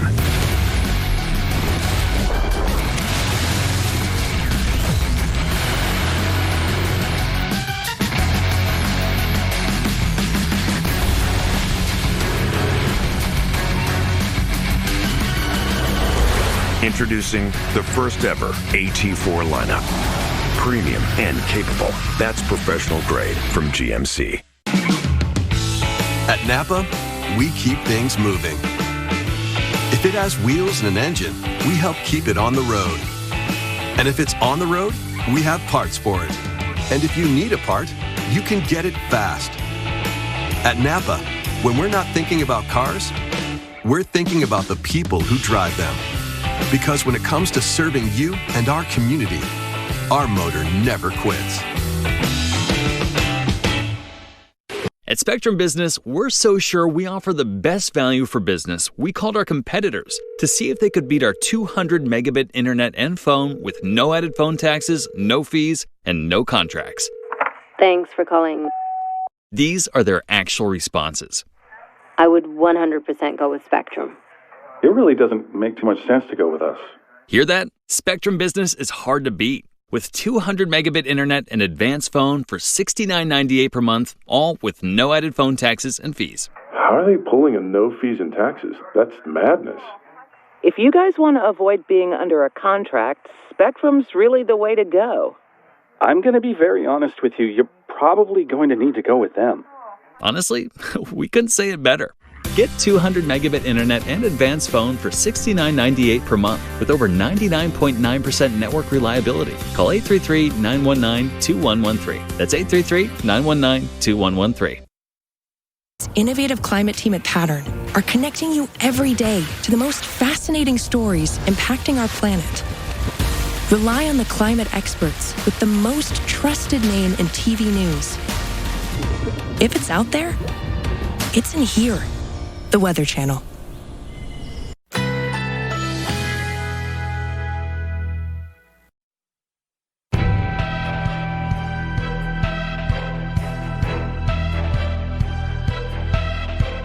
Currently in our area, 83 degrees under mostly cloudy skies.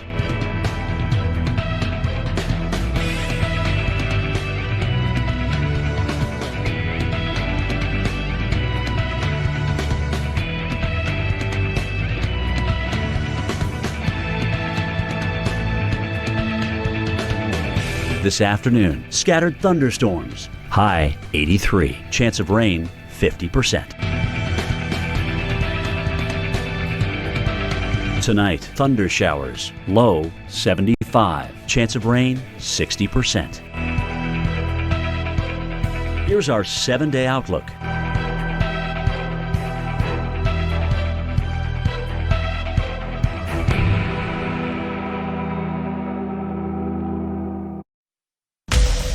Welcome back to our coverage of Hurricane Henri. Now, Category 1, 75-mile-per-hour winds. As you look at the satellite picture, you see that it is, to be honest with you, really struggling right now. There's not a lot in the way of deep convection near that center. It's being sheared. There's likely some dry air getting into the circulation as well. One of the big questions is what will happen over the next 12 hours while it is still over warm water. Some of the modeling indicating that it will deepen or get stronger, and it's expected to be a Category 1 hurricane as it approaches tomorrow morning, but it's possible that it will be weaker than that. And that certainly has impacts in terms of the wind and surge threat. Major surge threat here across Long Island Sound, and into southern New England as well. 3 to 5 feet. That's a life-threatening level of storm surge. Notice the high tide tomorrow morning, 9 o'clock in the morning at Montauk, and then in the evening, 9 o'clock or so, 9:43, we're going to be looking at an onshore flow there in Long Island and across southern parts of New England. And we want to get out to Jim Cantori now.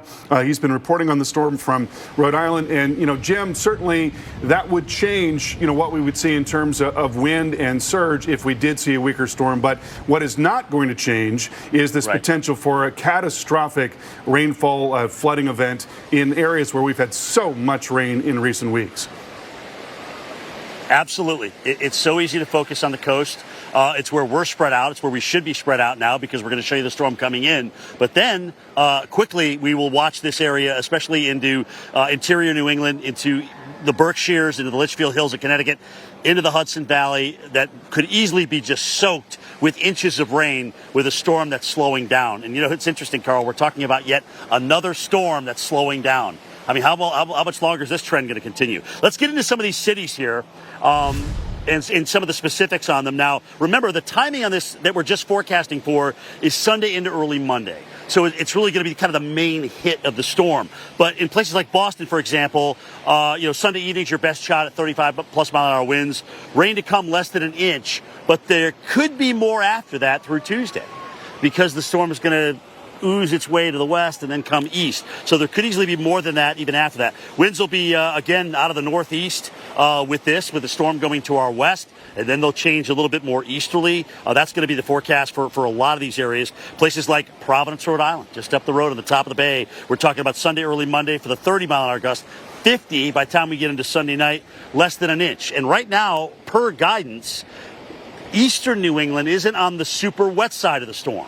It seems like the moisture really wants to funnel back to the west with the trajectory of that upper air low. And that's going to be interesting to watch how that evolves. Nantucket, I think you'll be 50 mile an hours by the time we roll into midday Sunday, and certainly less than an inch of rain. You can see that's kind of pointed out on the rain graphics in through here. A lot of this is going to be more interior western New England, eastern New York, the Catskills, again, down into northern New Jersey, into the Hamburg Mountains, where we are going to get one heck of a soaking in through here. Not to mention probably enough wind to cause the power outages. So that's something to watch. All right, guys, let's go to New London, Connecticut. Felicia Combs. And Felicia, I'm not familiar with how New London lays out, but what part of that area is most vulnerable, if you will, open to the ocean and the surge? So, Jim, New London is actually on the Thames River, so you can kind of see it behind me here. New London is on the west side of the Thames River, and across the river here, because we're on the river right now, is Groton, which is actually a bit more flood prone than even this side of the river. And then what happens is the Thames River flows out to the Long Island Sound, which of course then opens to the Atlantic. So the marina that we're at, the Thamesport Marina, is actually kind of the first stop on the Thames River out of the Sound. So this is actually one of the more vulnerable marinas to what we're going to be dealing with. So in terms of the rainfall still to come, as Jim was showing us, most of that rainfall, the heavy rainfall, is going to be west. It's been a beautiful day here in New London so far today, but what's going to happen is those winds are going to start to pick up as we move through the day. Sunday morning, we'll have that wind already picking up, but really Sunday afternoon and evening. And then we're going to get into the onshore flow as we head into the second part of Sunday Sunday, and that is going to be happening during high tide, so that could cause some issues, certainly, especially as we're looking at that high tide Sunday night.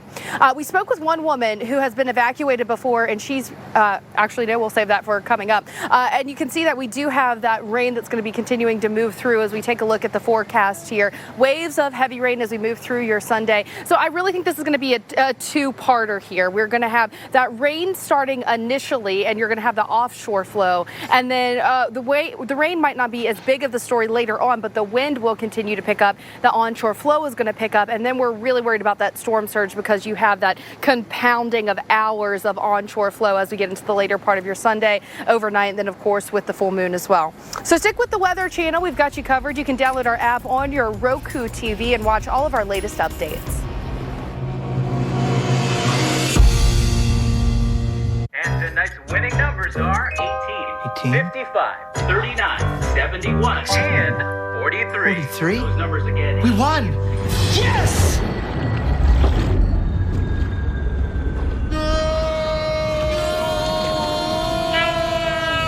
Quick, the quicker picker-upper. Bounty picks up messes quicker, and each sheet is 2 times more absorbent, so you can use less. I'll hold on to that. Bounty, the quicker picker-upper. Visible is wireless that doesn't play games. It's powered by Verizon for as little as $25 a month, but it gets crazier. Bring a friend every month and get every month for $5. Boom. 12 months of $5 wireless. Visible, wireless that gets better with friends. My psoriatic arthritis pain, I had enough. It's not getting in my way. Joint pain, swelling, tenderness, much better. My psoriasis, clearer. Cosentix works on all of this. 4 years and counting. So watch out. I got this. Watch me. Real people with active psoriatic arthritis look and feel better with Cosentix. Cosentix works fast for results that can last. It treats the multiple symptoms of psoriatic arthritis, like joint pain and tenderness, back pain, and helps stop further joint damage. Don't use if you're allergic to Cosentix. Before starting, get checked for tuberculosis. An increased risk of infections, some serious, and a lowered ability to fight them may occur. Tell your doctor about an infection or symptoms, or if you've had a vaccine or plan to. Tell your doctor if your Crohn's disease symptoms develop or worsen. Serious allergic reactions may occur. I just look and feel better. I got real relief with Cosentix. Watch me. Feel real relief. Ask your rheumatologist about Cosentix. This isn't dry food or wet food. It's not burnt brown pellets. It's real meat and veggies, developed with vets and delivered fresh to you. Visit tryfarmersdog.com to see your dog's personalized meal plan. There's the guy who said his trade-in was in perfect condition. Well, what do you think? Well, let's see here. It looks pretty nice on the outside. Oh, got a teeny tiny scratch right there, and whoa, game changer. You didn't tell me that you had WeatherTech floor liners? Of course. I also have the cargo liner and seat protector. I mean, the carpet looks brand new. So what do you think of my trade-in now? It just went up. Way up. Thought so. Protect your investment. Order your American-made products at WeatherTech.com.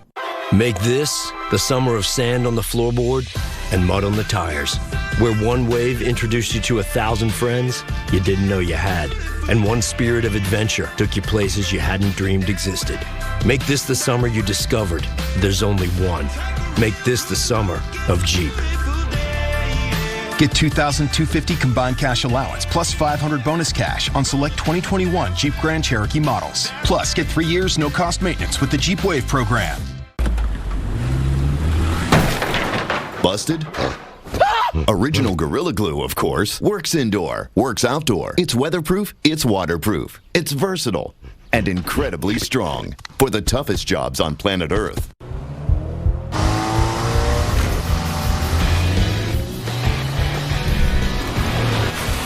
Return to rugged, the all-new ruggedly redesigned 2022 Nissan Pathfinder.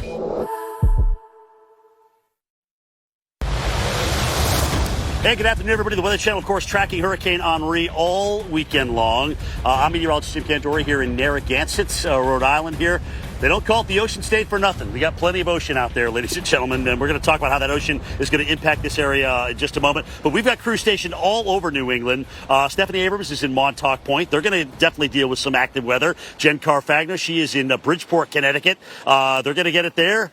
Interstate 91, Interstate 95, they kind of get together near New Haven and Bridgeport. Felicia Combs in beautiful New London, Connecticut, talking about how the river meets the ocean there. We'll get a live update from her in just a moment and talk about impacts in all of our areas, and not only where they are and where we are, but also areas inland, because this is potentially more important inland than it is even on the coast. There will be impacts here, but there will be impacts potentially of epic proportion, certainly inland, with the kind of rain we could get. All right, so let's give you the nuts and bolts on this. We've got hurricane warnings out, Long Island, Connecticut, some interior counties, over through about half of Narragansett Bay, including Newport, which is on the other side of the bay, and through here, tropical storm warnings, including New York and the Cape, bookend this. We are also under a storm surge warning. We're expecting 3 to 5 feet of storm surge in through here come tomorrow afternoon, even though some of the worst of this could come in at low tide. But either way, remember, that storm surge forecast represents a worst-case scenario, all right? How high is the water going to be above the ground? And that's what that basically is looking at. Tropical storm force winds, probabilities are very high, not only on the coast but also inland. When does that start? Really starts to crank up. Certainly tomorrow morning is when we're going to see that. Probability of hurricane winds not as high, because we do think that this system will weaken and not have as much probability of staying a hurricane or even becoming one, once it gets north, if you will, or just south of Long Island. So right now it's got 75-mile-an-hour winds with it, but that seems to be a stretch. Carl, I wanted to ask you, as we bring in our hurricane specialist, Carl Parker, and talk a little bit about Hurricane Hunter aircraft. What is their schedule looking like? Are they going to put another high-altitude aircraft out and through here and kind of look at the surrounding atmosphere that surrounds Henri? Yeah, I believe they are, Jim. I'm going to have to check on that. I believe they're going out this afternoon to do that. But certainly they've been doing a lot of that. They did plenty of those flights last night. Yes. A couple of NOAA planes were in there, and they're trying to get a really good sense of the atmosphere and how this upper low is going to evolve, because that is going to be critical. I think the upper low has been more detrimental up till this point, and so the question is what is going to happen going forward here. We're going to talk a little bit more about intensity here in just a second. So let's give you the latest on the storm, and here is what we know right now. The storm is a Category 1 hurricane. New York has issued now a state of emergency. 500 National Guards people have been deployed, and that is a state of emergency for Long Island, New York City, and other areas. The New York Metropolitan Transit Authority deploying added personnel and pre-positioning essential backup equipment across railroads, subways, bridges, and tunnels. Long Island Railroad adding an extra train leaving for Montauk this afternoon, along with 3 others already scheduled. And FEMA reminding people who experience power outages to keep those generators outdoors. All right, let's talk about some of the forecast issues that we're looking at right now. So the forecast has not changed that much in the last day or so. Still expected to be a Category 1 hurricane as it is moving in tomorrow morning. Still generally taking aim on Long Island and southern New England. It's still going to slow down tremendously. That's going to be a huge part of the story that is going to amplify the potential for exceptionally heavy rain, as well as a prolonged period of wind. Now, you look at the National Hurricane Center forecast. Notice here we just got the new ensemble information from the American model, the GFS model, and you notice that a lot of these ensembles, what we were looking at earlier today, was a spread that was really on either side of this track. Now there are fewer members pointing towards New York and more members a little farther to the east. So for a couple of days, we saw the trend move west, west, west. Then it started to come back a little bit towards the east. Now, at least with this American model ensemble run, even more of a trend to the east, but still generally taking aim on Long Island as well as southern New England. Maybe, however, some increased risk of impacts, say, in the Boston area.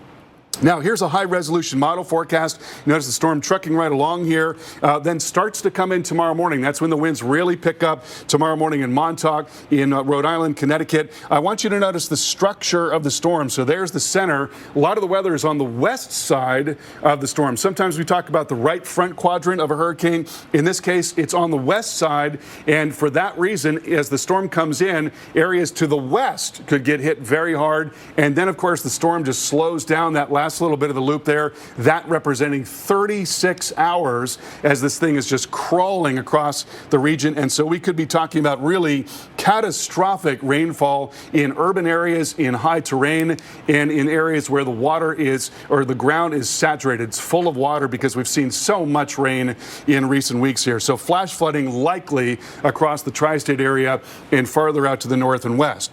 Now, looking at the the visible satellite picture, we see a well-defined core right there. What it is lacking right now is really deep convection, a lot of tall thunderstorms. You're just not seeing that right now, and that is because there's this upper low that is off to the west, and that is driving wind across the center of circulation. So it's being sheared. So for now, it is not helping the circulation. The thinking is that eventually that shear is going to back off. That will give it more of a chance to organize.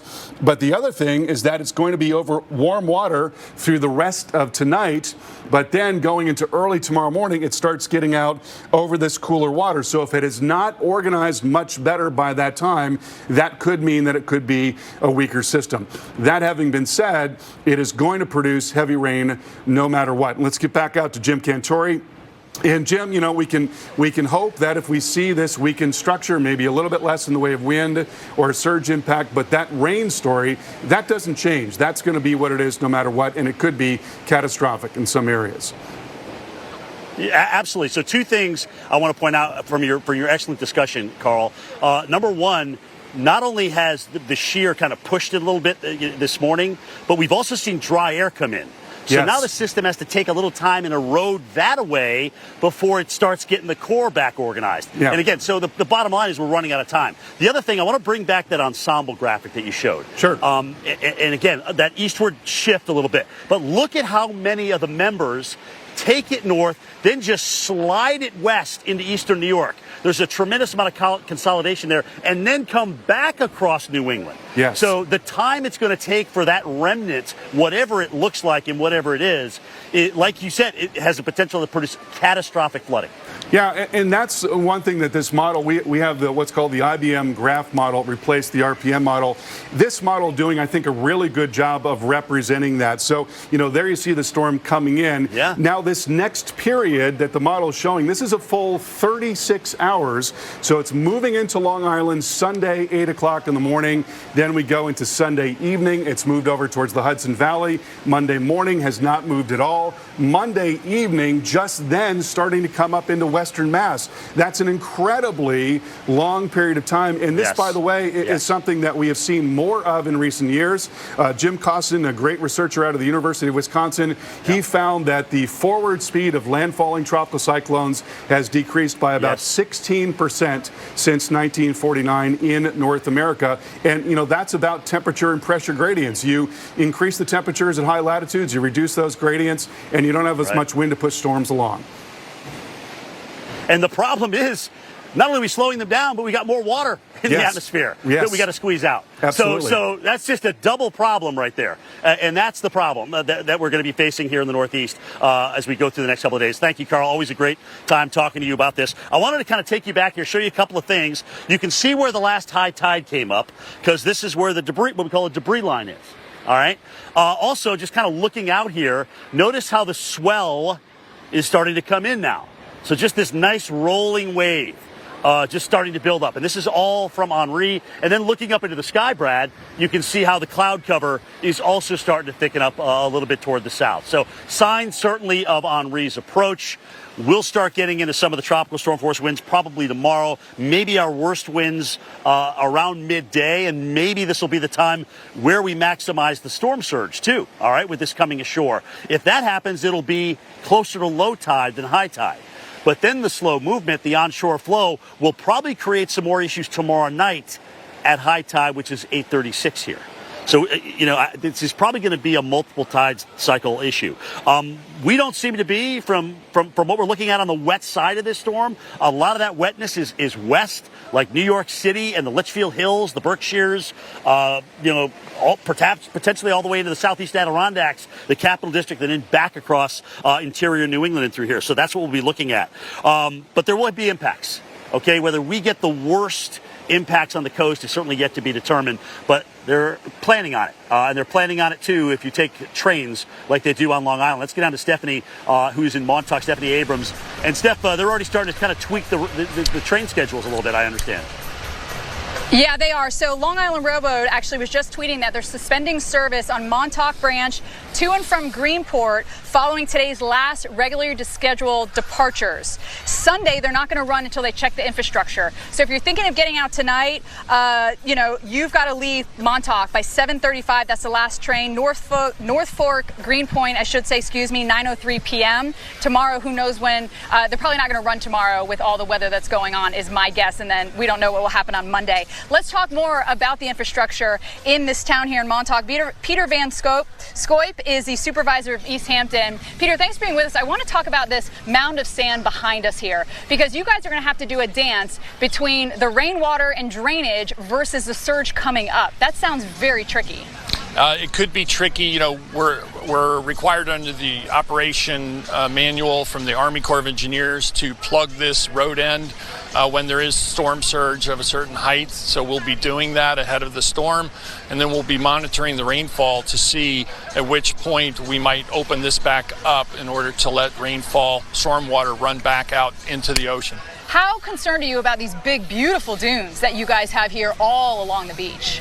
So we are very concerned about the loss of sand to erosion. We have problems during the winter time and we lose a lot of sand. We do an annual replenishment here until we get a larger project. And so that's a lot of concern right now, because it's still height of the season. You know, you can look around and see how many people are enjoying the beach today. Obviously, we don't want them on the beach tomorrow. It's going to be dangerous. Stay out of the water. But you know, this is part of what drives our economy and part of what we all love. What is your biggest concern for the residents and visitors that are here? Well, of course, my primary concern is for everyone's safety. We want everybody to stay safe, stay indoors during the storm. Don't go out. There's flying debris. There's going to be wires down, trees down, and we'll have crews out dealing with that. Emergency, preparedness team has been activated. It's all hands on deck now until this thing's over. All right, Peter, we certainly appreciate it. Thank you so much for that. My pleasure. And, this is actually the third Atlantic hurricane season, third Atlantic storm we've seen this season.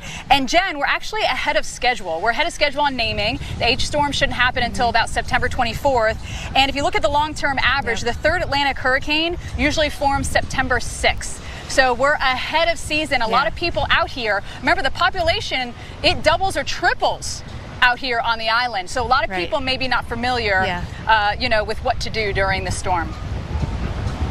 And also this is the last blast for a lot of kids to have some fun for going back to school, for parents as well, right? So they're trying to take advantage of the weekend. That's what we've seen here actually in Bridgeport, Connecticut. I am at Seaside Park, which is popular, and it was actually a little more crowded a couple of hours ago when I first arrived. I think it's thinning out a little bit, maybe people getting home and just making sure they have everything prepared for what's to come. Let me give you the lay of the land. I want to actually take you down the beach to the lighthouse, which is out there. And so, I'm on the Sound side, the Long Island Sound side. On the other side, we got the Black Rock Harbor. That's a little more protected over there, but certainly storm surge is going to be a factor in both of these areas. Now, we're under storm surge warning. We are expecting 2 to 4 feet of surge here. When you look at the beach and the way it is, we're at low tide, or we're heading towards low tide right now, actually, so it's still going out. Low tide is about at 5 o'clock, and that'd be the timing for tomorrow too-ish. So as we think about, if we're getting an approach from Henri at this time at low tide, look how far out the water is.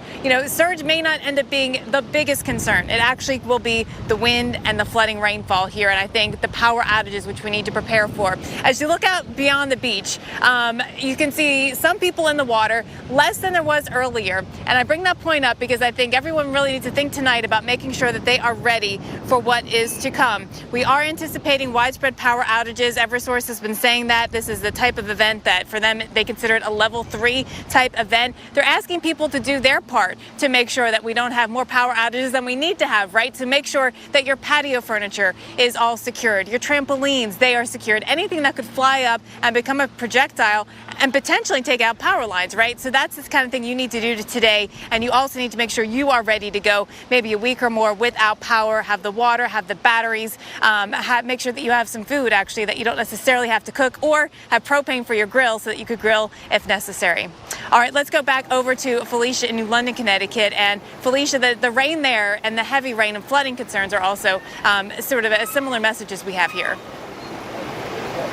Yeah, definitely, Jen. All of the coast of Connecticut there along the Long Island Sound, certainly many of the same messages that we're echoing. The storm surge is going to be a big issue, especially with the full moon and the high tides, with us having an onshore wind that we're going to be dealing with. Of course, the rain as well, and then the power outages. So I will say today is kind of your day to finish getting ready here in New London. By tomorrow morning, you will be dealing with those bands of rain, and those winds will continue to pick up throughout the day on Sunday as well. Of course, we are all bracing for Henri as conditions continue to deteriorate as we head through your Sunday morning. So if you're trying to get anything squared away, today's your day to do it. We're back after the break.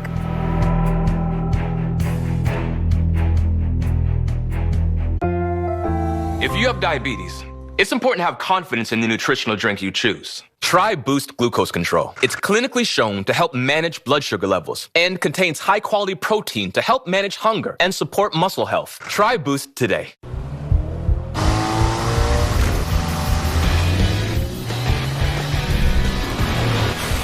Return to rugged, the all-new ruggedly redesigned 2022 Nissan Pathfinder. Shingles. Oh, you mean Bill? He's been a real pain. Again with the bill. What? It looks like a face. Hearing about it 24/7 is painful enough. I don't want to catch it. Well, you can't catch shingles, but the virus that causes it may already be inside you. Does that mean Bill might have company? Stop. You know, shingles can be prevented. Shingles can be what? Yeah, prevented. You can get vaccinated. Oh, so I guess it's just you, me, and Bill then. I'm making my appointment. Bill's all yours. 50 years or older, get vaccinated for shingles today. Honey latte. What's the Wi-Fi password? Oh, it's Hack Me. Are you serious? So I gave your birth date for free parking. That's how I got this robe. No one really tries to be unsafe. Mom, what's your 401k number? But every time you give up info and privacy, you give up a little safety too. Is it normal to ask for your social when you buy socks? Norton 360 with LifeLock helps protect your devices, online privacy, and identity all in one. Opt into cyber safety at norton.com. Introducing Solstice Lager by Stella Artois. Triple filtered for a smooth taste with citrus notes and a crisp finish. Exceptionally golden. Allergies with nasal congestion overwhelming you?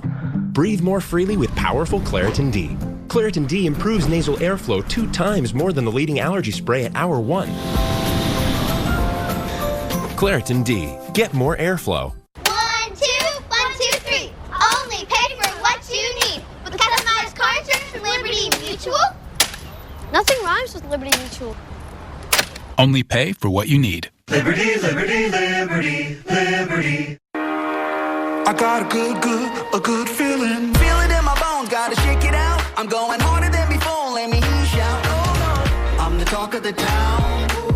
I know you're feeling it now. Transitions, light under control. That's a joke.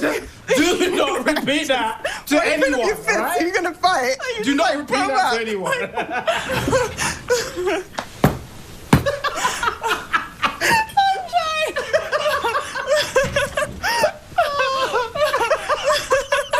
The video calling device designed to bring people closer. Share something real. Portal from Facebook. It's a fact. No other news network out there is trusted more than the Weather Channel. And America doesn't trust hurricane season to just anyone. Dry eye symptoms keep driving you crazy? Inflammation in your eye might be to blame. Let's kick Ken's ache and burn into gear. Over-the-counter eye drops typically work by lubricating your eyes and may provide temporary relief. Those drops will probably pass right by me. Xiidra works differently, targeting inflammation that can cause dry eye disease. What is that?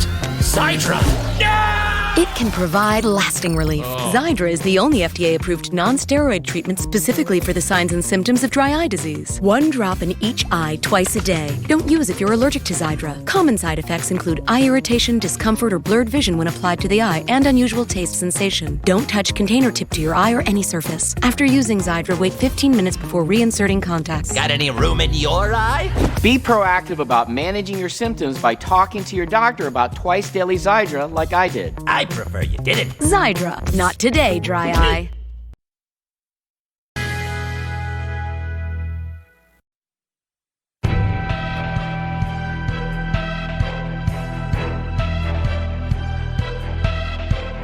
Currently in our area, 82 degrees under cloudy skies.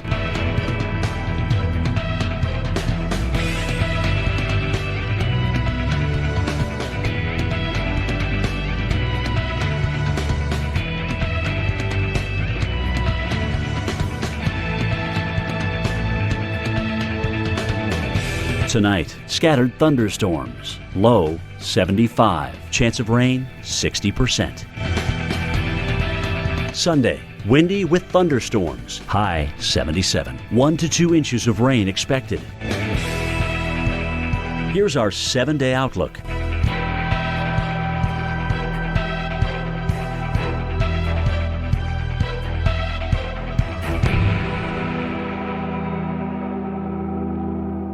When it comes to covering the most important issue facing us and our Earth, one day does make all the difference. Now, the Weather Channel and its innovative climate team at Pattern are connecting you every day to the most fascinating stories impacting our planet.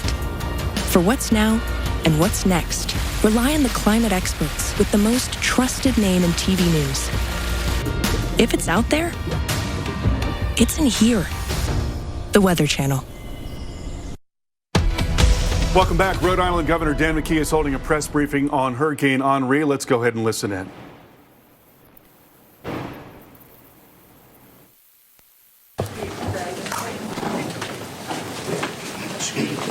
Perfect. That's good.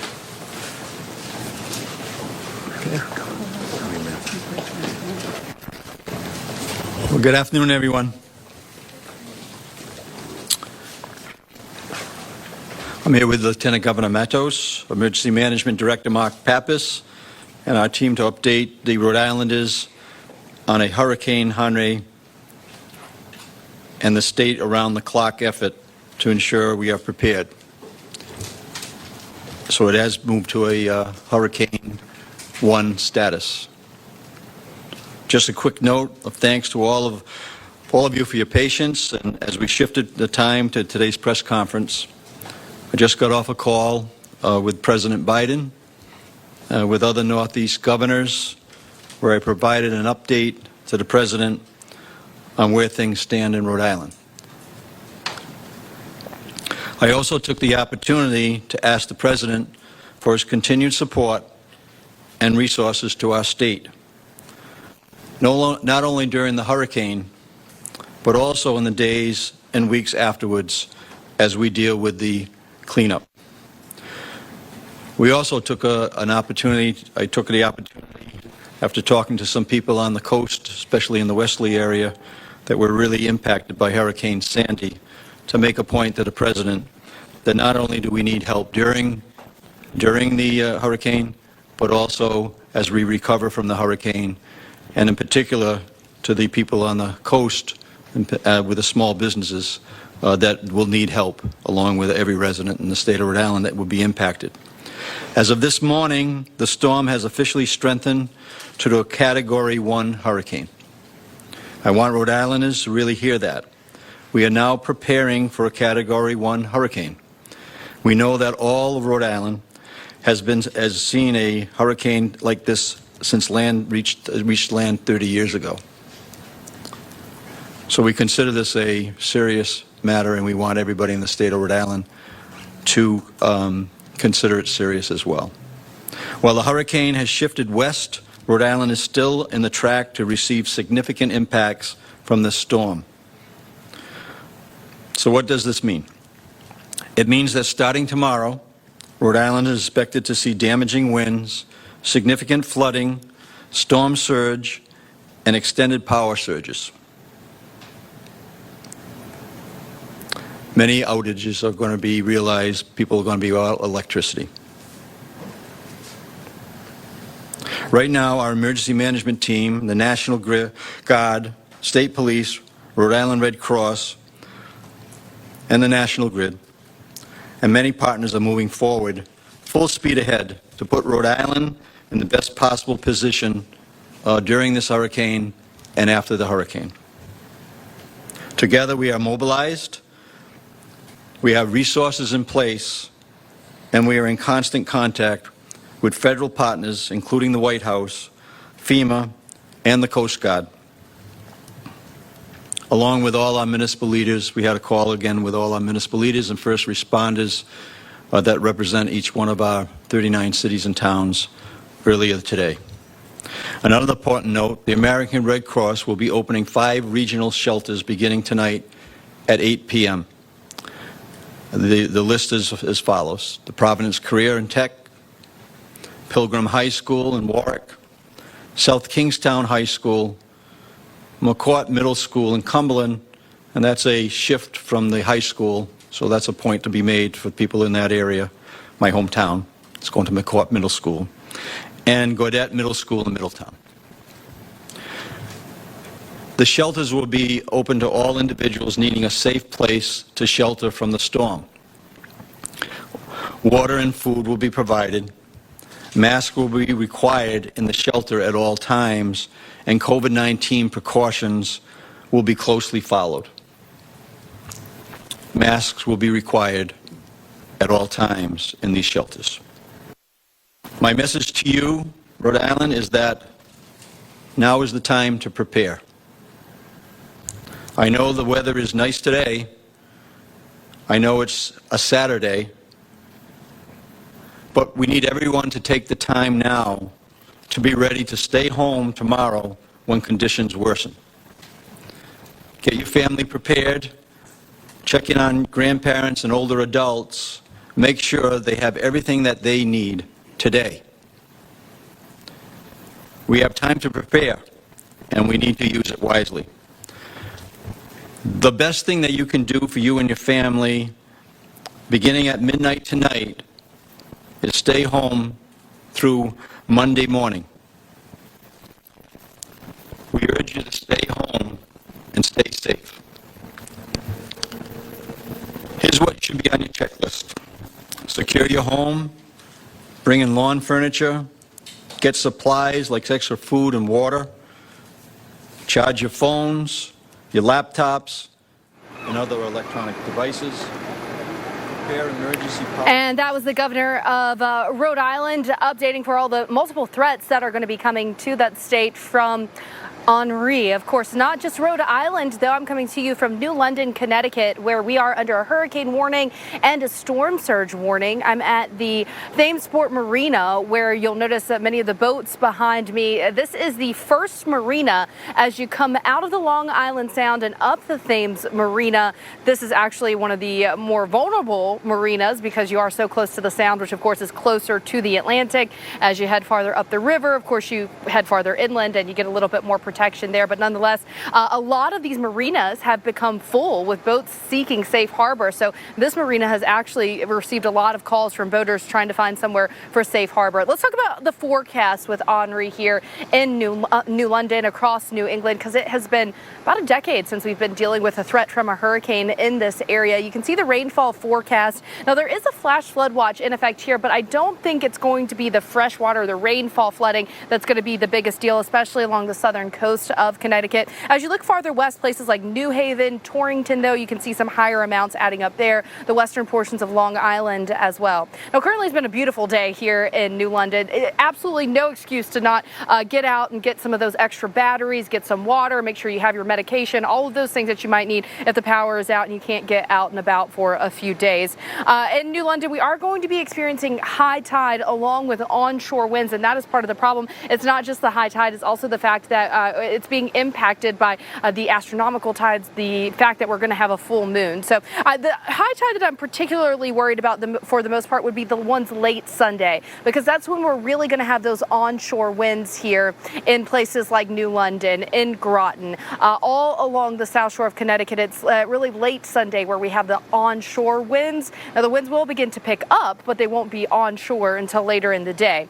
We also are going to have that rain moving through as well. The future radar does show starting by Sunday morning, we've got waves of rain, heavy rain at times moving through, and then we're going to have those waves of rain until Henri finally pulls away. So it's not going to be a short duration thing here. It's going to be taking up pretty much your entire day of Sunday with something happening. The forecast here for the storm surge where we are in New London is about 3 to 5 feet. Now, we did speak with people earlier. We saw people getting out, stocking up, fueling up on all of those different things that they might need. Of course, you want to make sure you have the gas. You want to make sure that you are getting ready. And a lot of people are preparing. We spoke with someone who was getting prepared for Henri earlier. I would say that we don't see them that often in New England, and when we do, there's a lot of hysteria, as you could probably see. Grocery store shelves are likely empty. Gas station lines are pretty long. There's just a lot of chaos, and everybody just trying to prepare and do the best we can. Likely won't have power for a few days, so people are just stocking up.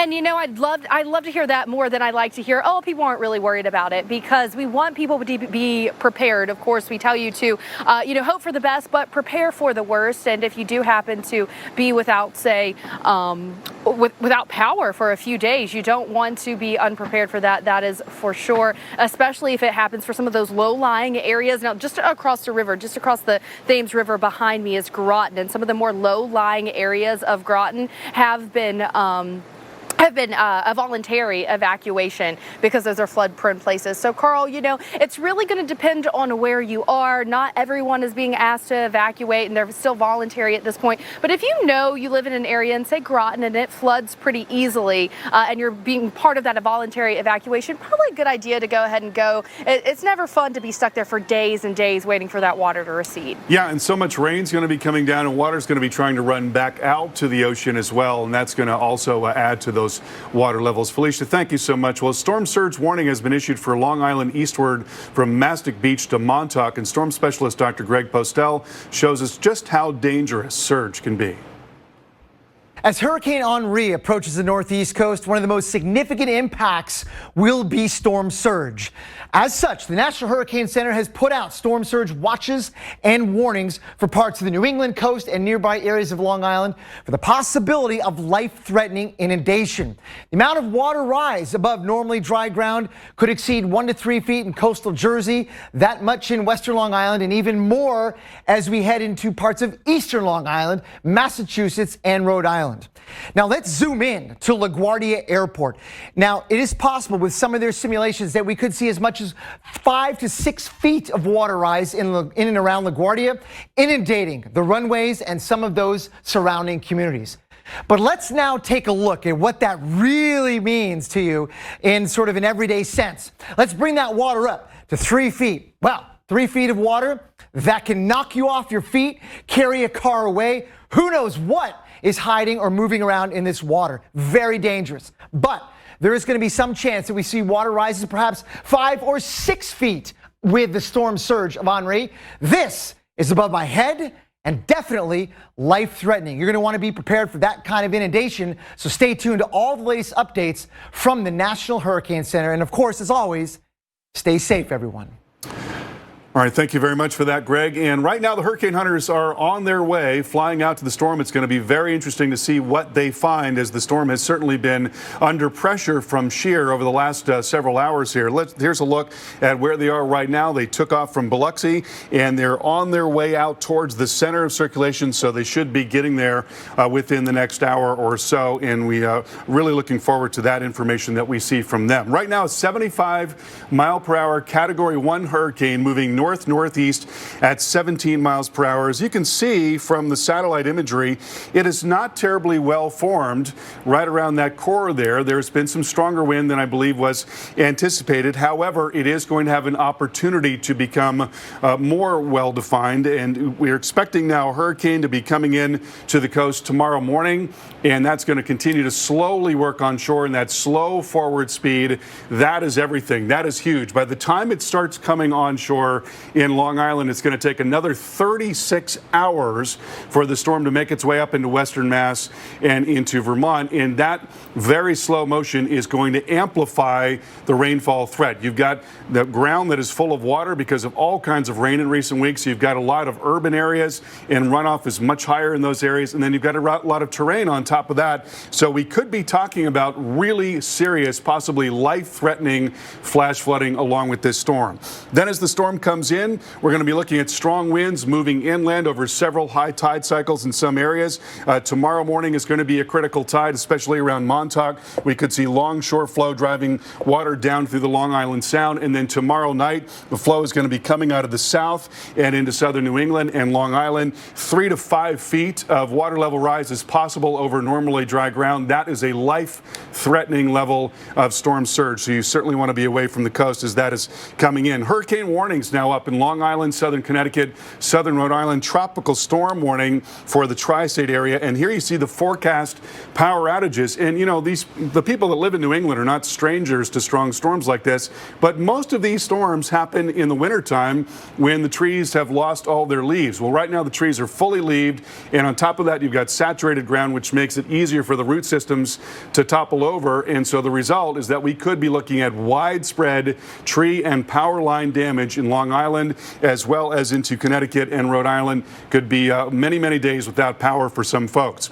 Interesting model development here. We're seeing more of the ensembles a little farther to the right. We'll talk more about that coming up in just a few minutes. We'll stay with the Weather Channel as we continue to track this very dangerous storm. And keep in mind, you can download the Weather Channel app on Fire TV, Roku, and on your smart TVs. Much more coming up. It took a while to get up here. We started out around 1959.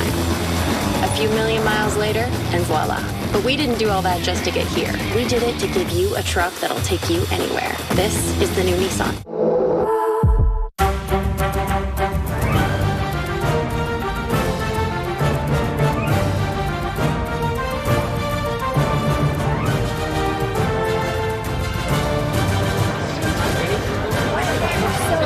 You want to make pizza night with the family even better? Bam! Get yourself the new Parmesan crusted papadilla. It's like a golden, crispy little fireworks show in your mouth.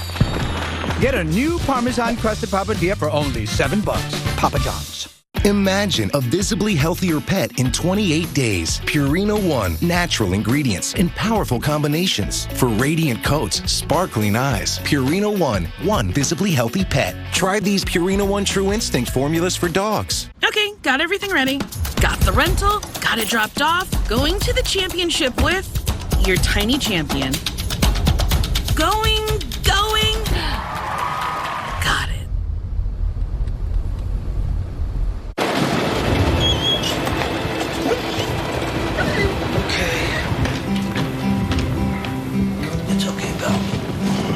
Now Dish has dedicated teams monitoring your signal 24/7.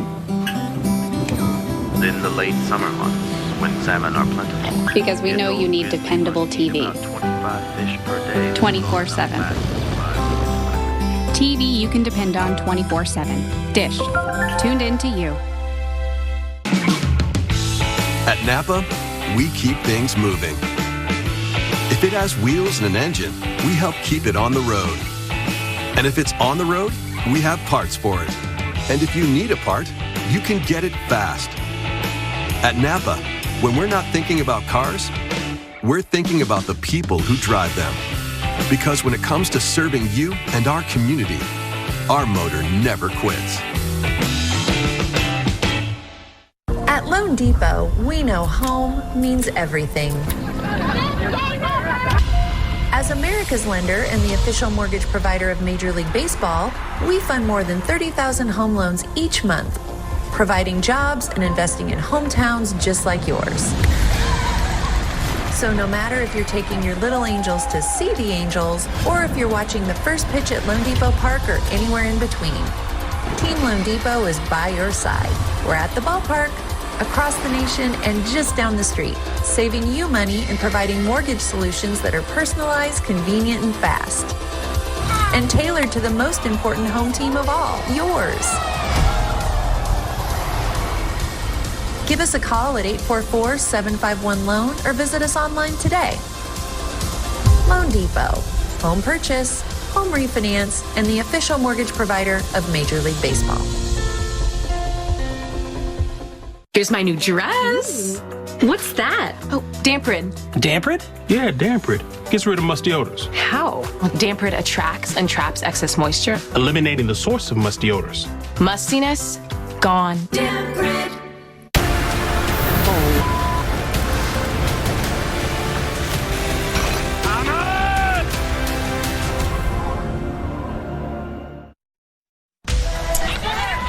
And the beaches on Long Island looking a little emptier than you'd expect for the middle of August. This was yesterday, waves kicking up as Henri inches closer to the northeast coast. And people are taking it seriously. In fact, we've had word that some gas stations are out of gas. I know there's been long lines. People are checking their trees to make sure that the limbs aren't going to touch any power lines. In fact, Con Edison crew is busy in the Bronx trimming trees in Pelham Bay. So everyone is getting ready for this system. And in fact, Suffolk County issued a voluntary evacuation for Fire Island, and they're canceling all ferries tomorrow. I have not heard of any shelters that are open, and those are the only evacuation orders I've heard as of now. So let's show you some of the 75 miles of beach along East Hampton, and people are starting to clear out. I mean, we do have some people still left trying to get the last few days, and we have right now just a red flag that is flying for us here, but otherwise people have stayed out of the water. In fact, we talked to one little kid earlier, and he said, I got beat up out there. It was pretty rough. But it's not only the water. High tide tomorrow at just after 9 o'clock. High tide typically, you can see, comes up to here. This is our debris line that we've noticed. But the water could rush all the way up the beach, and then town is right there. And you see these mounds of sand we have right here. They're going to try to block the surge, but the problem is this area is also where all the water drains out. And so they're going to play, do we add the sand? When do we take it away? That's what they're going to follow. Also, look at all of these power poles. They're lining the streets here. This is what we are worried about. Power outages could be huge. And in fact, the power company here in Long Island says it could be 7 to 10 days until they restore power to everybody. So keep that in mind. Also, the trains, probably not running tomorrow. And then depending on if there's debris, power outages on Monday, could be slow traffic. So keep that in mind. It's not only here onto Long Island. We're talking Connecticut, Rhode Island, all the way through Massachusetts, New York, and into southern portions of Vermont, as well as New Hampshire. Watch for those generators too. This is something you lose power, you put that generator, you want it way away from the house. We don't want to lose anyone because you're inhaling the fumes from that. When is it going to start? As we head, first of all, it's already started. Have you noticed how the clouds have gotten thicker as we've gone through the day here? And the waves have been kicking up more and more. Even though the storm is 395 miles to my south, it's already coming in. The worst of the weather will start tomorrow morning. So if you're thinking you're going to get out early tomorrow morning, you might be fooled. You need to do it. Tonight is the night to do it. Tomorrow is a day to stay home. And it's going to be an all-day event for us here because the storm does slow down. So, Jen, I'm trying to emphasize and remind people, shower tonight, bathe the kids, because if you're 7-8 days without power, get laundry done, maybe cook some food, because that is a long time and it can be very tough. Put gas in your car. I mean, all the things that you need to do, knowing that you might not have power for, several days, if not more than a week. That's a possibility. All throughout New England. Steph's on Long Island. I'm actually here in Bridgeport, Connecticut, on the Long Island Sound, so just across the ways from her. And, what we're talking about is the potential for some very heavy rainfall that could cause flash flooding in addition to the power outages. And I want to take you back here just a few days ago when we had the remnants of Tropical Storm Fred come through here. We had big rain, not in Bridgeport, but in Connecticut. We go up to West Hartford, and that's where we had 3 to 6 inches of rain. And we think that this kind of scene, unfortunately, could play itself out here across the state of Connecticut. The rainfall from this storm, different than a lot of them, the rainfall is going to be heaviest on the western side because of the way it's moving, because of the way the moisture is wrapping around, because of the way the storm system actually is going to be slowing down and then actually kind of making a loop-de-loop here and just staying across southern New England for several days. And that's going to be why we have so much rain in the forecast and that potential for flash flooding. Here in Bridgeport, we actually are just about average for rainfall for the year. But you go to a place like Hartford, we're above average for the month. We've doubled our monthly rainfall already, and definitely concerned that the ground is saturated and that when you bring in a couple of inches more of rainfall in a short order of time, not only will you have flooding concerns, but any trees that have shallow roots, those could come out. Those trees could take out power lines, and you see how the dominoes do begin to fall. Quick look here at your forecast, and we know that this is an area saturated in the past 7 days because of what was Fred, because of some heavy thunderstorms that we had in the area. You know, we've had a month of July that was extremely wet across eastern Massachusetts, and then we bring in the heaviest of rainfall from Henri, and you can see the models, while they're slightly different in the exact position, they both have a footprint of some big rain over New England, and we're talking, you know, the chance for 3 to 6 or even more than 6 inches of rain. That is a possibility in some local areas. There's always an overachiever, and that's why the flash flood watches are up. That's why there's an outlook for flash flooding. You know, we've got this trough in place that's helping to pull Henri up here to the north. That itself is going to be a reason to make it rain, and then you bring in all the tropical moisture, and of course that's going to be just a deluge of rain as we get into the coming days. Now back out here to where I am on the Long Island Sound. I'm at Seaside Park in Bridgeport. You can see that I've got the lighthouse behind me. On one side, we've got the Sound. On the other side, we've got the Black Rock Harbor, where there are some boats, and those boats will have to decide what they're going to do here as we watch the approach of Hurricane Henri to the area. Winds are going to be gusty. We're under tropical storm warning. Right now, we are expected to be on the left side of the storm, but we know that track can change. There are wiggles, there are wobbles. So stay tuned to the Weather Channel. We'll have continuing coverage step by step to get you through Hurricane Henri. Jake from State Farm. I would like to formally extend my gratitude for the Russell rate on my insurance. Do you mean surprisingly great rates from State Farm? I don't believe in accepting help, but I'll make an exception. Here's the deal, Russell. There's no special rate. These prices are for everyone. With the oak and the eagle as witness, consider us square. I made that from memory. I know your face that well. You want the real deal? Like a good neighbor? State Farm is there. Mom's gonna kill us. Gorilla Super Glues. Of course. Gorilla has a fix for every project. Original brush and nozzle and ultra-controlled gel for the toughest jobs on planet Earth. Imagine a visibly healthier pet in 28 days. Purina One, natural ingredients in powerful combinations for radiant coats, sparkling eyes. Purina One visibly healthy pet. Try these Purina One True Instinct formulas for dogs. Tums versus Mozzarella Stick. When heartburn hits, fight back fast with Tums Chewy Bites. Fast heartburn relief in every bite. Crunchy outside, chewy inside. Tums Chewy Bites. Your mission: stand up to moderate to severe rheumatoid arthritis and take it on with Rinvoq. Rinvoq, a once-daily pill, can dramatically improve symptoms. Rinvoq helps tame pain, stiffness, swelling, and for some, Rinvoq can even significantly reduce RA fatigue. That's Rinvoq relief. With RA, your overactive immune system attacks your joints. Rinvoq regulates it to help stop the attack. Rinvoq can lower your ability to fight infections, including tuberculosis. Serious infections and blood clots, sometimes fatal, have occurred, as have certain cancers, including lymphoma, and tears in the stomach or intestines, and changes in lab results. Your doctor should monitor your blood work. Tell your doctor about any infections, and if you are or may become pregnant while taking Rinvoq. Take on RA. Talk to your rheumatologist about Rinvoq relief. Rinvoq. Make it your mission. If you can't afford your medicine, AbbVie may be able to help.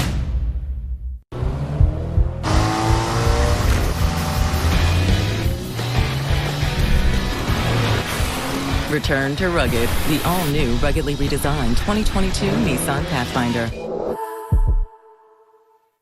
Hi, Hi, I wanted to get the mobile deal I saw on the sign. Sure, if you're getting 4 lines. Oh, I don't need 4 lines. Well, then you can't get that deal.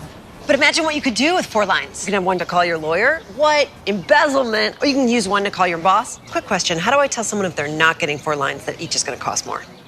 Yeah, I don't think she looks happy. No, not yet. She's going to lose her mind. You tell her. You know what? I'm good. T-Mobile is selling it. Don't buy it. Didn't work. For one fair price, no matter how many lines you need, choose Spectrum Mobile. I was born to be the next big thing. No telling where I'm going, but I'll show you what I mean. Like, na na na na na na na na na na na. They see me moving, but they're never gonna catch me. From the marker for everything comes the pen for everything else. Introducing the smooth, bold, and vibrant Sharpie S-Gel. Sharpie S-Gel. The power of Sharpie, now in a gel pen. Innovative climate team at Pattern are connecting you every day to the most fascinating stories impacting our planet. Rely on the climate experts with the most trusted name in TV news. If it's out there, it's in here, the Weather Channel.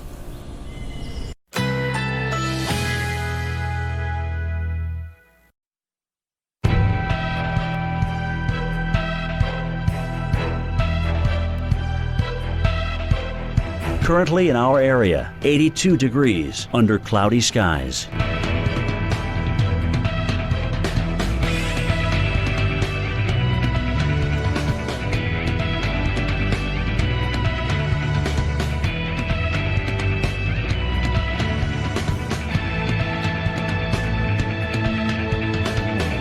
Tonight, scattered thunderstorms. Low, 75. Chance of rain, 60%.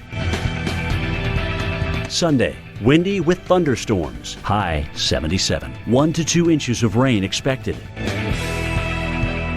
Here's our 7-day outlook.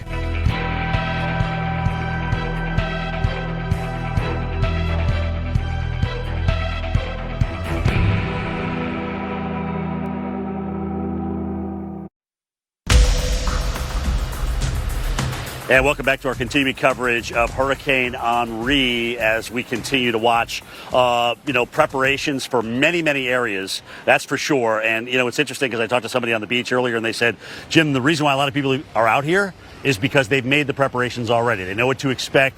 They're certainly planning on losing power. And this, from a recent, statement from the governor, too. He just was on our air. Governor Daniel McKee, expect power outages, expect the storm surge, take the storm seriously. Obviously, expecting Cat 1 hurricane conditions there. Whether we get those or not, prepare for them is what he was asking everybody to do. And even the ferry service out to Block Island back and forth shuts down at about 6:15 tonight. That'll be the last ferry coming in from Block Island. But what about the beaches?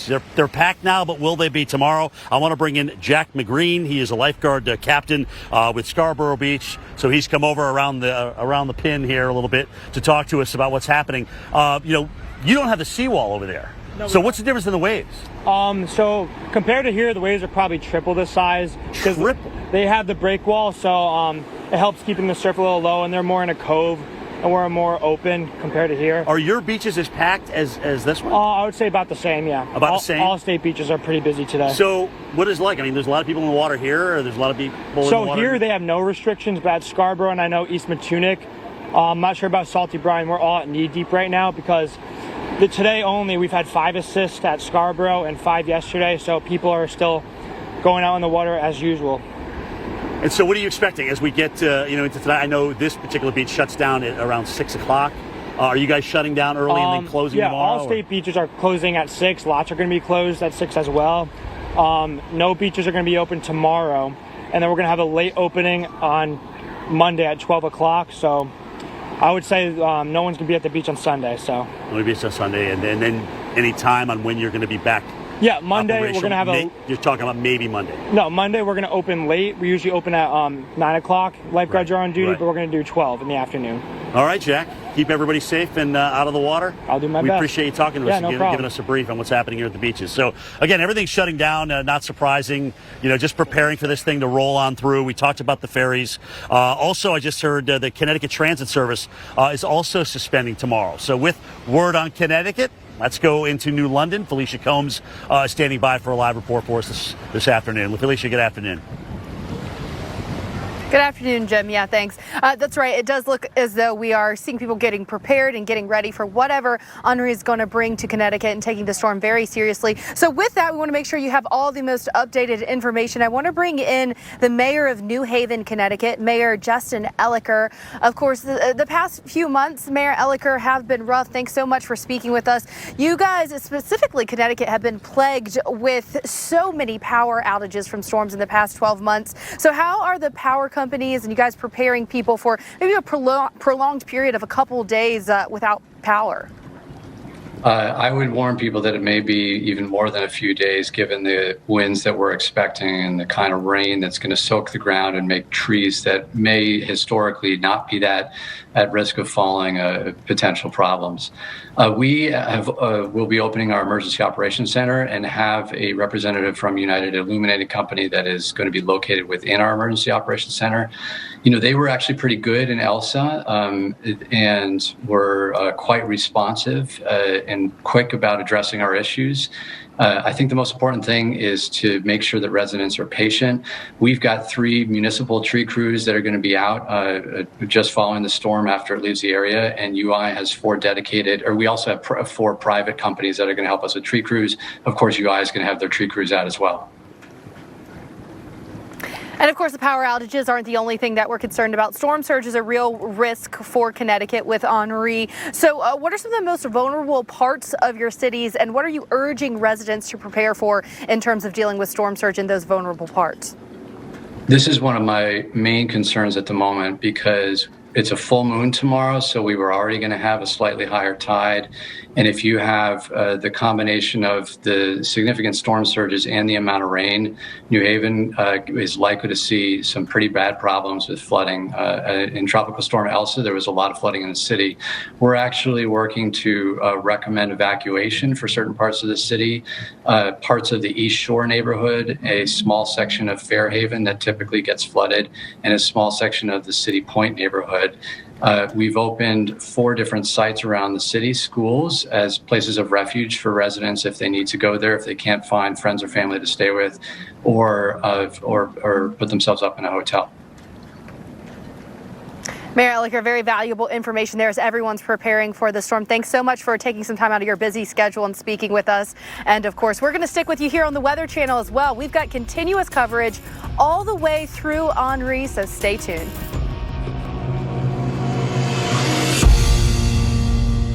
Because it's not a meal without... Is this locally sourced? Yep. Is this farm-raised? Probably. Grass-fed?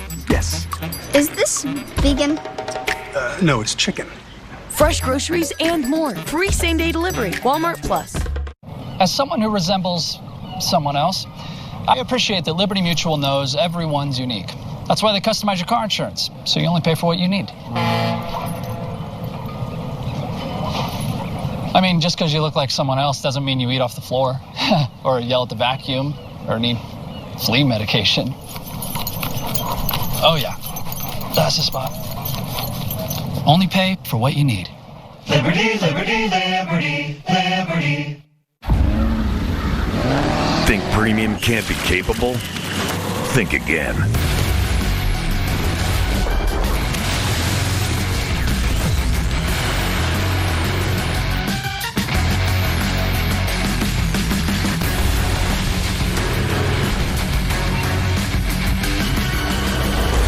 Introducing the first ever AT4 lineup. Premium and capable. That's professional grade from GMC. I'm a member of American Home Shield, which means this faucet may be freaking out, but I'm not. Something's wrong with my AC. It's blowing pretty hard and it won't turn off. Luckily, I'm a member of American Home Shield. My plan helps cover the cost when parts of more than 20 home appliances and systems wear out. If they can't repair them, they'll replace them. I've never felt so good. For a free quote, go to ahs.com. That's ahs.com. Ugh, is there a natural litter that actually works? At Tidy Cats, litterventions come naturally. Naturally strong unscented with activated charcoal or scented clean lemongrass with plant extracts. 100% natural, 100% powerful. There's a Tidy Cats for that. No one likes to choose between safe or sporty, modern or reliable. We want both. We want a hybrid. So do banks. That's why they're going hybrid with IBM. A hybrid cloud approach helps them personalize experiences with Watson AI while helping keep data secure. From banking to manufacturing, businesses are going with a smarter hybrid cloud, using the tools, platform, and expertise of IBM. I've got moderate to severe plaque psoriasis. Now, there's Skyrizi. Things are getting clearer. I feel free to bare my skin. Yeah, that's all me. Nothing at me. Go hand in hand. Nothing on my skin. That's my new plan. Nothing is everything. Achieve clearer skin with Skyrizi. 3 out of 4 people achieve 90% clearer skin at 4 months. Of those, nearly 9 out of 10 sustained it through 1 year. And Skyrizi is 4 doses a year after 2 starter doses. I see nothing in a different way. It's my moment, so I just gotta say, nothing is everything. Skyrizi may increase your risk of infections and lower your ability to fight them. Before treatment, your doctor should check you for infections and tuberculosis. Tell your doctor if you have an infection or symptoms, such as fevers, sweats, chills, muscle aches, or coughs, or if you plan to or recently received a vaccine. Nothing is everything. Now is the time to ask your dermatologist about Skyrizi.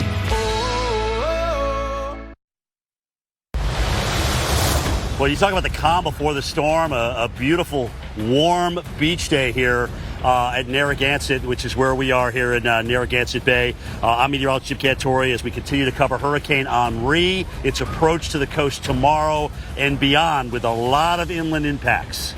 This is going to extend well beyond the coast, and I hope that we're drilling that into you with our coverage today.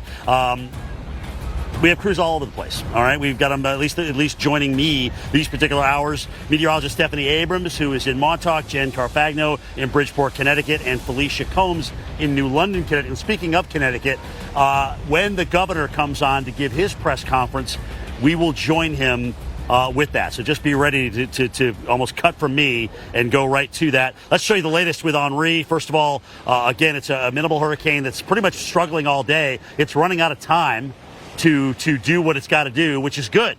We don't want it to strengthen, all right? And that would be great news. But the bottom line is we still got one heck of a rainmaker here that's going to come in and slow as it comes into New England and eastern New York State. Hurricane warnings posted from Long Island to the coast of Connecticut through Narragansett Bay. And, of course, we bookend that with tropical storm warnings, expecting those winds to get in sometime tomorrow morning over a pretty large swath. And think about it, the rain that we've had, even winds at 39 to 40 miles per hour for a few hours is going to be enough to knock over some trees. So plan on power loss. A lot of people here are planning on power loss, even on the coast. You should over the interior as well. You have a lot more things that can actually knock out the power there. Again, as I mentioned, this arrives tomorrow morning. The probabilities of hurricane force winds coming ashore are less, but whether you get 70 with a tropical storm or 75 with a minimal hurricane is irrelevant. The impacts are going to be the same. All right. Let's talk a little bit about what's going on with this thing. Carl, again, one of the things we pointed out earlier on the satellite is trying to get lightning around the center seems to be a problem for Henri today. About that, Jim, I mean, you can see it very clearly when you look at the visible imagery. There's clearly some drier air that's wrapping into the circulation. We know there's some ongoing shear there, and so there are a lot of things that are bothering the circulation right now. So let's take a look at some of what the modeling is showing us. Here's the forecast track from the 11 a.m. forecast package from the Hurricane Center. We've got a new forecast package coming out at 5 p.m. We'll see if there are any changes there, but some of the modeling has indicated that it might be shifting a little farther to the right. And what's interesting is that we're actually seeing a little bit of a movement more towards the northeast relative to that last fix. And so that is some of what the latest ensemble guidance from the American model is showing, that maybe it moves a little more towards the northeast as opposed to due north. And then wholesale, the guidance has been shifting a little farther to the east here. So it may be that it's more towards the eastern end of Long Island and southern parts of New England. Still working on that forecast, still trying to fine-tune it. There's still a large spread, especially considering how close we are to landfall. A lot of times you see it really beginning to tighten up by the time you get this close, and this one has been enigmatic for sure. Here's something I really want you to pay attention to. This is one of our high-resolution models. Couple of things. One is that we see this bifurcation here where a lot of times the right front quadrant is the more dangerous part of the storm, and certainly there's going to be a terrific amount of wind on the right side, but on the left side we may find a lot more weather. And so it could very well be that to the left of the center is where we find the heaviest of rain coming in. That's one thing I want to point out. Another is that this is 8 o'clock in the morning on Sunday. We're going to go forward here 36 hours. So it's moving in Sunday morning, Sunday night, maybe drifting a little farther west. Monday morning has not moved much at all. Monday night, 36 hours later, it's just starting to come up into central parts of New England. So the duration of this thing is going to be huge. Regardless of what wind and surge impacts we see, we're going to be looking at a terrific amount of rainfall in areas where the ground is saturated, where you've got a lot of pavement in the tri-state area, and also where you've got a lot of terrain. This is the latest output from the European model, a little bit of a shift to the right there. But wherever this happens, it's going to be a huge deal. We could be talking about life-threatening, catastrophic rainfall in some parts of New England and the New York City metro area because the motion is so slow on this thing. Here's the visible satellite imagery. Once again, there you see the center of circulation, some drier air wrapping around the underside of it right there. But that's a really well-defined core. And so if it does manage to get into a more favorable environment, it certainly could get a lot more organized over the next several hours. Here you see the upper low right in there, and there you see the wind driving into the center of circulation. So that is the shear that has been causing this thing to be a little less well organized. Here's what we're talking about as far as tonight. It's got this remaining period of time, about the next 12 hours or so, over this very warm water, and then beyond that, it's going to be over cooler water. So again, if it's not as organized, maybe that means a little bit less in the way of wind and surge. Well, the governor of Connecticut, Ned Lamont, holding a briefing right now on how the state is preparing for Hurricane Henri. Let's take you live and listen in. Category 1 hurricane that's going to be hitting the state of Connecticut directly and the region more broadly, starting first thing tomorrow morning. It's called Hurricane Henri, Category 1. I don't think the name Henri or Category 1 do justice to the severity of what this storm could represent. Brenda just reminded me that Superstorm Sandy was not even a Category 1 hurricane, and look what that exacted on our state and our region. This is particularly severe because it's going to be 8+ inches of rainfall on top of tons of rainfall that we've had over the last week.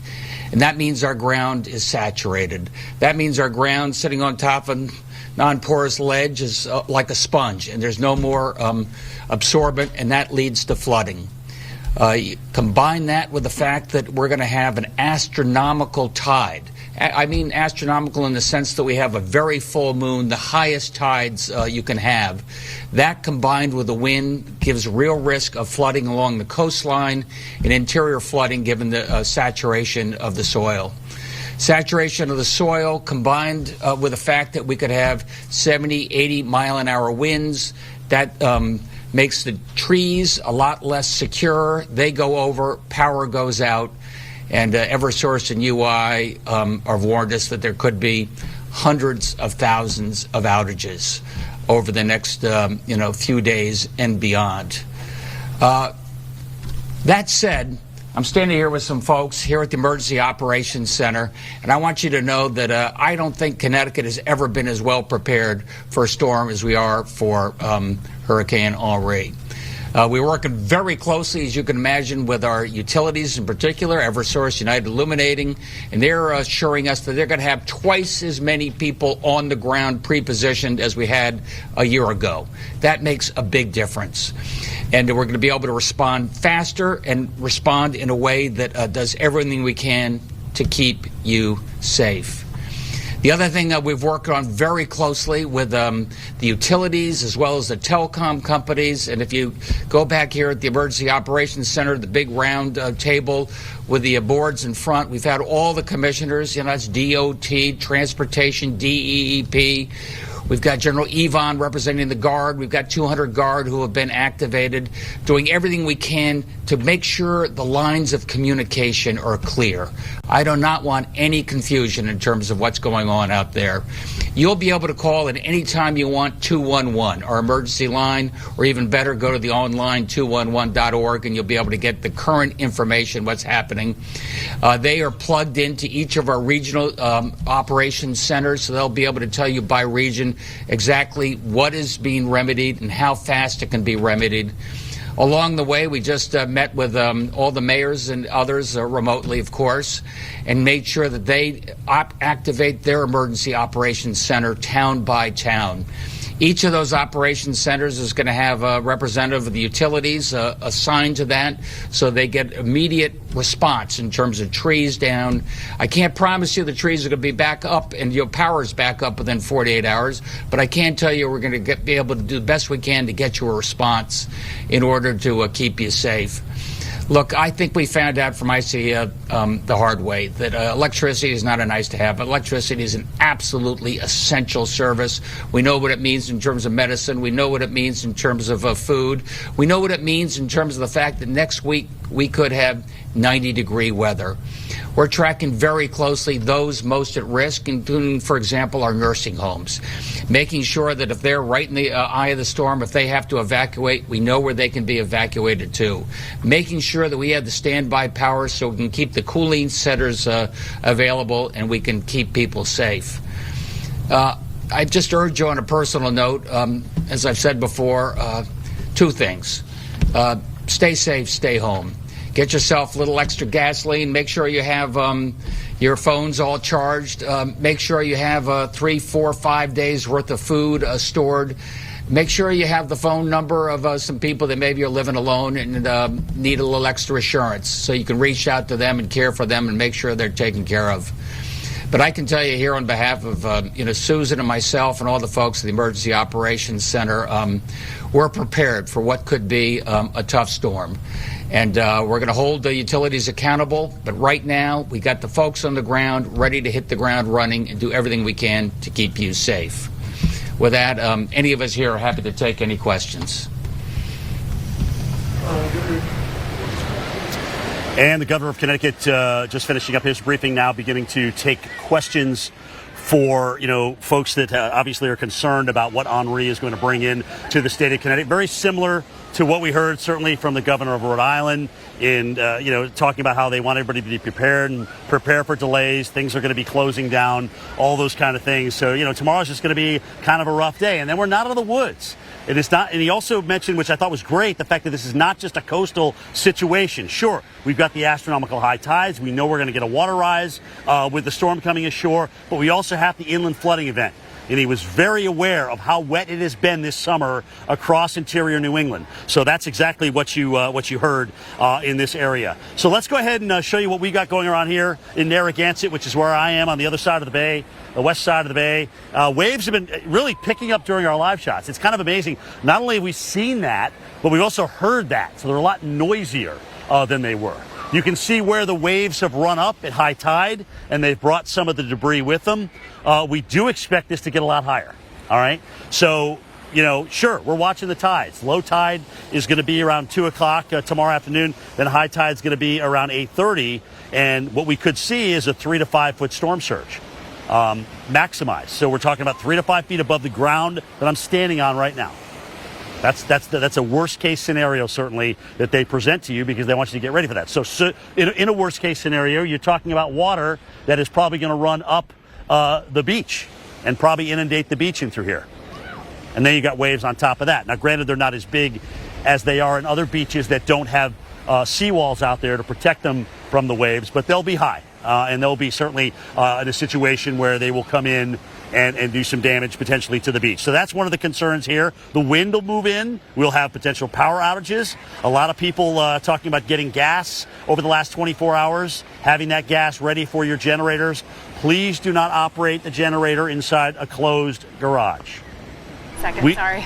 In all honesty, we've lost more people in storms, weaker storms, because of people operating their generators inside the garage with carbon monoxide poisoning than we've lost from the storms themselves. So please don't do that. All right, let's go down to Montauk Point. We'll talk about another area that is going to deal with storm surge and wind, and obviously changes. Steph, you talked about how they're going to change the train situation there, like we're going to change the ferries in through here. 6:15 tonight, we're done.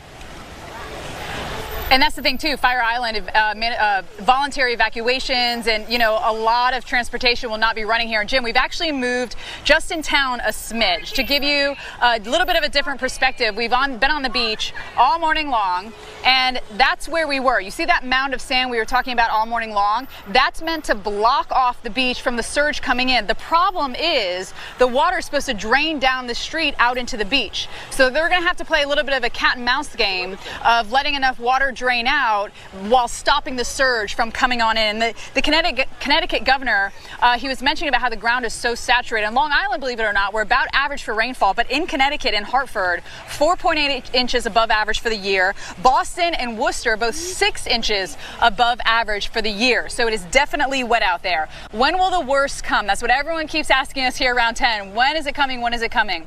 Tomorrow all day is going to be a bad day. It's going to start bad in the morning, it's going to get worse into the afternoon, and then the storm's going to continue through. So really the whole day is a bit of a wash. And Jim was mentioning the tides, and so was the governor as well. Our high tide here tomorrow morning at 9:18 is kind of worst case scenario because that's when the storm's going to be pushing ashore. So you're going to get that push, and we expect to see that water coming into the streets. A lot of people leaving the beach now, and they will not be at the beaches tomorrow. New York City beaches, by the way, closed for the next couple of days. But that surge could be 3 to 5 feet.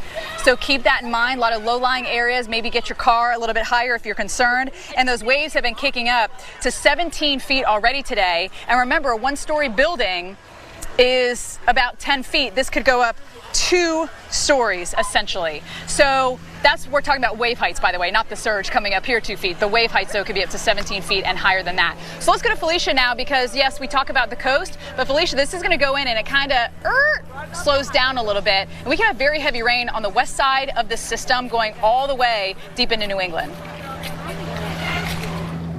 Yeah, Steph, a slow-moving system. That's what we see. Those rainfall totals really adding up. So water is going to be the problem with Henri, whether we're talking about rainfall or storm surge like here in New London. We're here on the Thames River in New London. That takes us out to the Long Island Sound and storm surge. That's one of the risks here for this city of southern Connecticut. You can keep listening to our coverage on Sirius XM on the app.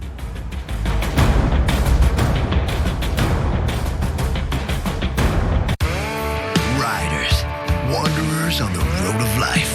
The journey is why they ride. When the road is all you need, there is no destination. I'm actually just going to get a nice coffee. Well, she may have a destination this one time, but usually... I usually have a destination. Yeah, but most of the time her destination is... Nope, just the coffee shop. No matter why you ride, Progressive has you covered with protection starting at $79 a year. Because she's a biker. Please don't follow me in. Make this the summer you taught them what it means to serve. The summer of hauling happiness by the ton and bringing home hardware by the handful, where traditions were passed down on the tailgate. And the only thing more powerful than the feeling was the truck that took you to it. Make this the summer of Ram. Right now, get 0% financing for 72 months, plus no monthly payments for 90 days on the 2021 Ram 1500.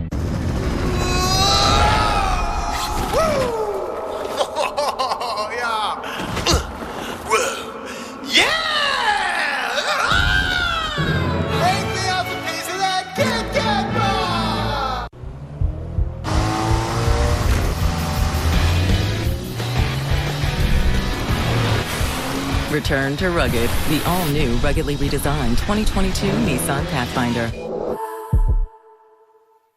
Ugh, is there a natural litter that actually works? At Tidy Cats, litterventions come naturally. Naturally strong unscented with activated charcoal or scented clean lemongrass with plant extracts. 100% natural, 100% powerful. There's a Tidy Cats for that. You probably think Visa is a credit card company, huh? But it's actually a network. Connecting just about everyone to just about everyone else. It can open eyes with a cup of coffee and change minds about what makes a business a business. And it is working to connect everyone, everywhere. So, meet Visa, a network working for everyone. Psoriatic arthritis made my joints stiff, swollen, painful. Tremfya is approved to help reduce joint symptoms in adults with active psoriatic arthritis. Some patients even felt less fatigued. Serious allergic reactions may occur. Tremfya may increase your risk of infections and lower your ability to fight them. Tell your doctor if you have an infection or symptoms, or if you had a vaccine or plan to. Tremfya. Emerge Tremfyant. Janssen can help you explore cost support options. When you order carry-out, choose Domino's Carside Delivery. Check in when you arrive, and we guarantee we'll be headed out the door less than 2 minutes after your order is ready. If anything slows us down, your next pizza is free. Put Domino's new 2-minute guarantee to the test. It's a fact. No other news network out there is trusted more than the Weather Channel. And America doesn't trust hurricane season to just anyone. Air. It's the power source of all life. As the world's #1 air conditioning company, we aim to perfect it. It affects how we work, how we play, how we grow, and how we perform.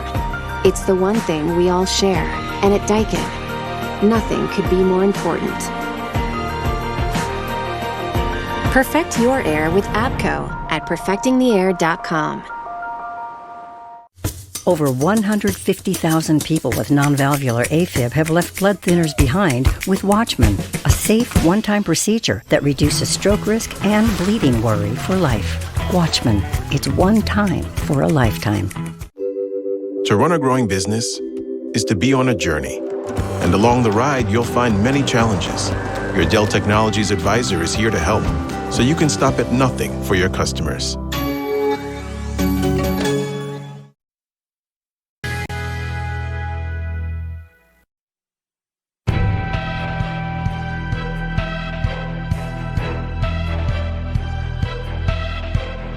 Currently in our area, 82 degrees under cloudy skies.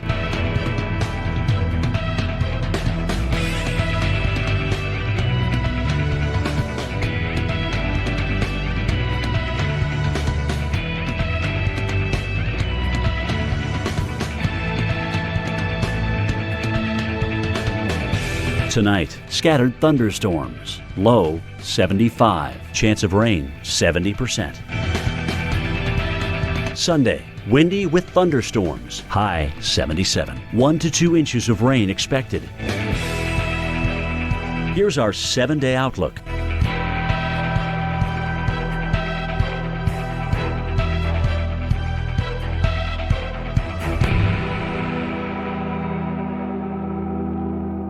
When it comes to covering the most important issue facing us and our Earth, one day does make all the difference. Now, the Weather Channel and its innovative climate team at Pattern are connecting you every day to the most fascinating stories impacting our planet. For what's now and what's next, rely on the climate experts with the most trusted name in TV news. If it's out there, it's in here. The Weather Channel. I'm meteorologist Jen Carfagno in Bridgeport, Connecticut, as we await the arrival of Hurricane Henri tomorrow. Today, it's all about preparing. And actually, we just heard from the governor in his press conference, Governor Ned Lamont of Connecticut, urging people with a personal plea to be prepared for this one. Power outages, widespread, long-lasting power outages are going to be one of the biggest problems because of Henri as it comes in, but so will heavy rainfall. And the concern for flash flooding is up because we have inches of rain coming in, especially to areas that were just hard hit a few days ago with inches of rain, like across the middle and northern part of the state of Connecticut. The entire tri-state area is going to be impacted by Henri, and we are expecting impacts starting early tomorrow morning. In fact, maybe even tonight, because for some of you, travel is going to be impacted sooner than later. Connecticut Transit, the bus service, has been suspended for Sunday. Already overnight trains will be affected as well. And we do have a state of emergency in Matt, could you say that one more time to me? Oh, in New York City now, a state of emergency has been declared, along with here in Connecticut, and that frees up resources to respond as they need to after Henri. moves in, and we are anticipating the power outages. We're anticipating the flooding. We're anticipating the surge as well. And I want to bring that up here in Bridgeport. I'm at Seaside Park. You can see behind me a beautiful view, actually, of the water. The beach is cleared out completely because we just had a little rain shower that came on in and people decided to exit. Now, we're at low tide right now, which this is about the time that we are expecting Henri to come in. And so that is going to mean, yes, an approach at low tide is much better than at high tide. However, even with being at low tide, we think that water could come all the way up. And of course, in those areas that streams and rivers that are susceptible to the tidal flooding, you too will be dealing with some of that as we get into the overnight. We get to that high tide. So very concerned about flooding. Rainfall flooding, certainly with inches of rain coming our way, and the power going out. And it's all about being safe and being prepared. Let's go back into Carl Parker, more in the studio for that, Carl. All right, Jen, thank you so much. And now more than ever, people are concerned about the impacts from the storm and possible extended power outages. Now, a portable generator may keep a refrigerator and a few small appliances running, but there are safety issues if they're not operated properly. But there is a better way to power your home after a power outage, and Jim Cantori met with Kohler Home Improvement expert Ed Del Grande to see the future of home generators. We had a record number of billion-dollar weather disasters last year, and having an emergency preparedness kit for a few days sometimes just doesn't cut it. Let's talk about adding a generator to your arsenal. Ed, there are generators and there are generators. Yes, there are. What's the benefit of having a generator? Well, the big benefit, let's face it, we now live in a plugged-in society. Just about everything requires electricity. So your best defense is having a backup generator system. So what are the differences? Well, the big difference is there's a portable and a standby. The portable generators are great for things like camping and tailgating, and in a pinch, they'll run a few appliances in your house. Now, remember, with a portable one, you do have to refuel them. They run on gasoline. And you also have to make sure you run it outside away from the house. So you do have to do some constant care on it throughout the event. With a standby generator, you don't have any of those concerns. These things are permanently installed to the home's electrical system. They come on automatically, and they could power up the entire house, not just a few circuits. And being able to stay in your home and make repairs to your home, isn't that almost like having the comforts of home, even though you have to put up with that? Absolutely. And a standby generator is like your own personal power plant in your backyard. Now, natural gas is great. It'll hook right up to your gas lines. If you don't have natural gas, you could use propane gas. And if you use propane gas, I recommend at least a 500-gallon tank. All right, so you sold me on a standby, something like this. What's the first thing I need to do? First thing you do, contact the local dealer. They're all over the country. They'll come down, do what's called a site visit. At the site visit, they'll locate it, see all the local codes, install it to the local codes, and they'll even service it for you. This is not a do-it-yourself project. You lose power, you've got power now to power your house. Absolutely. That's a win, brother. Thank you. Thank you, Jim. All right, Jim, thank you. And we are watching now a 75-mile-per-hour Category 1 hurricane. Got a new forecast advisory coming up from the Hurricane Center in about a half an hour or so. I want to show you the visible satellite imagery. This thing has been struggling today with shear and also with some drier air wrapping in, but it's sort of an organized, unorganized system. We're actually now starting to see a little bit of an eye developing right in there. And so there's a very well-developed core, even though there haven't been a lot of tall thunderstorms about that, and it's got some time yet. It's got about 8 hours sitting over very warm water over the Gulf Stream here, and then beyond that it's going to move into cooler water. So the next 8 hours or so are going to be very telling in terms of what exactly is going to happen with this storm, and we are expecting that there could be widespread power outages in southern New England. Much more on that coming up in a few minutes. Here's my new dress. What's that? Oh, Damp Rid. Damp Rid? Damp Rid. It gets rid of musty odors. How? Damp Rid attracts and traps excess moisture, eliminating the source of musty odors. Mustiness, gone. Damp Rid.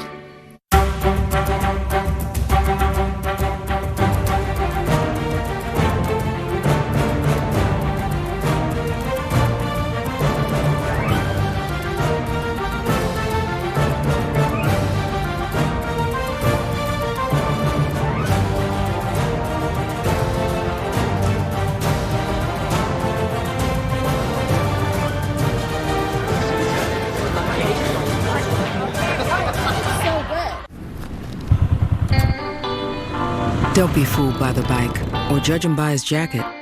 While Ted's eyes are on the road, his heart stays home. He's got Gloria and 10 grandbabies to prove it. But his back made weekend rides tough, so Ted called on the card that's even tougher. And the Medicare coverage trusted by more doctors. Medicare from Blue Cross Blue Shield. By your side, no matter what. That's the benefit of Blue. Learn more at benefitofblue.com. And Doug.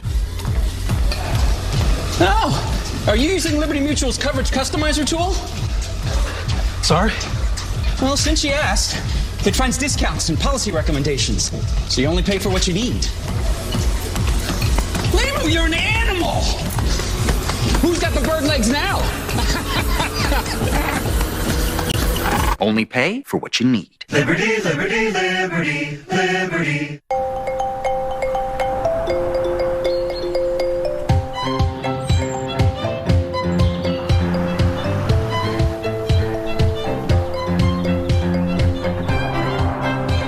For those who see everyone's safety as equally important, experience our advanced standard safety technology on a full line of vehicles. At the Lexus Golden Opportunity Sales Event. Experience amazing at your Lexus dealer. This old toilet won't quit. It's fine, though. I'm a member of American Home Shield. They cover items no matter their age. Oh, shelves clean. I wanted my hepatitis C gone. I put off treating mine. Epclusa treats all main types of chronic hep C. Whatever your type, Epclusa could be your kind of cure. I just found out about mine. I knew for years. Epclusa has a 98% overall cure rate. I had no symptoms of hepatitis C. Mine caused liver damage. Epclusa is only one pill, once a day, taken with or without food for 12 weeks. Before starting Epclusa, your doctor will test if you have had hepatitis B, which may flare up and could cause serious liver problems during and after treatment.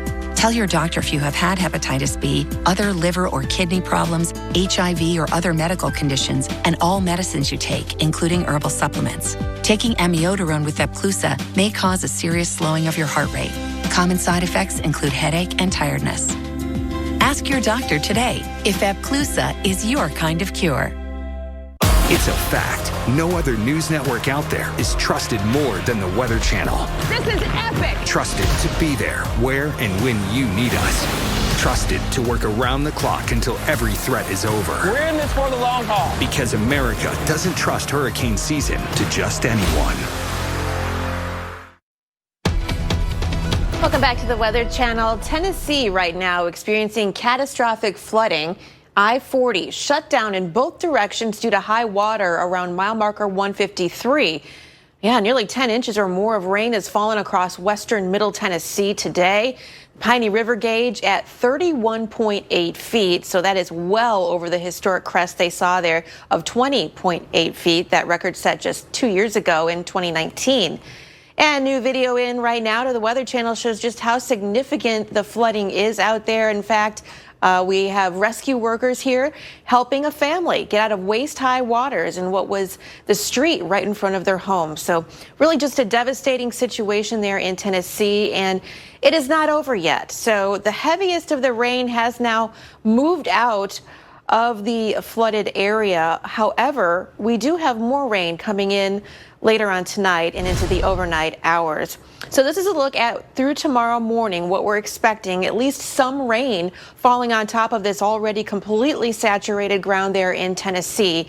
Looking at future radar, watching another perhaps even sizable band of rain coming through in the early morning hours on Sunday, which will again just lead to more problems there in Tennessee, where there have been numerous high water rescues throughout the day today. Again, travel is not advised along I-40. We're talking about west of Nashville.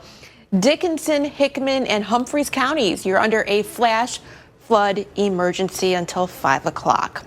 Well, our continuing coverage of Henri now takes us to Jim Cantori. He is live in Narragansett, Rhode Island. Jim, over to you. Some of these pictures coming out of Waverly, Tennessee are just unbelievable.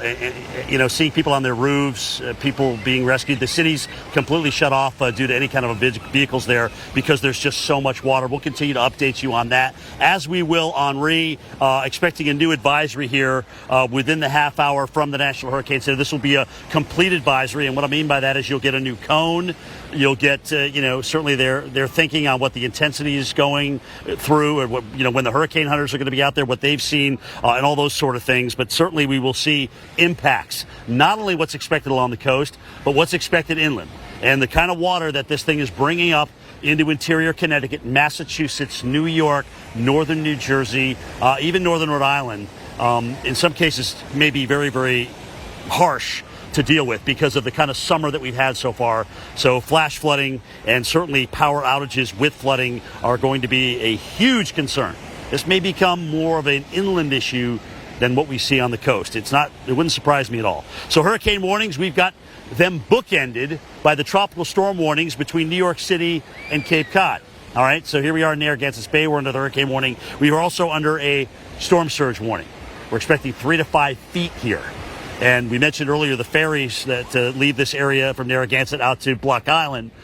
The last one that will be coming in tonight will be at 6:15, and then that's it with the services. The beach is shut down tomorrow. Kind of your typical, hey, the storm is coming in, we're just slowly shutting things down. When are the tropical storm force winds going to get here? It's a good question, because at that point, if you want to put up plywood on your windows or whatever, have you ever tried to hold a piece of plywood when the winds are blowing at 20 miles an hour, 30 miles an hour, 40 miles an hour? It doesn't happen. Can't do it. It's like holding a parachute. Hurricane force winds, not as high a probability here. We may not ever see a hurricane force gust, but the difference is very little between 75 and also into 70 miles an hour with a high-end tropical storm. All right, Carl Parker, let's pick your brain a little bit. What are you expecting to see from the Hurricane Center at 5 o'clock? Any kind of a shift in track or thinking at this point? You know what? I'm going to cheat, Jim, because I've got the answer. We just got in the new cone, and they did. Okay. They did move it over a little bit, just slightly to the east, and we'll show you that in just a second. I want to show you some new video from Watch Hill in Rhode Island. People getting ready, boarding up, some evacuating. This was sent from Casey O'Brien, and so people certainly taking the storm very seriously.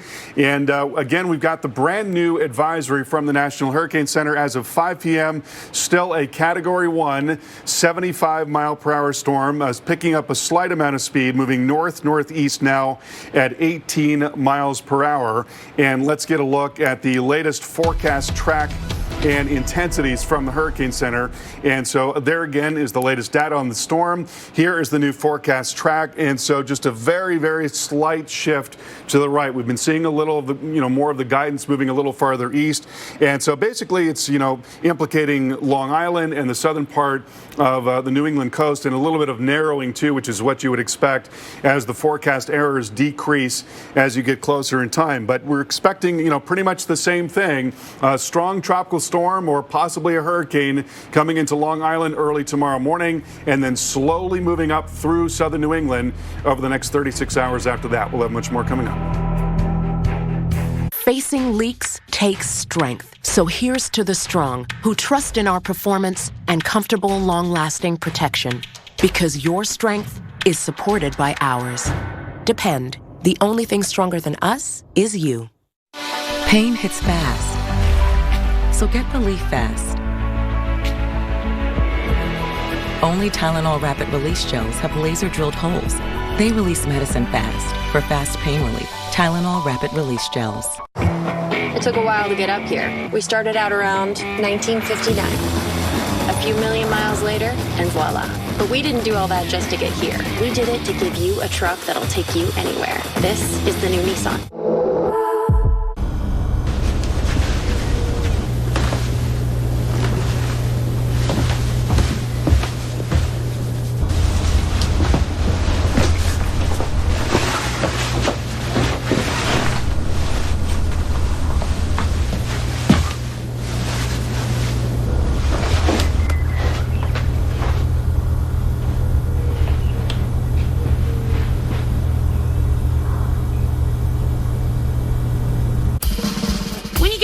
There. However you get back out there, go green. Because everybody's green when you ride with Uber Green. Yep, even you guys. Imagine a visibly healthier pet in 28 days. Purina One, natural ingredients in powerful combinations for radiant coats, sparkling eyes. Purina One visibly healthy pet. Try these Purina One True Instinct formulas for dogs. When you order carry-out, choose Domino's Carside Delivery. Check in when you arrive, and we guarantee we'll be headed out the door less than 2 minutes after your order is ready. If anything slows us down, your next pizza is free. Choose Domino's Carside Delivery and put our new 2-minute guarantee to the test. Mission Control, we are go to launch. She's eating the rocket. Lunchables, built to be eaten. Feel the clarity of non-drowsy Claritin and 24-hour relief from symptoms caused by over 200 indoor and outdoor allergens. Try Claritin Cool Mint Chewables for powerful allergy relief plus a cooling sensation. Live Claritin Clear. This month, protect your ride with great oil deals at Napa. Get a jug of Napa Full Synthetic for $18.99. Or get $10 back when you buy a jug of Mobil 1 for $27.99. When it comes to finding you great deals, our motor never quits. At Loan Depot, we know home means everything. We're at the ballpark, across the nation, and just down the street. Loan Depot, home purchase, home refinance, and the official mortgage provider of Major League Baseball.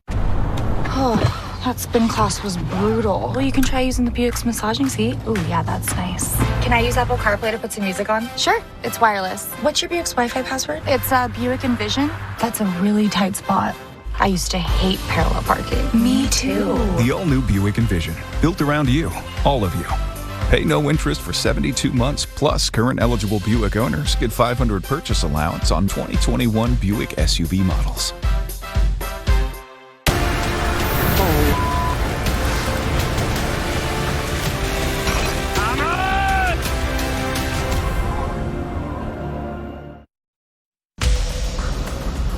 And the new advisory from the National Hurricane Center on Hurricane Henri is out. The 5 o'clock advisory. It is still a Category 1 hurricane, winds of 75 miles per hour. And the latest update, actually, from the National Hurricane Center discusses the fact that based on visible satellite and based on some types of satellite data, you can really see a tight inner core with Hurricane Henri. And that would mean that it certainly is not weakening right now. So we are watching it moving over some very warm water. It's continuing that north-northeast movement, and it's a little over 300 miles away from Montauk in New York. So right here where I am in Bridgeport, Connecticut, on one side of me, I'm at Seaside Park, on one side of me, I've got the Long Island Sound, and you can see the water out there. We are at low tide right now. You can see how far away actually that water is. So this is about the timing of when we expect the approach of Henri here to the coast in Connecticut. But still, even with that, we think the water could come all the way up here. We'll have to see how much gets washed over the roads that are in the park. Beyond me, I've got the lighthouse out in the distance, and then I've got the Black Rock Harbor over here. So calm right now, but even that could get a bit choppy as we see winds, tropical storm force is what we're expecting here tomorrow afternoon. Conditions will go downhill very rapidly through the day tomorrow, and you need to be rushing your preparations today to completion, and that's really what it's all about. Earlier, we just heard from Governor Ned Lamont of Connecticut, really making a personal plea for people to prepare today. They're doing what they can on their end. He's issued a state of emergency for Connecticut so that all of the crews can get in place before the storm gets here, and really learning from past events like Isaias last year that preparation is always 100-fold the way to be ready for a storm like this and make that recovery so much faster. Getting those crews here, pre-positioned to go. Eversource is ready for power outages. That said, you can't control Mother Nature, right? So when trees come down on power lines, that they have to be removed, the power has to be restored, and that will take time. So while they do have, I understand, double the crews that they had last year this time when it came to Isaias, it's still going to take anywhere from 5 days to even 10 days to get power restored after the type of power outages and the extent of power outages that we are expecting with this. Now, flooding is going to be a problem. I want to take you back just a few days ago to West Hartford when we had flooding because of what was left from Fred when it came through here. Inches of rain, about 3 to 6 inches. A quarter of that fell from northern Connecticut, including in West Hartford, all the way up into Massachusetts. And there was a lot of scenes just like this that played out. And that's what I'm worried about happening here with Henri, is that we will have the heavy rainfall and the flash flooding that will create scenes like this even more widespread. You know, you just have to go back to the beginning of the summer, late in June, when we had just thunderstorms in the Bridgeport area that created some scenes like that, unfortunately. So if we get 3 to 6 inches of rainfall in a short order of time, and with a slowing system, a tropical system over us, that could easily happen. So be ready for flooded roadways, and of course be ready for the power outages. All right, let's go down here actually to Long Island and check in with Steph again. And Steph, the new advisory is out, and using your location there, about 300 and some miles away from you as it continues on that north-northeast trek. And Jen, we're already feeling the effects. It's been getting cloudier and cloudier and cloudier every day. Guard here, they're taking the jet skis now. It's a rough day here at the beach, so they're now taking the jet skis off the beach. In fact, they also took the lifeguard stand off the beach already to prepare for the storm. And I got to tell you, it is starting to clear out. So people are starting to go home and deciding if they're staying or going, because this is the time to do it. I also want to mention high tide is at 8:56. And look at the water's already starting to come up. The low tide was at 3:03, and the water's already, you'll see the waves start to run up, and high tide isn't until tonight at 8:56. So we expect this whole beach to be covered as Henri continues to get closer. It's not only this beach, though.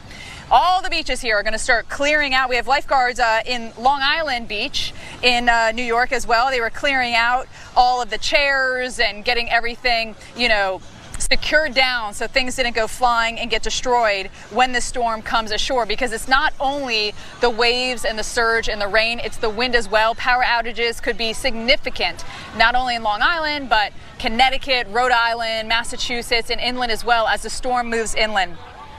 We want to remind you that if you do have a generator, you want to make sure you keep it well away from the house so you don't die from any fumes. Too many people die too often with those fumes because they are too close to the house. Stay away from down power lines as well. And you don't want to use candles. That's really a key one. No candles.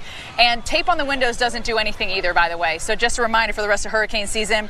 Things will continue to go downhill as we head tonight, and then tomorrow morning is when we really start to feel the effects of this, and then it gets worse as the day progresses into the afternoon, and then the storm continues as we head into the evening inland. So I think the worst times for us here along coastal New York, Connecticut, Rhode Island, Massachusetts, into the morning hours, into the afternoon, and then the storm is going to continue its trek inland. So you want to make sure that you stay with us here on the Weather Channel. We have live team coverage, meteorologists spread throughout the field, keeping you ahead of the storm, and we'll walk you through step by step, because a lot of people in the Northeast aren't used to hurricanes, right? And remember that a lot of people are on vacation. The population swells 2-3 times here on Long Island, especially, in the Hamptons, as people are here for the last hurrah as summer is coming to an end and we are heading back to school. More live updates next.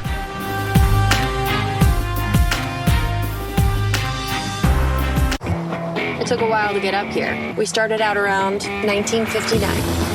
A few million miles later, and voila. But we didn't do all that just to get here. We did it to give you a truck that'll take you anywhere. This is the new Nissan. Visible is wireless that gets better with friends. Pay as low as $25 a month, or bring a friend, and you both get a month for $5. So the more people you roll with, the more you save. Visible. Unlimited data as low as $25 a month, or bring a friend and you both get a month for $5. I wanna see you stand. I wanna feel you beat. I wanna hear you beating heart. Live out loud.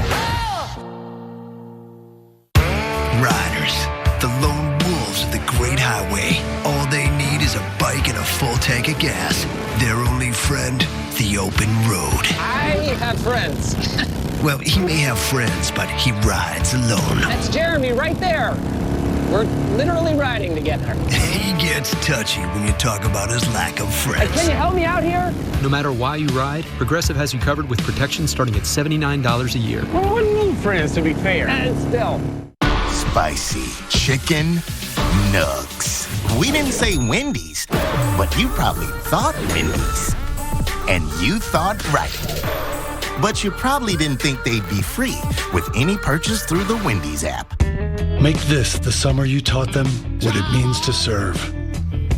The summer of hauling happiness by the ton and bringing home hardware by the handful, where traditions were passed down on the tailgate.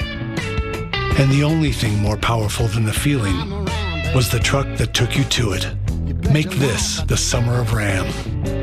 Right now, get 0% financing for 72 months, plus no monthly payments for 90 days on the 2021 Ram 1500. The Bissell Crosswave Cordless Max lets you vacuum and wash your floors at the same time. Dry messes, wet messes. It even freshens area rugs. And when you buy Bissell, you help save homeless pets. To learn more, go to BissellCrosswave.com.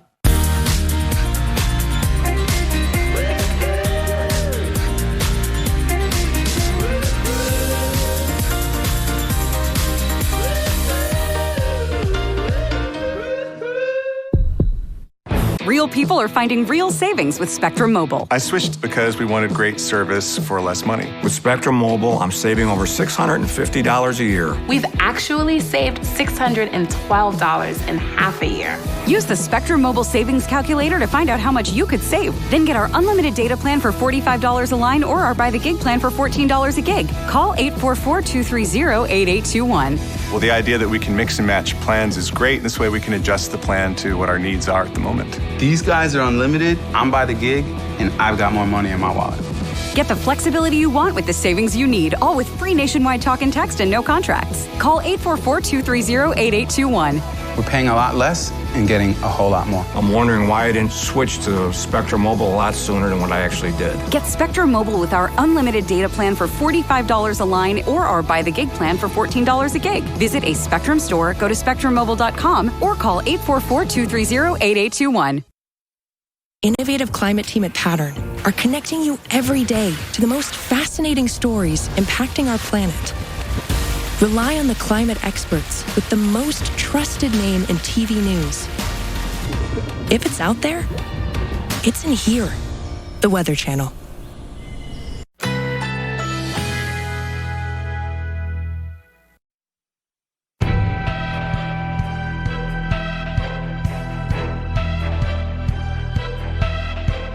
Currently in our area, 82 degrees under cloudy skies.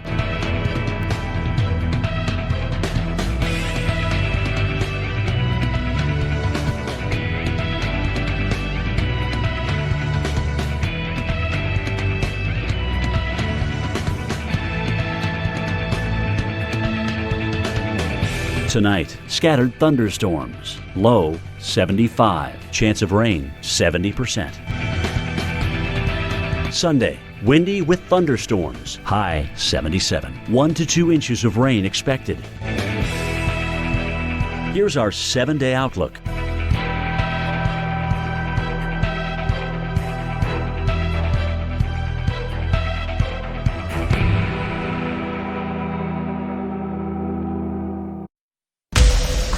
Welcome back to our coverage of Hurricane Henri. We have the new advisory from the National Hurricane Center. Still a Category 1 storm, 75-mile-per-hour winds, now moving north-northeast at 18 miles per hour. Just some slight changes in the forecast, a little bit of a shift to the east. It is still expected to be a Category 1 storm as it is approaching early tomorrow morning, and then it is going to slow down dramatically beyond that, and that is going to amplify all of the effects, surge over several high tide cycles, also a prolonged period of strong winds and very heavy rain. You see the GFS model indicating a little bit of a shift here, and so the National Hurricane Center responding to that. Also want to show you that the hurricane hunters have been making their way out to the core of the storm, and they actually turn tail. Might be a mechanical issue, so we'll have to wait for the NOAA hurricane hunters to get in there. But as we look at the visible satellite picture, we're seeing a pretty impressive little core right there, and even a little bit of an eye developing.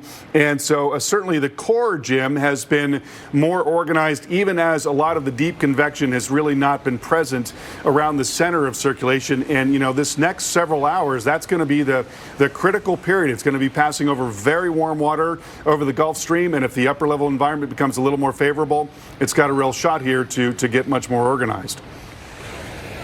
So that's interesting, because I was reading into the discussion as well, and as you were, and they seem very bullish on this organization here during the overnight hours due to light shear, divergence, atmospherics, if you will, but yet only bringing it up to 80 miles an hour.